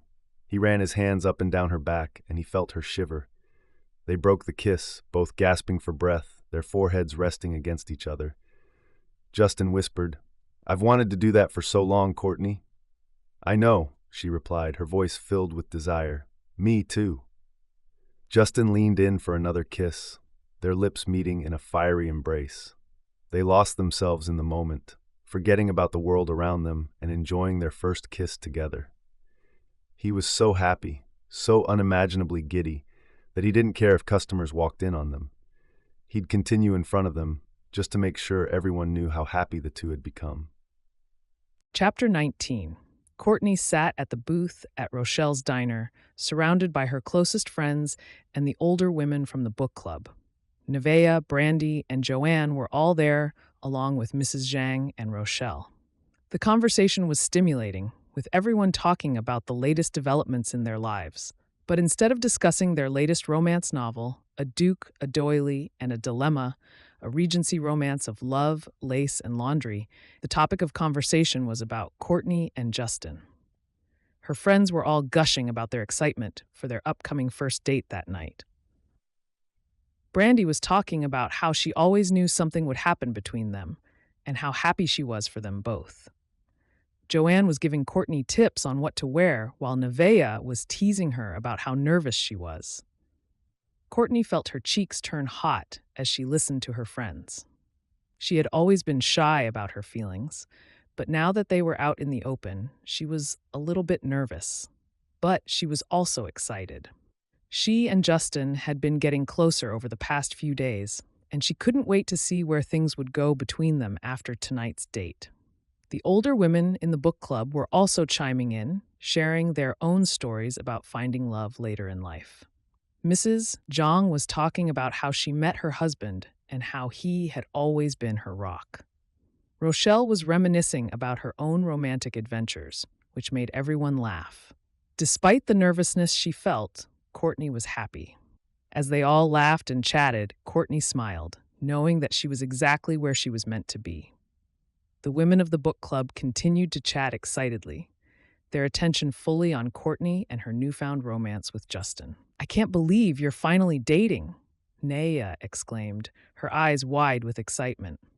"You two have been talking for months now. It's about time." Brandy nodded in agreement, sipping on her coffee. "I remember when we came into the shop for the first time, and I just knew there was something special between you two. I'm so happy it's finally happening." Joanne chimed in. "I agree. Justin is such a sweet guy, and he's obviously head over heels for Courtney. I can tell just by the way he looks at her." Mrs. Zhang smiled warmly at Courtney, patting her hand. "My dear, you deserve happiness, and I can see that Justin is just the man to give it to you. You're like that married couple when you come to my place for lunch, ordering the same things without even having to ask, right?" Rochelle nodded in agreement. "Same from here, though they will occasionally change it up when it comes to the fresh pies. And I've known Justin for years now, since he moved here, and I've never seen him this happy. He's a good man, and I know he'll treat you right." The three older women at the table, Mrs. Oliva Andrews, Mrs. Cecilia Bridges, and Mrs. Ethel Kraskin, members of the Hit and Run squad and regulars at the book club, nodded in agreement. "It's so wonderful to see young love blossom like this," Mrs. Kraskin said with a smile. "I just can't believe it," Courtney said with a shy smile. "I never thought I'd find someone like Justin, someone who accepts me for who I am and supports my dreams. He is determined to help me focus on my art, and I couldn't be more grateful." Her friends all nodded, grinning. "And we can tell he's smitten with you, too," Nevaeh said with a laugh. The conversation at the book club was engaging as the women discussed the latest developments in their own love lives and the romances of others in Sweet Gum. Mrs. Zhang, Rochelle, and the three older women shared their experiences of being married and offered advice to their single friends. Brandy gushed about her relationship with Chris, and the rest of the group teased her good-naturedly about marriage and settling down. Despite the light-hearted atmosphere, Courtney couldn't shake her nerves. She knew she had to leave soon to get ready for her date with Justin, and the excitement and fear of the unknown were starting to get the best of her. As the conversation shifted to the book of the week, a duke, a dually, and a dilemma, Courtney found herself only half listening. Her thoughts were preoccupied with what tonight would bring, imagining all sorts of possibilities. "Earth to Courtney," Nevaeh said with a laugh, snapping her out of her thoughts. "Distracted about tonight?" Courtney's face heated. "Yes, I'm a little nervous about my date later," she admitted. "How? It's with Justin, and he's so casual and nice." Joanne nodded, her eyes wide with excitement.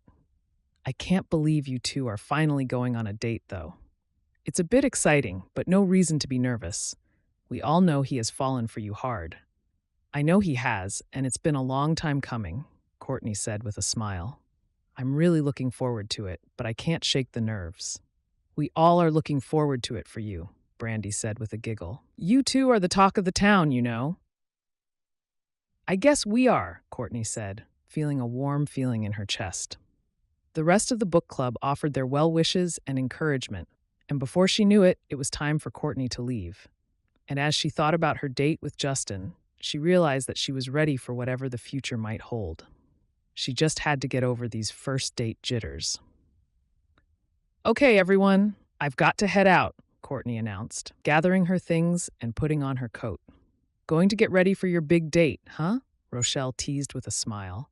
"Yeah, I can't believe it's finally happening," Courtney said, her nerves showing in her voice.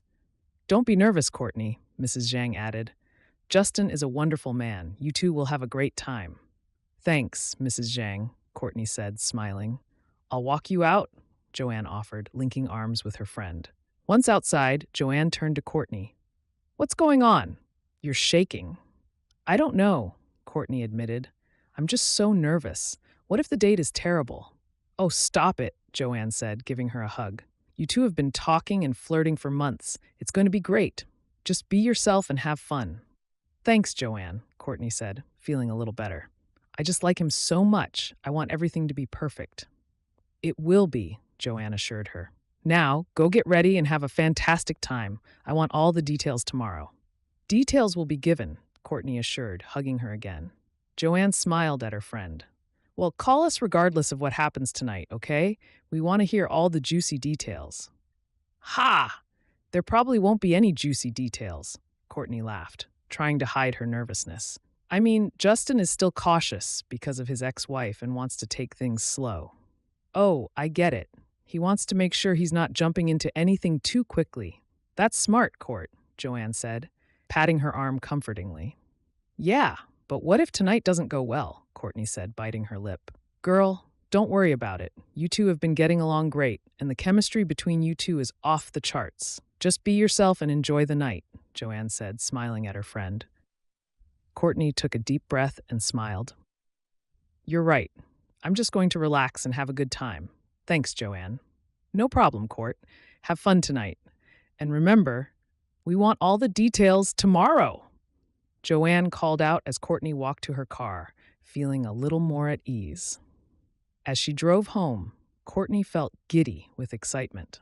All the time she and Justin had spent together over the past few months, getting to know each other and learning about each other's interests, had only served to deepen her feelings for him. She felt confident that tonight would be a great start to something special. But she also knew that she needed to take things slow and not get ahead of herself. She was ready for whatever the night had in store, and was looking forward to seeing where things would go between them. As Courtney pulled into her driveway, her heart was racing. She was so nervous, but also incredibly excited. As she walked through the door of her home, she could feel her nerves start to dissipate. She made her way up to her room and started getting ready. She was determined to make a great impression. First, she did her hair and makeup. She went for a natural but glowing look, using the flat iron to loosen her curls, causing them to wave slightly. She wanted to look her best for Justin. She then checked her texts and saw one from Justin telling her he was excited and that he'd be exactly on time. She replied with a meme and an emoji and continued getting dressed. She settled on a little black dress that fit her perfectly with a gently metallic and subtle bronze and copper design lining the collar. She paired it with matching jewelry, her favorite necklace, and some bracelets. She put a simple clip in her hair to hold it back from her face. She then inspected herself in the mirror and was pleased with what she saw. As she was putting on the final touches, she saw Justin arrive through her window. Her heart raced with excitement. She accidentally put on a bit too much perfume and made her way to the front door. As she opened the door, she was greeted by Justin's handsome smile. "You look beautiful," Justin said, his eyes lighting up as he took in Courtney's appearance. "Thank you," Courtney replied softly. She was wearing her favorite dress and she felt confident and beautiful. He was wearing some nice jeans and a black t-shirt underneath a simple button-up vest, his light jacket pulling the look together quite nicely. They made their way to the car, chatting and laughing as they went. Courtney was so thankful for Justin's presence. She felt like she could be herself around him, and that was a feeling she cherished. As they drove, they chatted about their day and the book club meeting. "I'm really looking forward to this date," Justin said, taking Courtney's hand in his. "I've been looking forward to it since before we even agreed to it." Courtney smiled, feeling a warmth spread through her chest. She was so thankful for Justin and for this moment. She was nervous about the date, but she was determined to enjoy every moment of it. They arrived at the restaurant at the edge of town, and Courtney was impressed by the ambiance. It was a romantic, candlelit Italian restaurant, and she couldn't wait to try the food. As Courtney and Justin arrived at the restaurant, they were greeted by the warm hostess. The soft lighting set a romantic mood, and the sounds of Italian opera music filled the air. They were seated at a quaint little table for two near the fireplace, with a beautiful red rose in a vase as the centerpiece. "This place is beautiful," Courtney said, admiring the elegance of the restaurant. "I knew this place was here in Sweet Gum, but I've never been." "I'm glad you like it." Justin replied, smiling at her. "I wanted to take you somewhere special." The menu was extensive, with many Italian delicacies to choose from. Courtney decided to go with the linguine alla carbonara, while Justin ordered the classic spaghetti bolognese. As they ordered their meals, they continued to chat and laugh. Courtney was having the time of her life, and she couldn't wait to see where this relationship would go. As they sipped their wine and waited for their food, they continued their light-hearted and romantic conversation. However, as they chatted and laughed, Justin accidentally knocked over his glass of red wine. Courtney giggled as Justin tried to wipe it up, but the wine only seemed to spread. Their server quickly cleaned the mess. "I'm so sorry," Justin said, looking embarrassed once they were alone. "Don't worry about it," Courtney replied, smiling jokingly. "It just adds to the ambiance." When their food arrived, they were both in awe of the presentation. The dishes were beautifully arranged, and the aromas wafting from the plates were tantalizing. As they took their first bites, they both moaned in delight at the delicious flavors. Throughout the meal, Justin attempted to impress Courtney by speaking a little bit of Italian. Unfortunately, his pronunciation was terrible, and Courtney giggled at his efforts. "Parli Italiano?" Justin said, trying to sound suave. "Si, un po'," Courtney replied, trying to hold back her laughter. Despite the minor mishap and Justin's linguistic struggles, the night was filled with love, laughter, and delicious food. The couple sat in the restaurant for a while longer, chatting and laughing over the rest of their wine. Courtney couldn't remember the last time she felt so comfortable and happy with someone. As they finished their drinks, they decided to go for a walk in the park. As they strolled through the park, they encountered some locals, including Everly, the librarian. She greeted them with a warm smile, and they chatted briefly before moving on. The sun was beginning to set, and the park was starting to empty out. Finally, they found a quiet bench near a small pond.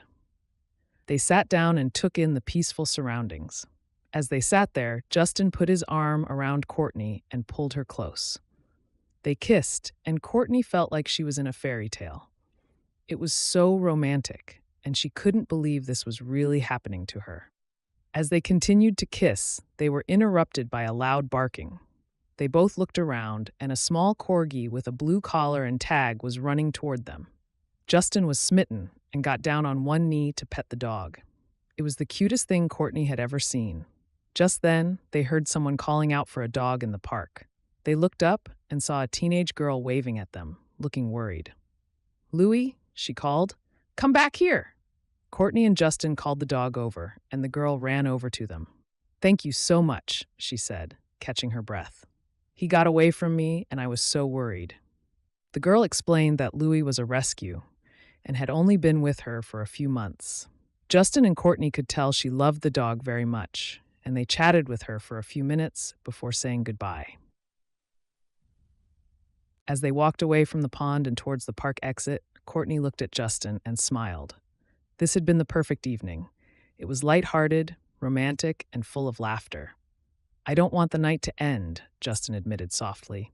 Would it be too forward to invite you back to my place? Above the shop?" "I've never been upstairs there," she chuckled, holding him close. "I would like to see your place." "Really? 'Cause I don't want you to think I'm just trying to get you to come back to my place for something you're not ready for." "No, I get it," she laughed, cheeks heating. "We can go slow and just enjoy one another's company for a bit longer. I'd really like that." "Yeah?" he questioned, holding her close. "My place is pretty nice, and I have a great view from the terrace." "There's a terrace?" "There is," he chuckled. "I've got a terrace, some wine, and some snacks. How does that sound?" "Entirely too good." As they walked to the watch shop, they held hands and chatted about how much fun they had at the restaurant and the park. Courtney smiled. She was having such a great time with Justin. They arrived at the watch shop, and Justin led her up the stairs to the apartment above the shop. The door opened to a large living room with big windows and a stunning view of Sweet Gum Meadows. What was more beautiful was his terrace outside the glass doors. "Wow, this is beautiful," Courtney exclaimed as she walked over to the window. "I'm glad you like it," Justin said with a shy smile. "I wanted to show you my favorite view in Sweet Gum." They sat on the couch on his terrace together, taking in the view and talking about the different places they had been to in the state park. Justin shared stories about hiking trips he had taken, and Courtney told him about her love for nature walks and the inspiration it provided for her art. "Wow," she breathed. "This view really is amazing." Justin smiled. "I'm glad you like it, truly." He pulled her closer on the couch, where they sat side by side, admiring the view. The apartment was cozy and inviting, with soft lighting and a few well-placed candles. They talked about their day and shared more about their interests and their lives. The conversation flowed easily, and they felt as though they'd known each other for years. Courtney leaned her head against Justin's shoulder, feeling completely at ease in his company. "You know, I never imagined that I'd end up on a first date in such a beautiful apartment," she said with a soft chuckle. Justin grinned. "Well, I like to impress," he said playfully, brushing a strand of hair out of her face. Courtney laughed. "You definitely succeeded." They continued to talk and laugh, their conversation taking them from their favorite movies to their shared love of art. As the night wore on and the wine flowed, the mood between them became more playful and flirty. Justin leaned in close to Courtney, his voice low. "I have to admit, I've been thinking about this moment all night." Courtney felt a flutter in her stomach at his words. "Oh, really? And what moment is that?" she asked, her voice laced with amusement. Justin's eyes flickered to her lips. "The moment I finally get to kiss you," he said with a hint of a smirk. Courtney's heart raced at his words, and she found herself leaning in towards him as their lips met in a sweet and gentle kiss. Courtney felt her heart race as Justin leaned in, his hand moving to her waist. She met his gaze, her eyes filled with a mix of nervousness and excitement. Justin's touch was electric, and she felt a spark of attraction between them. Justin's eyes never left hers as he leaned in and pressed his lips to hers. Courtney melted into the kiss, feeling her body respond to his touch. Their lips moved in perfect harmony, and she felt a warmth spreading through her body. As they pulled away, Justin looked at her with a smile. "Wow," he said, "I've been wanting to do that all night." Courtney smiled back, her cheeks flushed with excitement. "Me, too," she whispered. They leaned in for another kiss, this time more urgent and passionate. Courtney wrapped her arms around Justin's neck, deepening the kiss. She felt his hands move to her waist, pulling her closer to him.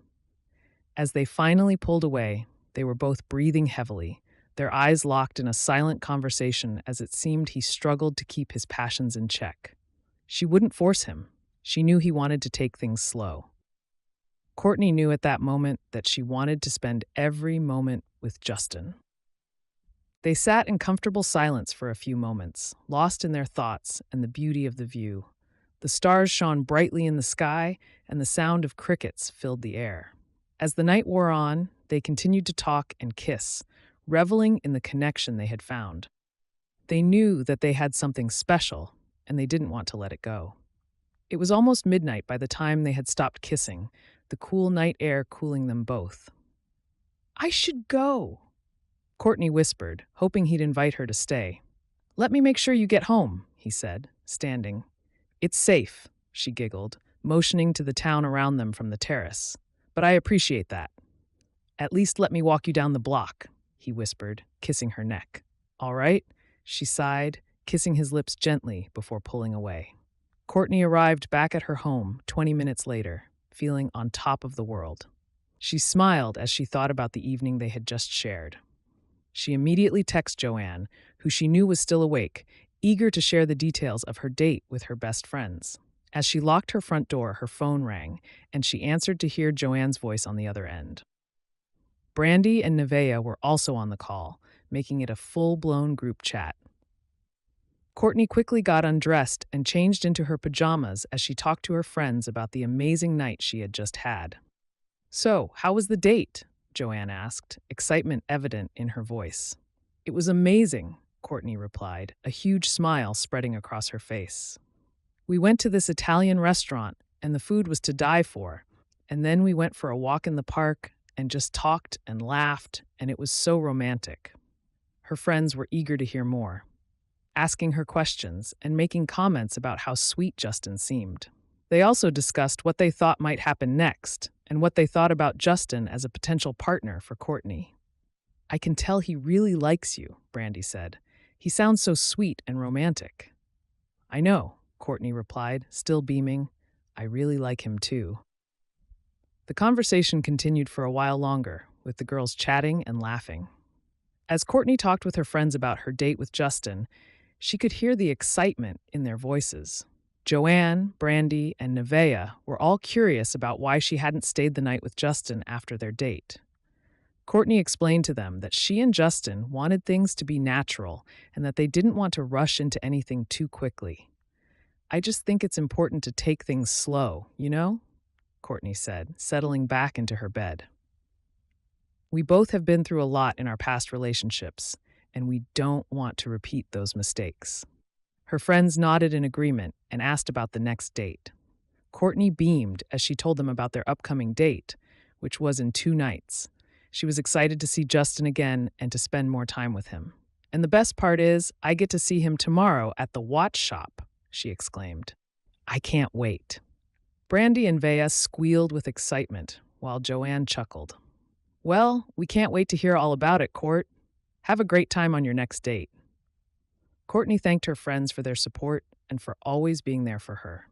As they finally said their goodbyes and hung up, Courtney climbed into bed with a smile on her face, feeling content and happy. She couldn't wait to see what the future held for her and Justin, and was grateful for the amazing night they had just shared.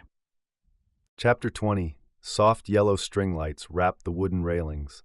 They'd stepped off leveled ground to climb the staircase. The more they advanced, the more the steps seemed to bend at their weight. Justin knew they'd never give in, though. They were too sturdy. According to Sean, The creeks had been sounding since he was young. Sean's last visit to these trails was a while back, but he'd assured Justin that crossing the bridge to the lake would be romantic. So far, Justin had to agree. With his specially requested lights up for their date and the full moon glowing between tree branches, he could see what his friend had meant. "Thanks for the idea, Sean," he'd say this in person later. "Did you really ask them to do this for us?" Courtney asked as they followed the bridge. Despite the time of year, fallen leaves seemed to cover the floor. Justin assumed they'd flown off when the wind blew. Now and then it rustled the branches and sent twigs to their clothes. "These decorations are so beautiful," she hugged their blanket close to her chest, seeming content to carry it. Justin listened to the stream as it ran. He watched the water flow under their feet through slits in the wood. "Ah, well, I just wanted to make sure that we saw where we were going on our way to the lake." He noted her admiration for their surroundings and patted himself on the back. She wore an easy smile on her glossy lips, bending her neck to stare at the trees. "That's sweet. I can assure you that everything is clear right now. Clear and beautiful, too." "Thank you." She bumped her hip against the basket when he whispered "You're welcome." "Still don't think it's too heavy? We can switch who holds what, you know. I wouldn't want your arms getting tired." She moved her folded blanket so it fit beneath her arm. "Even if they are strong." Justin appreciated the compliment. He flexed his bicep and then raised the basket. "I'm good. I don't want you tiring yourself out before we get there." He stopped at the end of the bridge and insisted that she take the first step down. "Thank you." Courtney led the way until stopping near a boulder under a tree. "Don't have much more to go now." She faced the lake which lay beyond the path ahead. The moonlight shone above it and sparkled on the water. "This is going to be so much fun."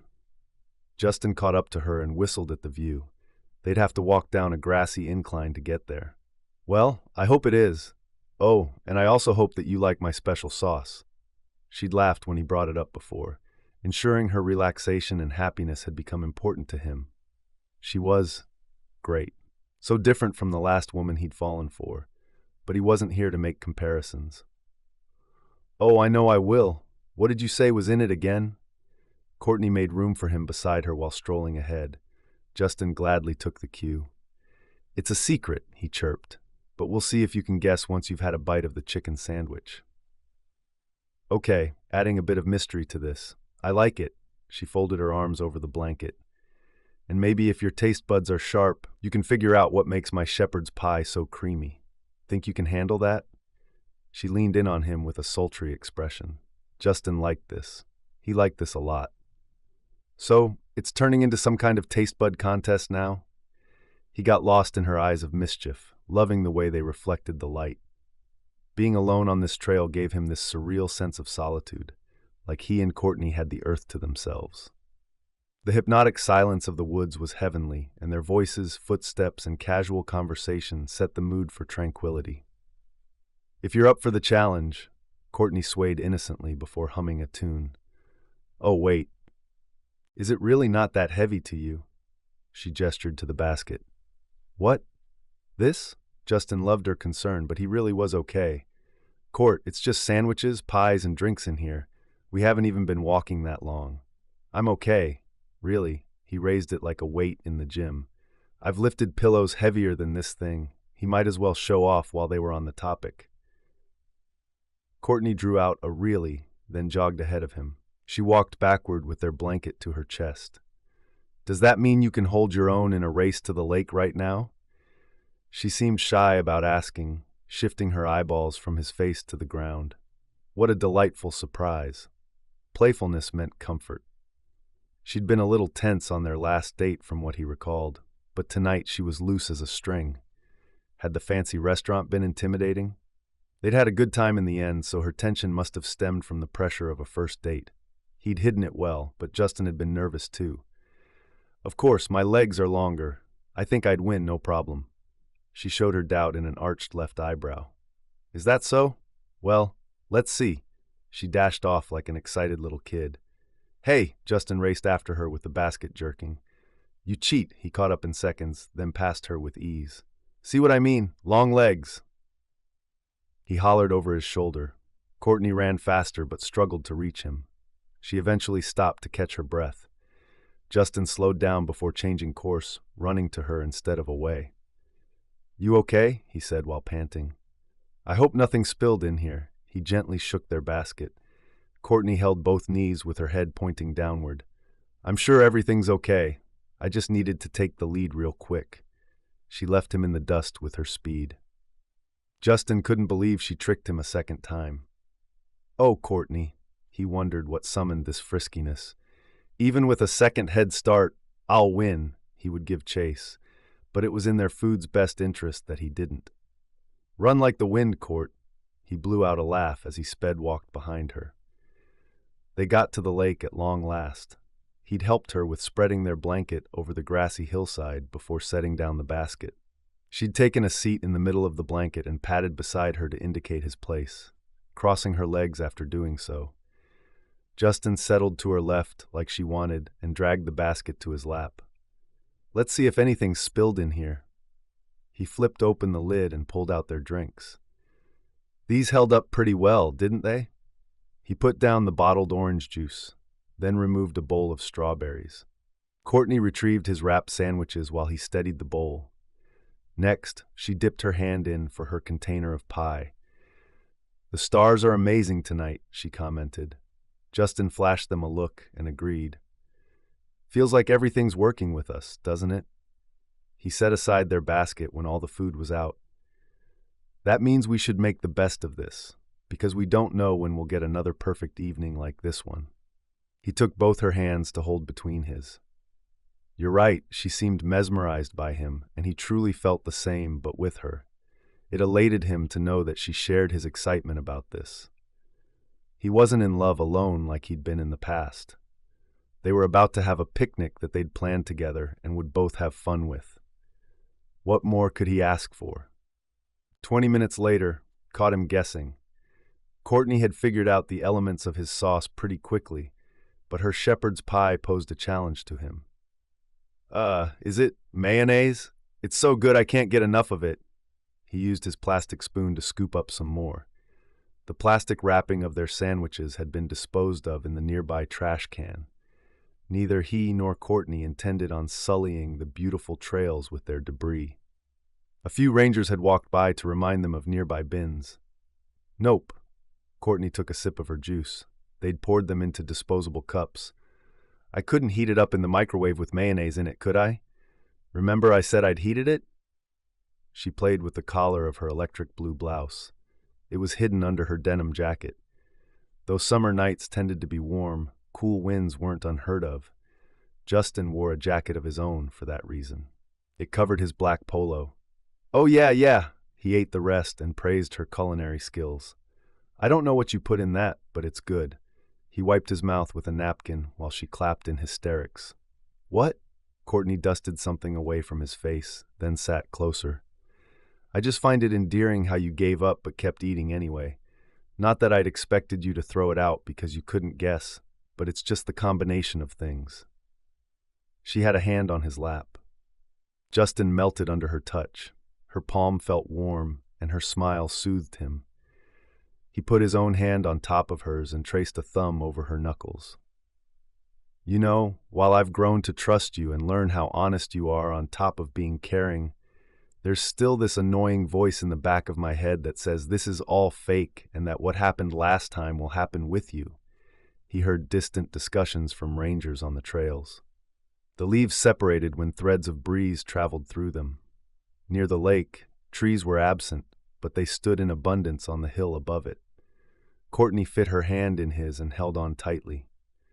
"It's normal to have doubts for a while after something like that, but you just need to keep trusting me, okay? I'll never hurt you the way she did. I'm not her. I'm me, and I think by now you should know what I'm like." She brushed a hand up his arm. He breathed out as goosebumps covered his skin, a rush traveling through him. "I know. Sorry, Courtney. You've heard more than enough about this, yet here I am bringing it up again. I never want to push you away. I'm not going anywhere." She whispered the words on his cheek. "Justin, look at me." He did, catching the intensity of her eyes. Love, hope, and worry all mashed together to give them that impression. I'm looking, and I like what I see, he confessed without thought. Do you like what you see in me? Be honest.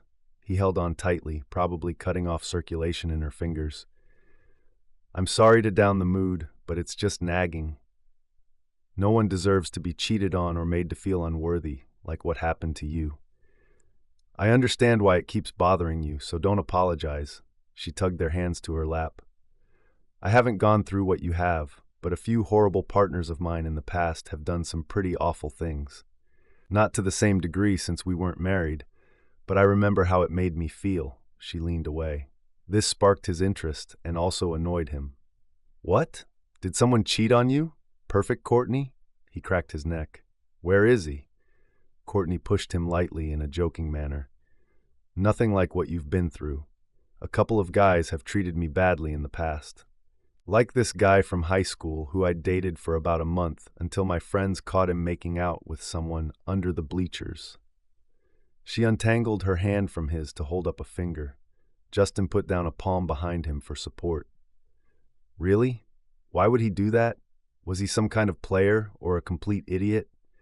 I guess they're interchangeable. He stroked his chin while she giggled. I don't know what his deal was, but at that age, it hurt to know that he'd done that. I cried for weeks. Courtney pounded her fist on her knee for emphasis. Ugly cried for weeks, actually. You wouldn't have wanted to see me. She plucked a stray string from his pocket. I'd want to see you any way that you are as long as you're yourself, Justin admitted, examining his pocket. How long did it take you to date again after that? He commended himself for flustering her with that last compliment. Courtney seemed to struggle with gathering her wits. She stumbled. Oh, I dated like a month after it happened. The other guy was okay, but I got cheated on again around college, so that wasn't fun at all. She lifted her cup and finished her drink. Yeah, it's just so messed up, but we've both gone over this, right? She stared at the lake. He followed her, listening to its subtle motions against the dock. At that point, he took her hand again, loving how she naturally intertwined their fingers. Yeah, we have. He looked at the silver bracelet she wore on her wrist. Promise me we'll always be honest with each other and that we'll be there for one another? Courtney suggested. Yeah, Justin faced her again, their noses bumping. He slightly pulled away to make room. That we'll not only support each other but build each other up. Never tear each other down. Courtney gave firm nods to each of these statements. I promise. She rested her forehead against his, shutting her eyes. I promise, Justin Clark. I don't want to hurt you or break you down. I'm glad I could be the one to help heal you. I want to keep it that way. To add on to what's already been restored. She said it like a prayer, enchanting him with each spoken word. Justin's eyes misted. And I want to repay you for all you've done to help me by doing the same. I'll keep you on your feet and help you to walk when you need it. I'll cheer you on whenever you try something new and need me there. I want to be there for you. I want you to have a friend in me and to be someone you can confide in, just like I confided in you. I want to be that for you. I promise to be that for you. He cupped her face with both hands. Courtney opened her eyes and they connected with his. Gently, he positioned his face so it fit against hers and their lips made contact. Just like their first, they started off softly before navigating into fiery makeout territory. From there, they accepted and received each other with passion. Justin's back hit the mat when Courtney straddled his waist. With her body hovering over him, her lips devoured his senselessly. He slipped his hand under her top, then stopped himself. Wait. Courtney kissed him one last time before disconnecting. Everything all right? She suddenly rolled away and sat upright, hand over her mouth and eyes surveying the lake. Justin sat up too, sharing her look of disbelief. Luckily, apart from the wandering rangers, not a soul was in sight. He turned to Courtney and they both snorted with laughter. How crazy was that? And out in the open too. We're insane. Courtney held her wrist to her mouth, then batted her lashes. Justin pressed his top row of teeth against his bottom lip. He began packing the rest of their stuff, then showed Courtney his best look of seduction. Want to come over to my place for drinks? His heart pounded like a sledgehammer as the words left his mouth. Every hair on his body stood up and vicious flames heated his system. As the exhilaration increased, he wondered if she felt it too. I know she does. She'd shown him through their kiss. Courtney smiled and slid a hand over her hair. I'd love that. Chapter 21. Sunlight slipped through a narrow gap in the curtains, stirring Courtney from her sleep. She stretched carefully beneath the comforter, every muscle still loose from the night before. A soft, rhythmic sound came from her right, Justin's breathing, even and untroubled. Turning her head, she found him nestled into a pillow. Her heart gave a gentle flutter at the sight, memories of the previous night warming her thoughts. Just as she debated sneaking quietly to the bathroom, Justin stirred. He blinked, gaze sliding across the sheets before finally settling on her. For a moment, he looked slightly dazed, then his lips curved into a slow smile. "Morning," he murmured, voice rough with sleep. Courtney, tucked beneath the covers in one of his oversized t-shirts, felt a flicker of shy warmth. "Good morning," she whispered back. Justin propped himself on an elbow, scanning her from head to toe. The bed's quiet hush encased them in a cocoon of last night's memories. "Did you sleep okay?" he asked, voice dipping low. She drew the comforter closer around her legs. "Yeah," she admitted softly. "Really well, actually."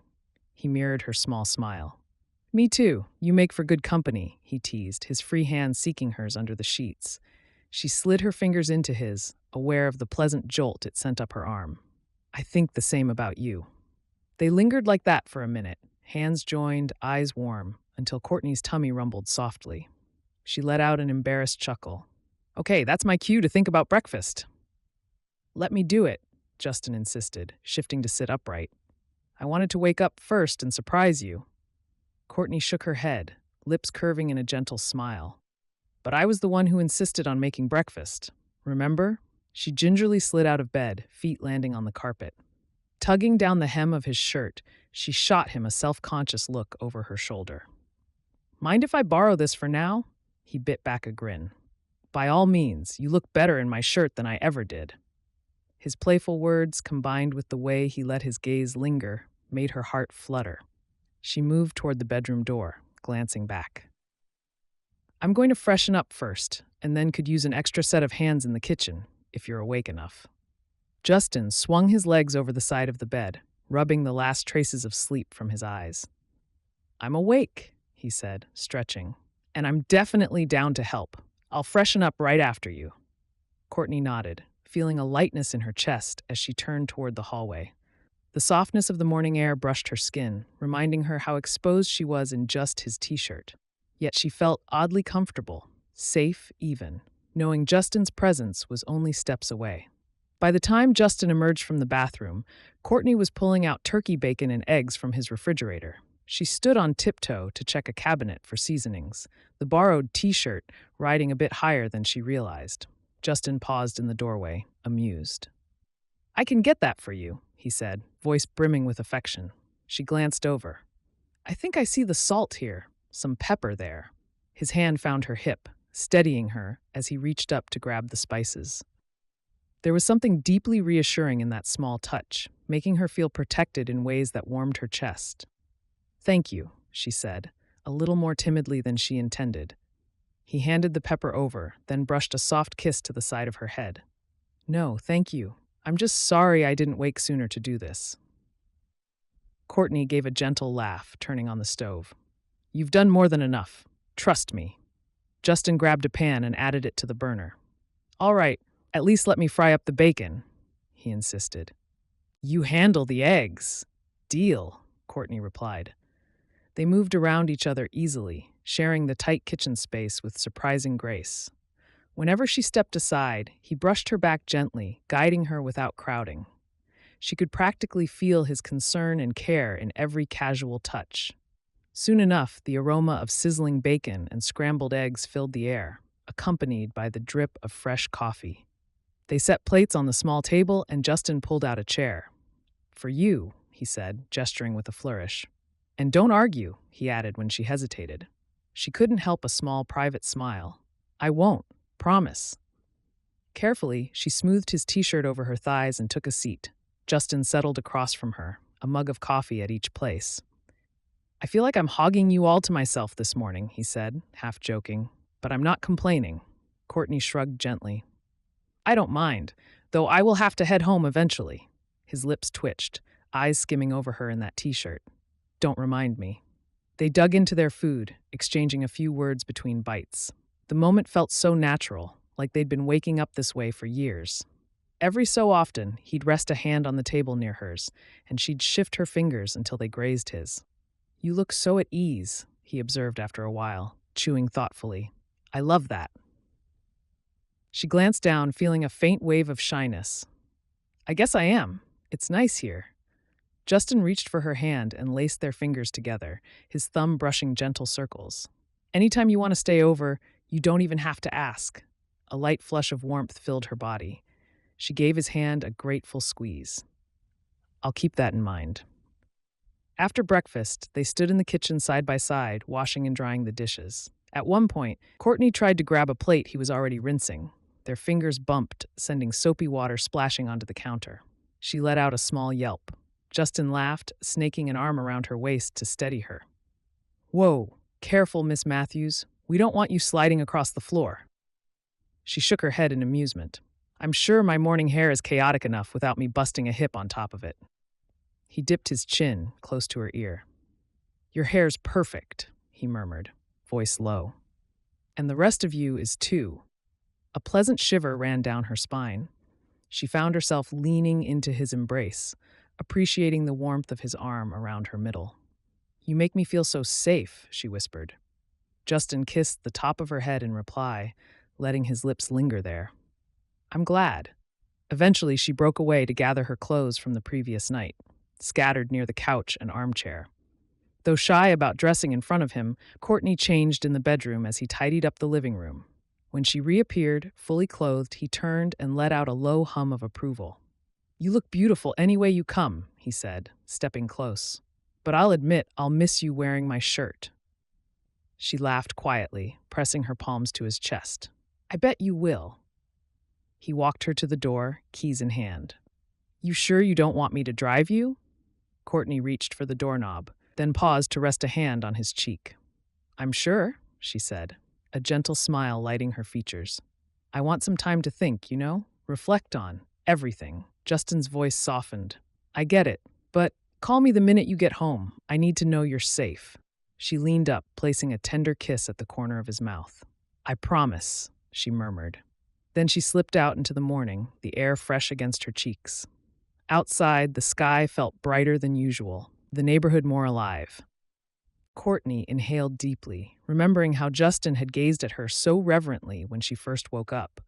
Who would have guessed such a simple morning could feel this comforting? This, right? She pulled out her phone, typing into the group chat shared with her friends. Girls, we need to meet for coffee at 10. I've got so much to tell.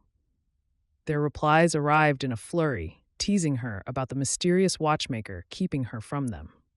She gave a little laugh, tucking a stray lock of hair behind her ear. Guilty as charged, she wrote, but there's more to the story. I'll fill you in soon.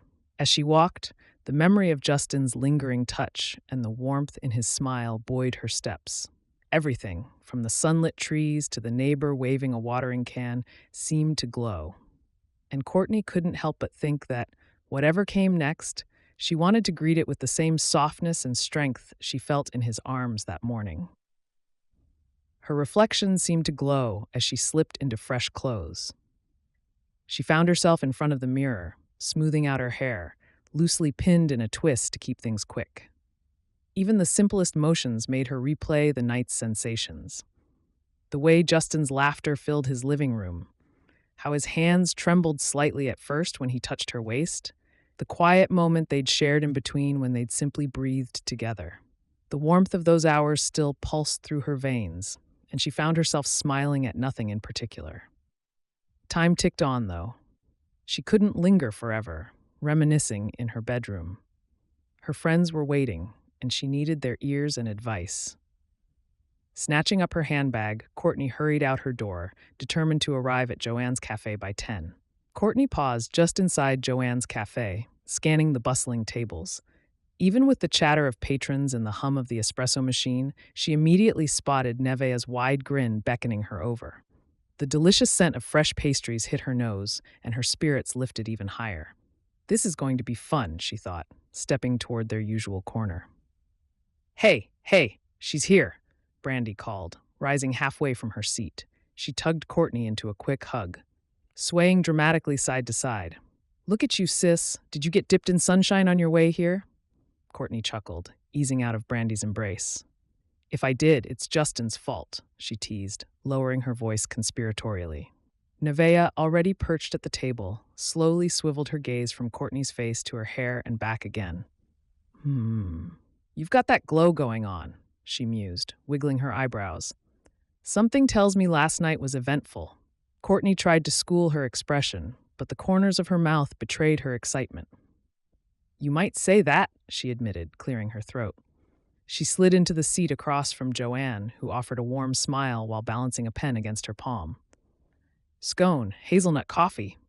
How'd I know? Joanne said with a wink, nudging a plate toward Courtney. So spill, girl. We saw you practically floating in here. With deliberate slowness, Courtney picked up the mug, inhaling its nutty aroma before taking a sip. The trio around her didn't break their gazes. They leaned closer, expectant. She tried not to laugh at their synchronized stares. Fine, I'll talk, she relented. Brandy wrapped her fingernails on the tabletop in mock impatience. She's stalling. Oh, hush, Courtney responded, though a shy grin tugged at her lips. Okay, well, we went to the lake, had a picnic. Sean told Justin about a beautiful spot. It was peaceful, just us and the water. Her eyes softened at the memory. Then we ended up back at his place afterward. Nevea's eyes got comically wide. Oh, his place, huh? Courtney lifted her coffee cup to hide her smile. Yes. Did y'all.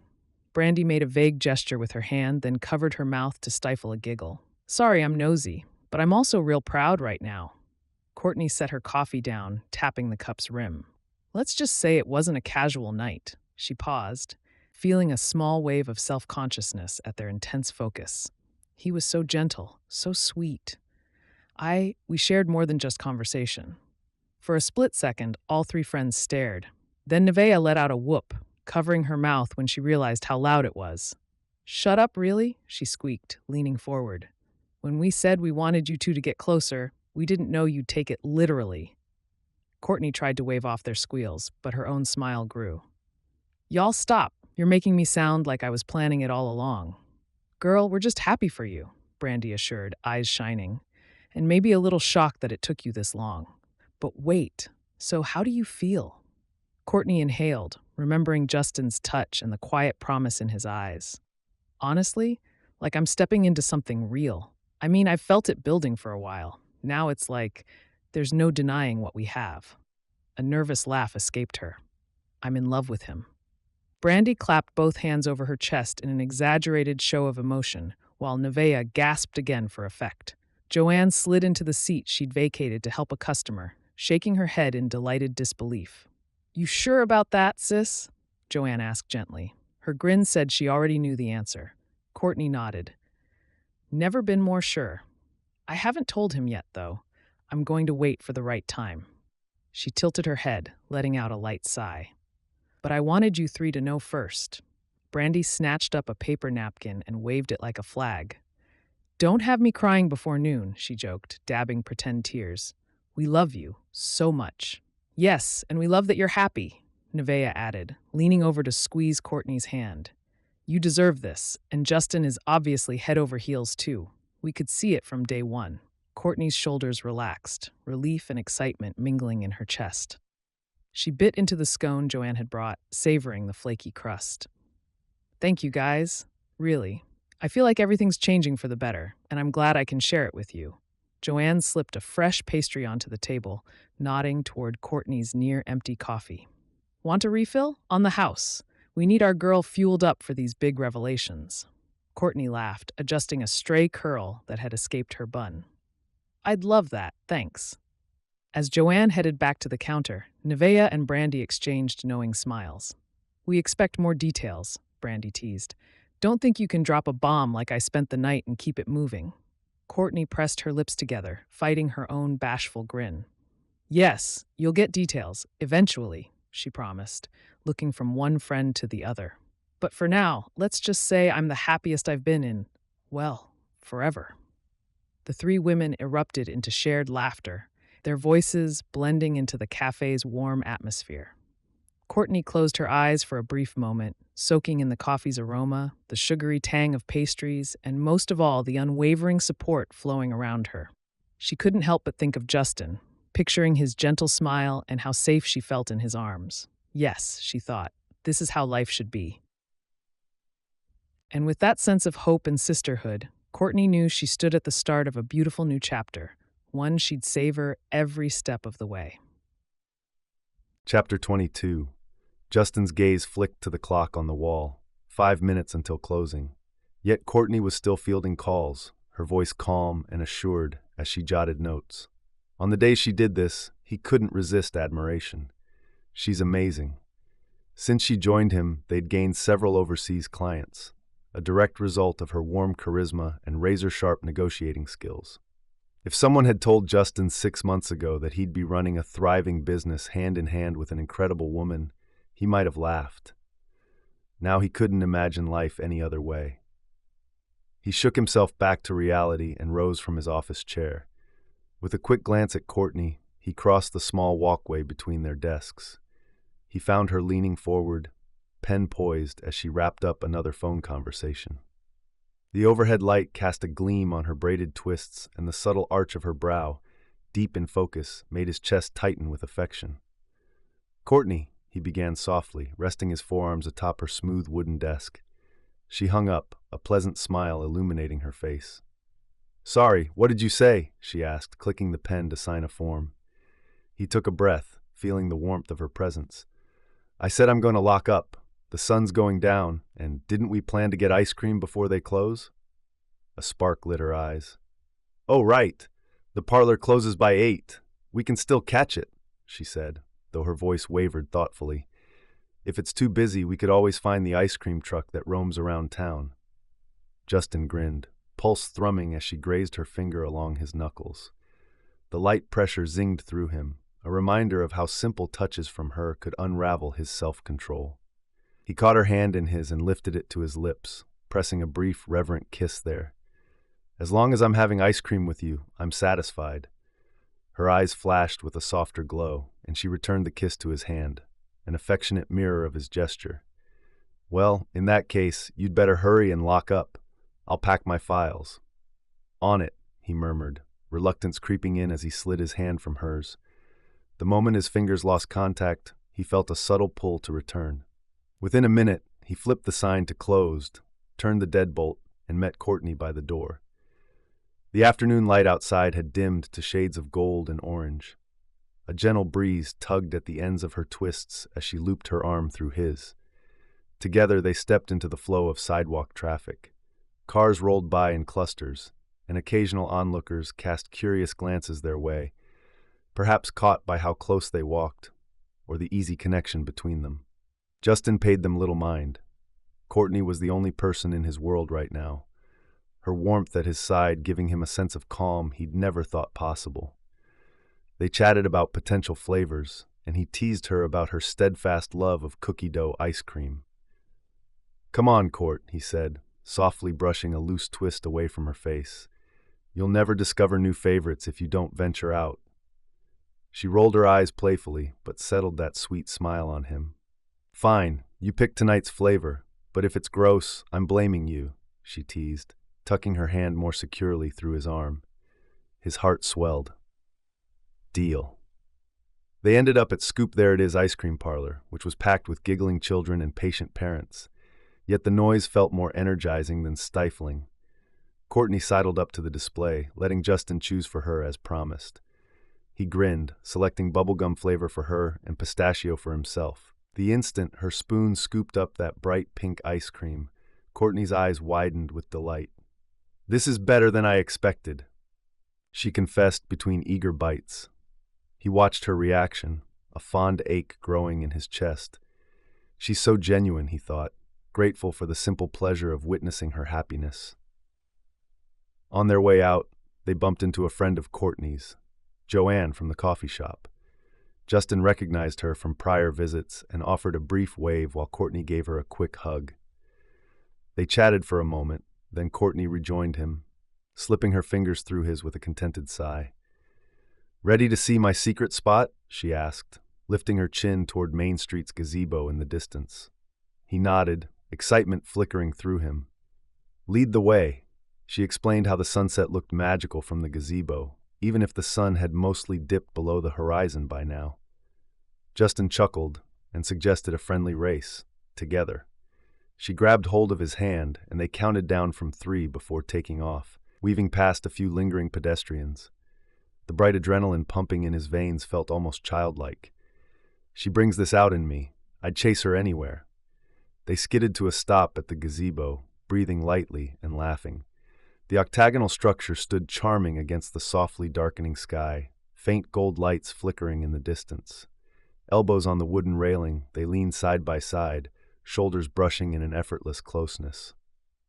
Courtney pointed to the horizon. "We might have missed that little green flash people talk about right after sunset." She sighed, gazing at the tinted sky. Justin only half listened, captivated more by the curve of her cheek as she spoke. But the last few nights had weighed on his mind. He needed to tell her, no, to confirm, how he felt. Honesty and open communication were promises they'd made to each other. "Courtney," he began quietly, turning so he faced her more fully. Traffic and chatter from Main Street blended into soft background noise. He could almost feel the pulse in his throat. "I know we're on the same page, but I still want to say it. We've agreed to be open about our feelings, and I have to tell you just how much you mean to me."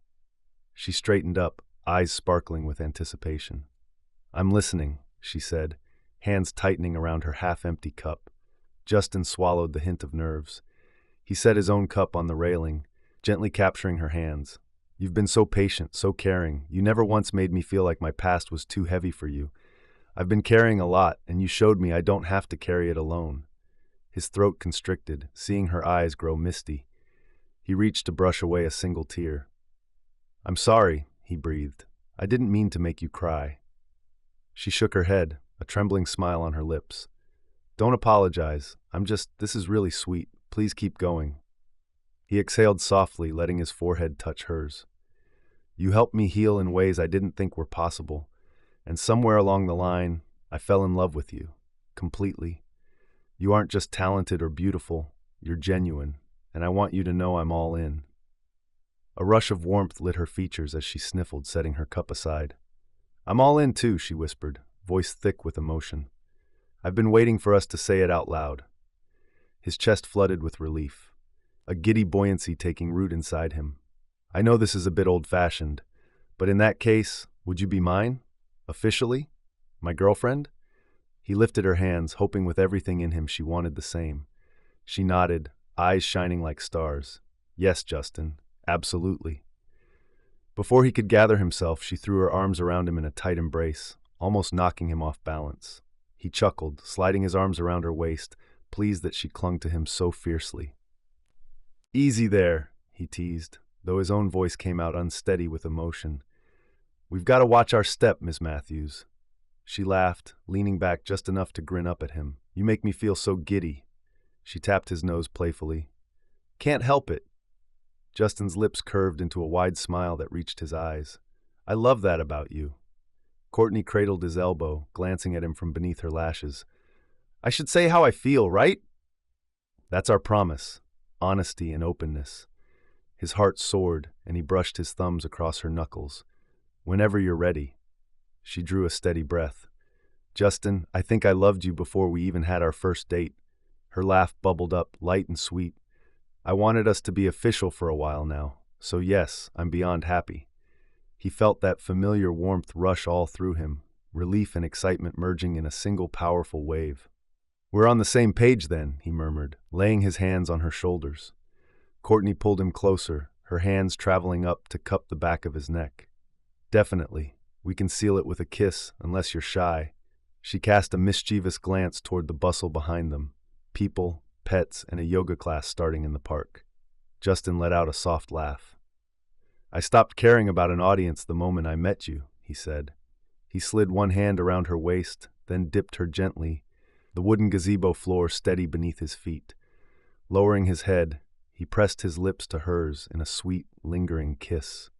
In that instant, the rest of the world seemed to fade into watercolor shapes, leaving only the two of them in focus. When he finally eased back, Courtney's fingertips brushed his jaw, her content sigh drifting into the twilight air. Justin's heart pounded in his chest, overflowing with gratitude. He no longer felt weighed down by the past. He was simply here in this moment with her. We're in our own world, he thought, and I never want to leave. Epilogue. Courtney stood near the front display of Justin's clock shop, her pulse fluttering as she studied the gleaming surfaces of vintage timepieces. He had asked her to come by and customize one of the clock faces with her artwork, a collaboration she hadn't fully believed she was ready for. Yet the idea of pairing her creativity with his craftsmanship filled her with a quiet thrill. She lifted a thin paintbrush, dipping it into a swirl of bright turquoise paint. "Are you sure about this?" she asked, keeping her voice low. Justin's encouraging gaze landed on her. "I've never been more sure," he replied from behind the counter. "Your art is incredible, Courtney. Let everyone see it." Despite her nerves, Courtney exhaled and leaned in. Each stroke of paint revealed a little more of her vision. At first, she worried her tremor might ruin the piece, but something about Justin's unwavering faith in her calmed her hand. Over the next hour, vibrant patterns bloomed across the clock face until she finally set her brush aside and studied the finished piece. "It's beautiful," Justin murmured, stepping close. His admiration sent a wave of warmth through Courtney's chest. Once they placed the newly painted clock in the shop window, curious customers began lingering, asking if there were more designs to see. Courtney felt a nervous thrill whenever Justin proudly gestured toward her paintings and sculptures displayed on a nearby shelf. The growing interest in her art left her astonished and undeniably excited. Weeks later, Courtney found herself at Sweet Gum's Saturday Farmers Market with her friend Nevaeh. The scent of fresh herbs and fruit drifted in the early morning air, and the market was abuzz with chatter. Courtney's basket brimmed with tomatoes and onions she'd just purchased, her shoulders pleasantly sore from painting into the late hours the night before. "So," Nevaeh began, carefully tucking green onions into Courtney's basket. "Big dinner plans with Justin tonight, right?" Courtney nodded, recalling the invitation he'd extended, an intimate dinner to celebrate her recent art showcase at the local museum. "He insisted on cooking together. We do that a lot now, but he seemed especially excited about tonight." Nevaeh leaned in with a conspiratorial grin. "You know what that means. He's probably planning something." Courtney opened her mouth to protest, but paused when she spotted Justin weaving through the crowd. He carried a small basket of produce and offered a broad smile the instant he saw her. Walking beside him was his best friend Sean, a tall, athletic man, the owner of Lights, Camera, Dance Studio. "Morning, you two," Justin said, greeting Courtney with a gentle touch on her arm. His presence steadied her. Sean nodded politely. "Hey, we're stocking up for the week. I might need extra veggies at the studio. Some of my dancers prefer healthier snacks." Nevaeh caught a toe against the edge of a produce crate and stumbled forward with an awkward laugh. Sean moved quickly, offering his arm to steady her. She thanked him breathlessly, cheeks heating. "Never hurts to have a dance instructor around for balance," Sean joked, flashing a kind smile. Courtney bit back a grin as Nevaeh regained her footing, eyes flicking between Sean and the ground. Nevaeh was known for her clumsiness, and Courtney was sure she was embarrassed. Justin lifted Courtney's hand, bringing her thoughts back to the present by pressing a quick goodbye kiss to her knuckles. "I'll see you later for dinner. Don't forget the tomatoes." "Wouldn't dream of it," she teased softly. As he and Sean disappeared into the bustling market, Nevaeh nudged her friend with a knowing look. But Courtney only laughed, pushing her gently toward the next stand. That evening, Courtney stood in Justin's cozy kitchen, inhaling the aroma of simmering sauce. The radio played a classic Beatles tune, and the soft hum of candlelight gave the moment a dreamlike glow. Justin carefully assembled 2 plates of their one-pot pasta, finishing with a sprinkle of fresh herbs. He beckoned her over. "I've got something for you," he said, voice low with excitement. Heading into the bedroom, he emerged moments later with a small stack of canvases. Courtney's eyes widened. She rested a hand on the table, glancing over at him. "What is all this?" He set the paintings down. "I've been working on these in secret. They're us," he explained. She lifted the top canvas and found a bright, modern piece featuring them side by side in the clock shop, laughing mid-conversation. Another painting captured her painting a clock face, completely absorbed in her craft. Each image pulsed with color and energy, and with affection. "You painted these?" she asked, her voice trembling with awe. A shy nod. "I've never shared that I paint," he admitted, "but I wanted to show you. I guess we share that artistic streak." Her eyes brimmed with emotion. Sliding the canvas aside, she wrapped her arms around him. "They're beautiful." A rush of gratitude and love filled her chest, the realization that he trusted her enough to reveal this private part of himself. Over dinner, the two chatted easily about her museum showcase and the growing success of her clock designs. The conversation wove in and out of future dreams. His, hers, possibly theirs. Eventually, Justin set down his fork and reached across the table for her hand. "Courtney," he began, gaze warm, "I know marriage might be a bit down the road, but I'd like us to take a next step. Would you consider moving in with me?" For a heartbeat, the room felt still, candlelight reflecting in her wide eyes. Then a rush of clarity and excitement overtook her. She gave his hand a squeeze. "I would love nothing more." Relief and exhilaration flooded his face, and he rose to pull her into a soft embrace. She inhaled his comforting scent, pressing her cheek to his chest. Outside, the final strains of the Beatles' tune faded away, leaving them in quiet contentment. Courtney closed her eyes, letting the reality sink in. She felt safe, cherished, and profoundly grateful.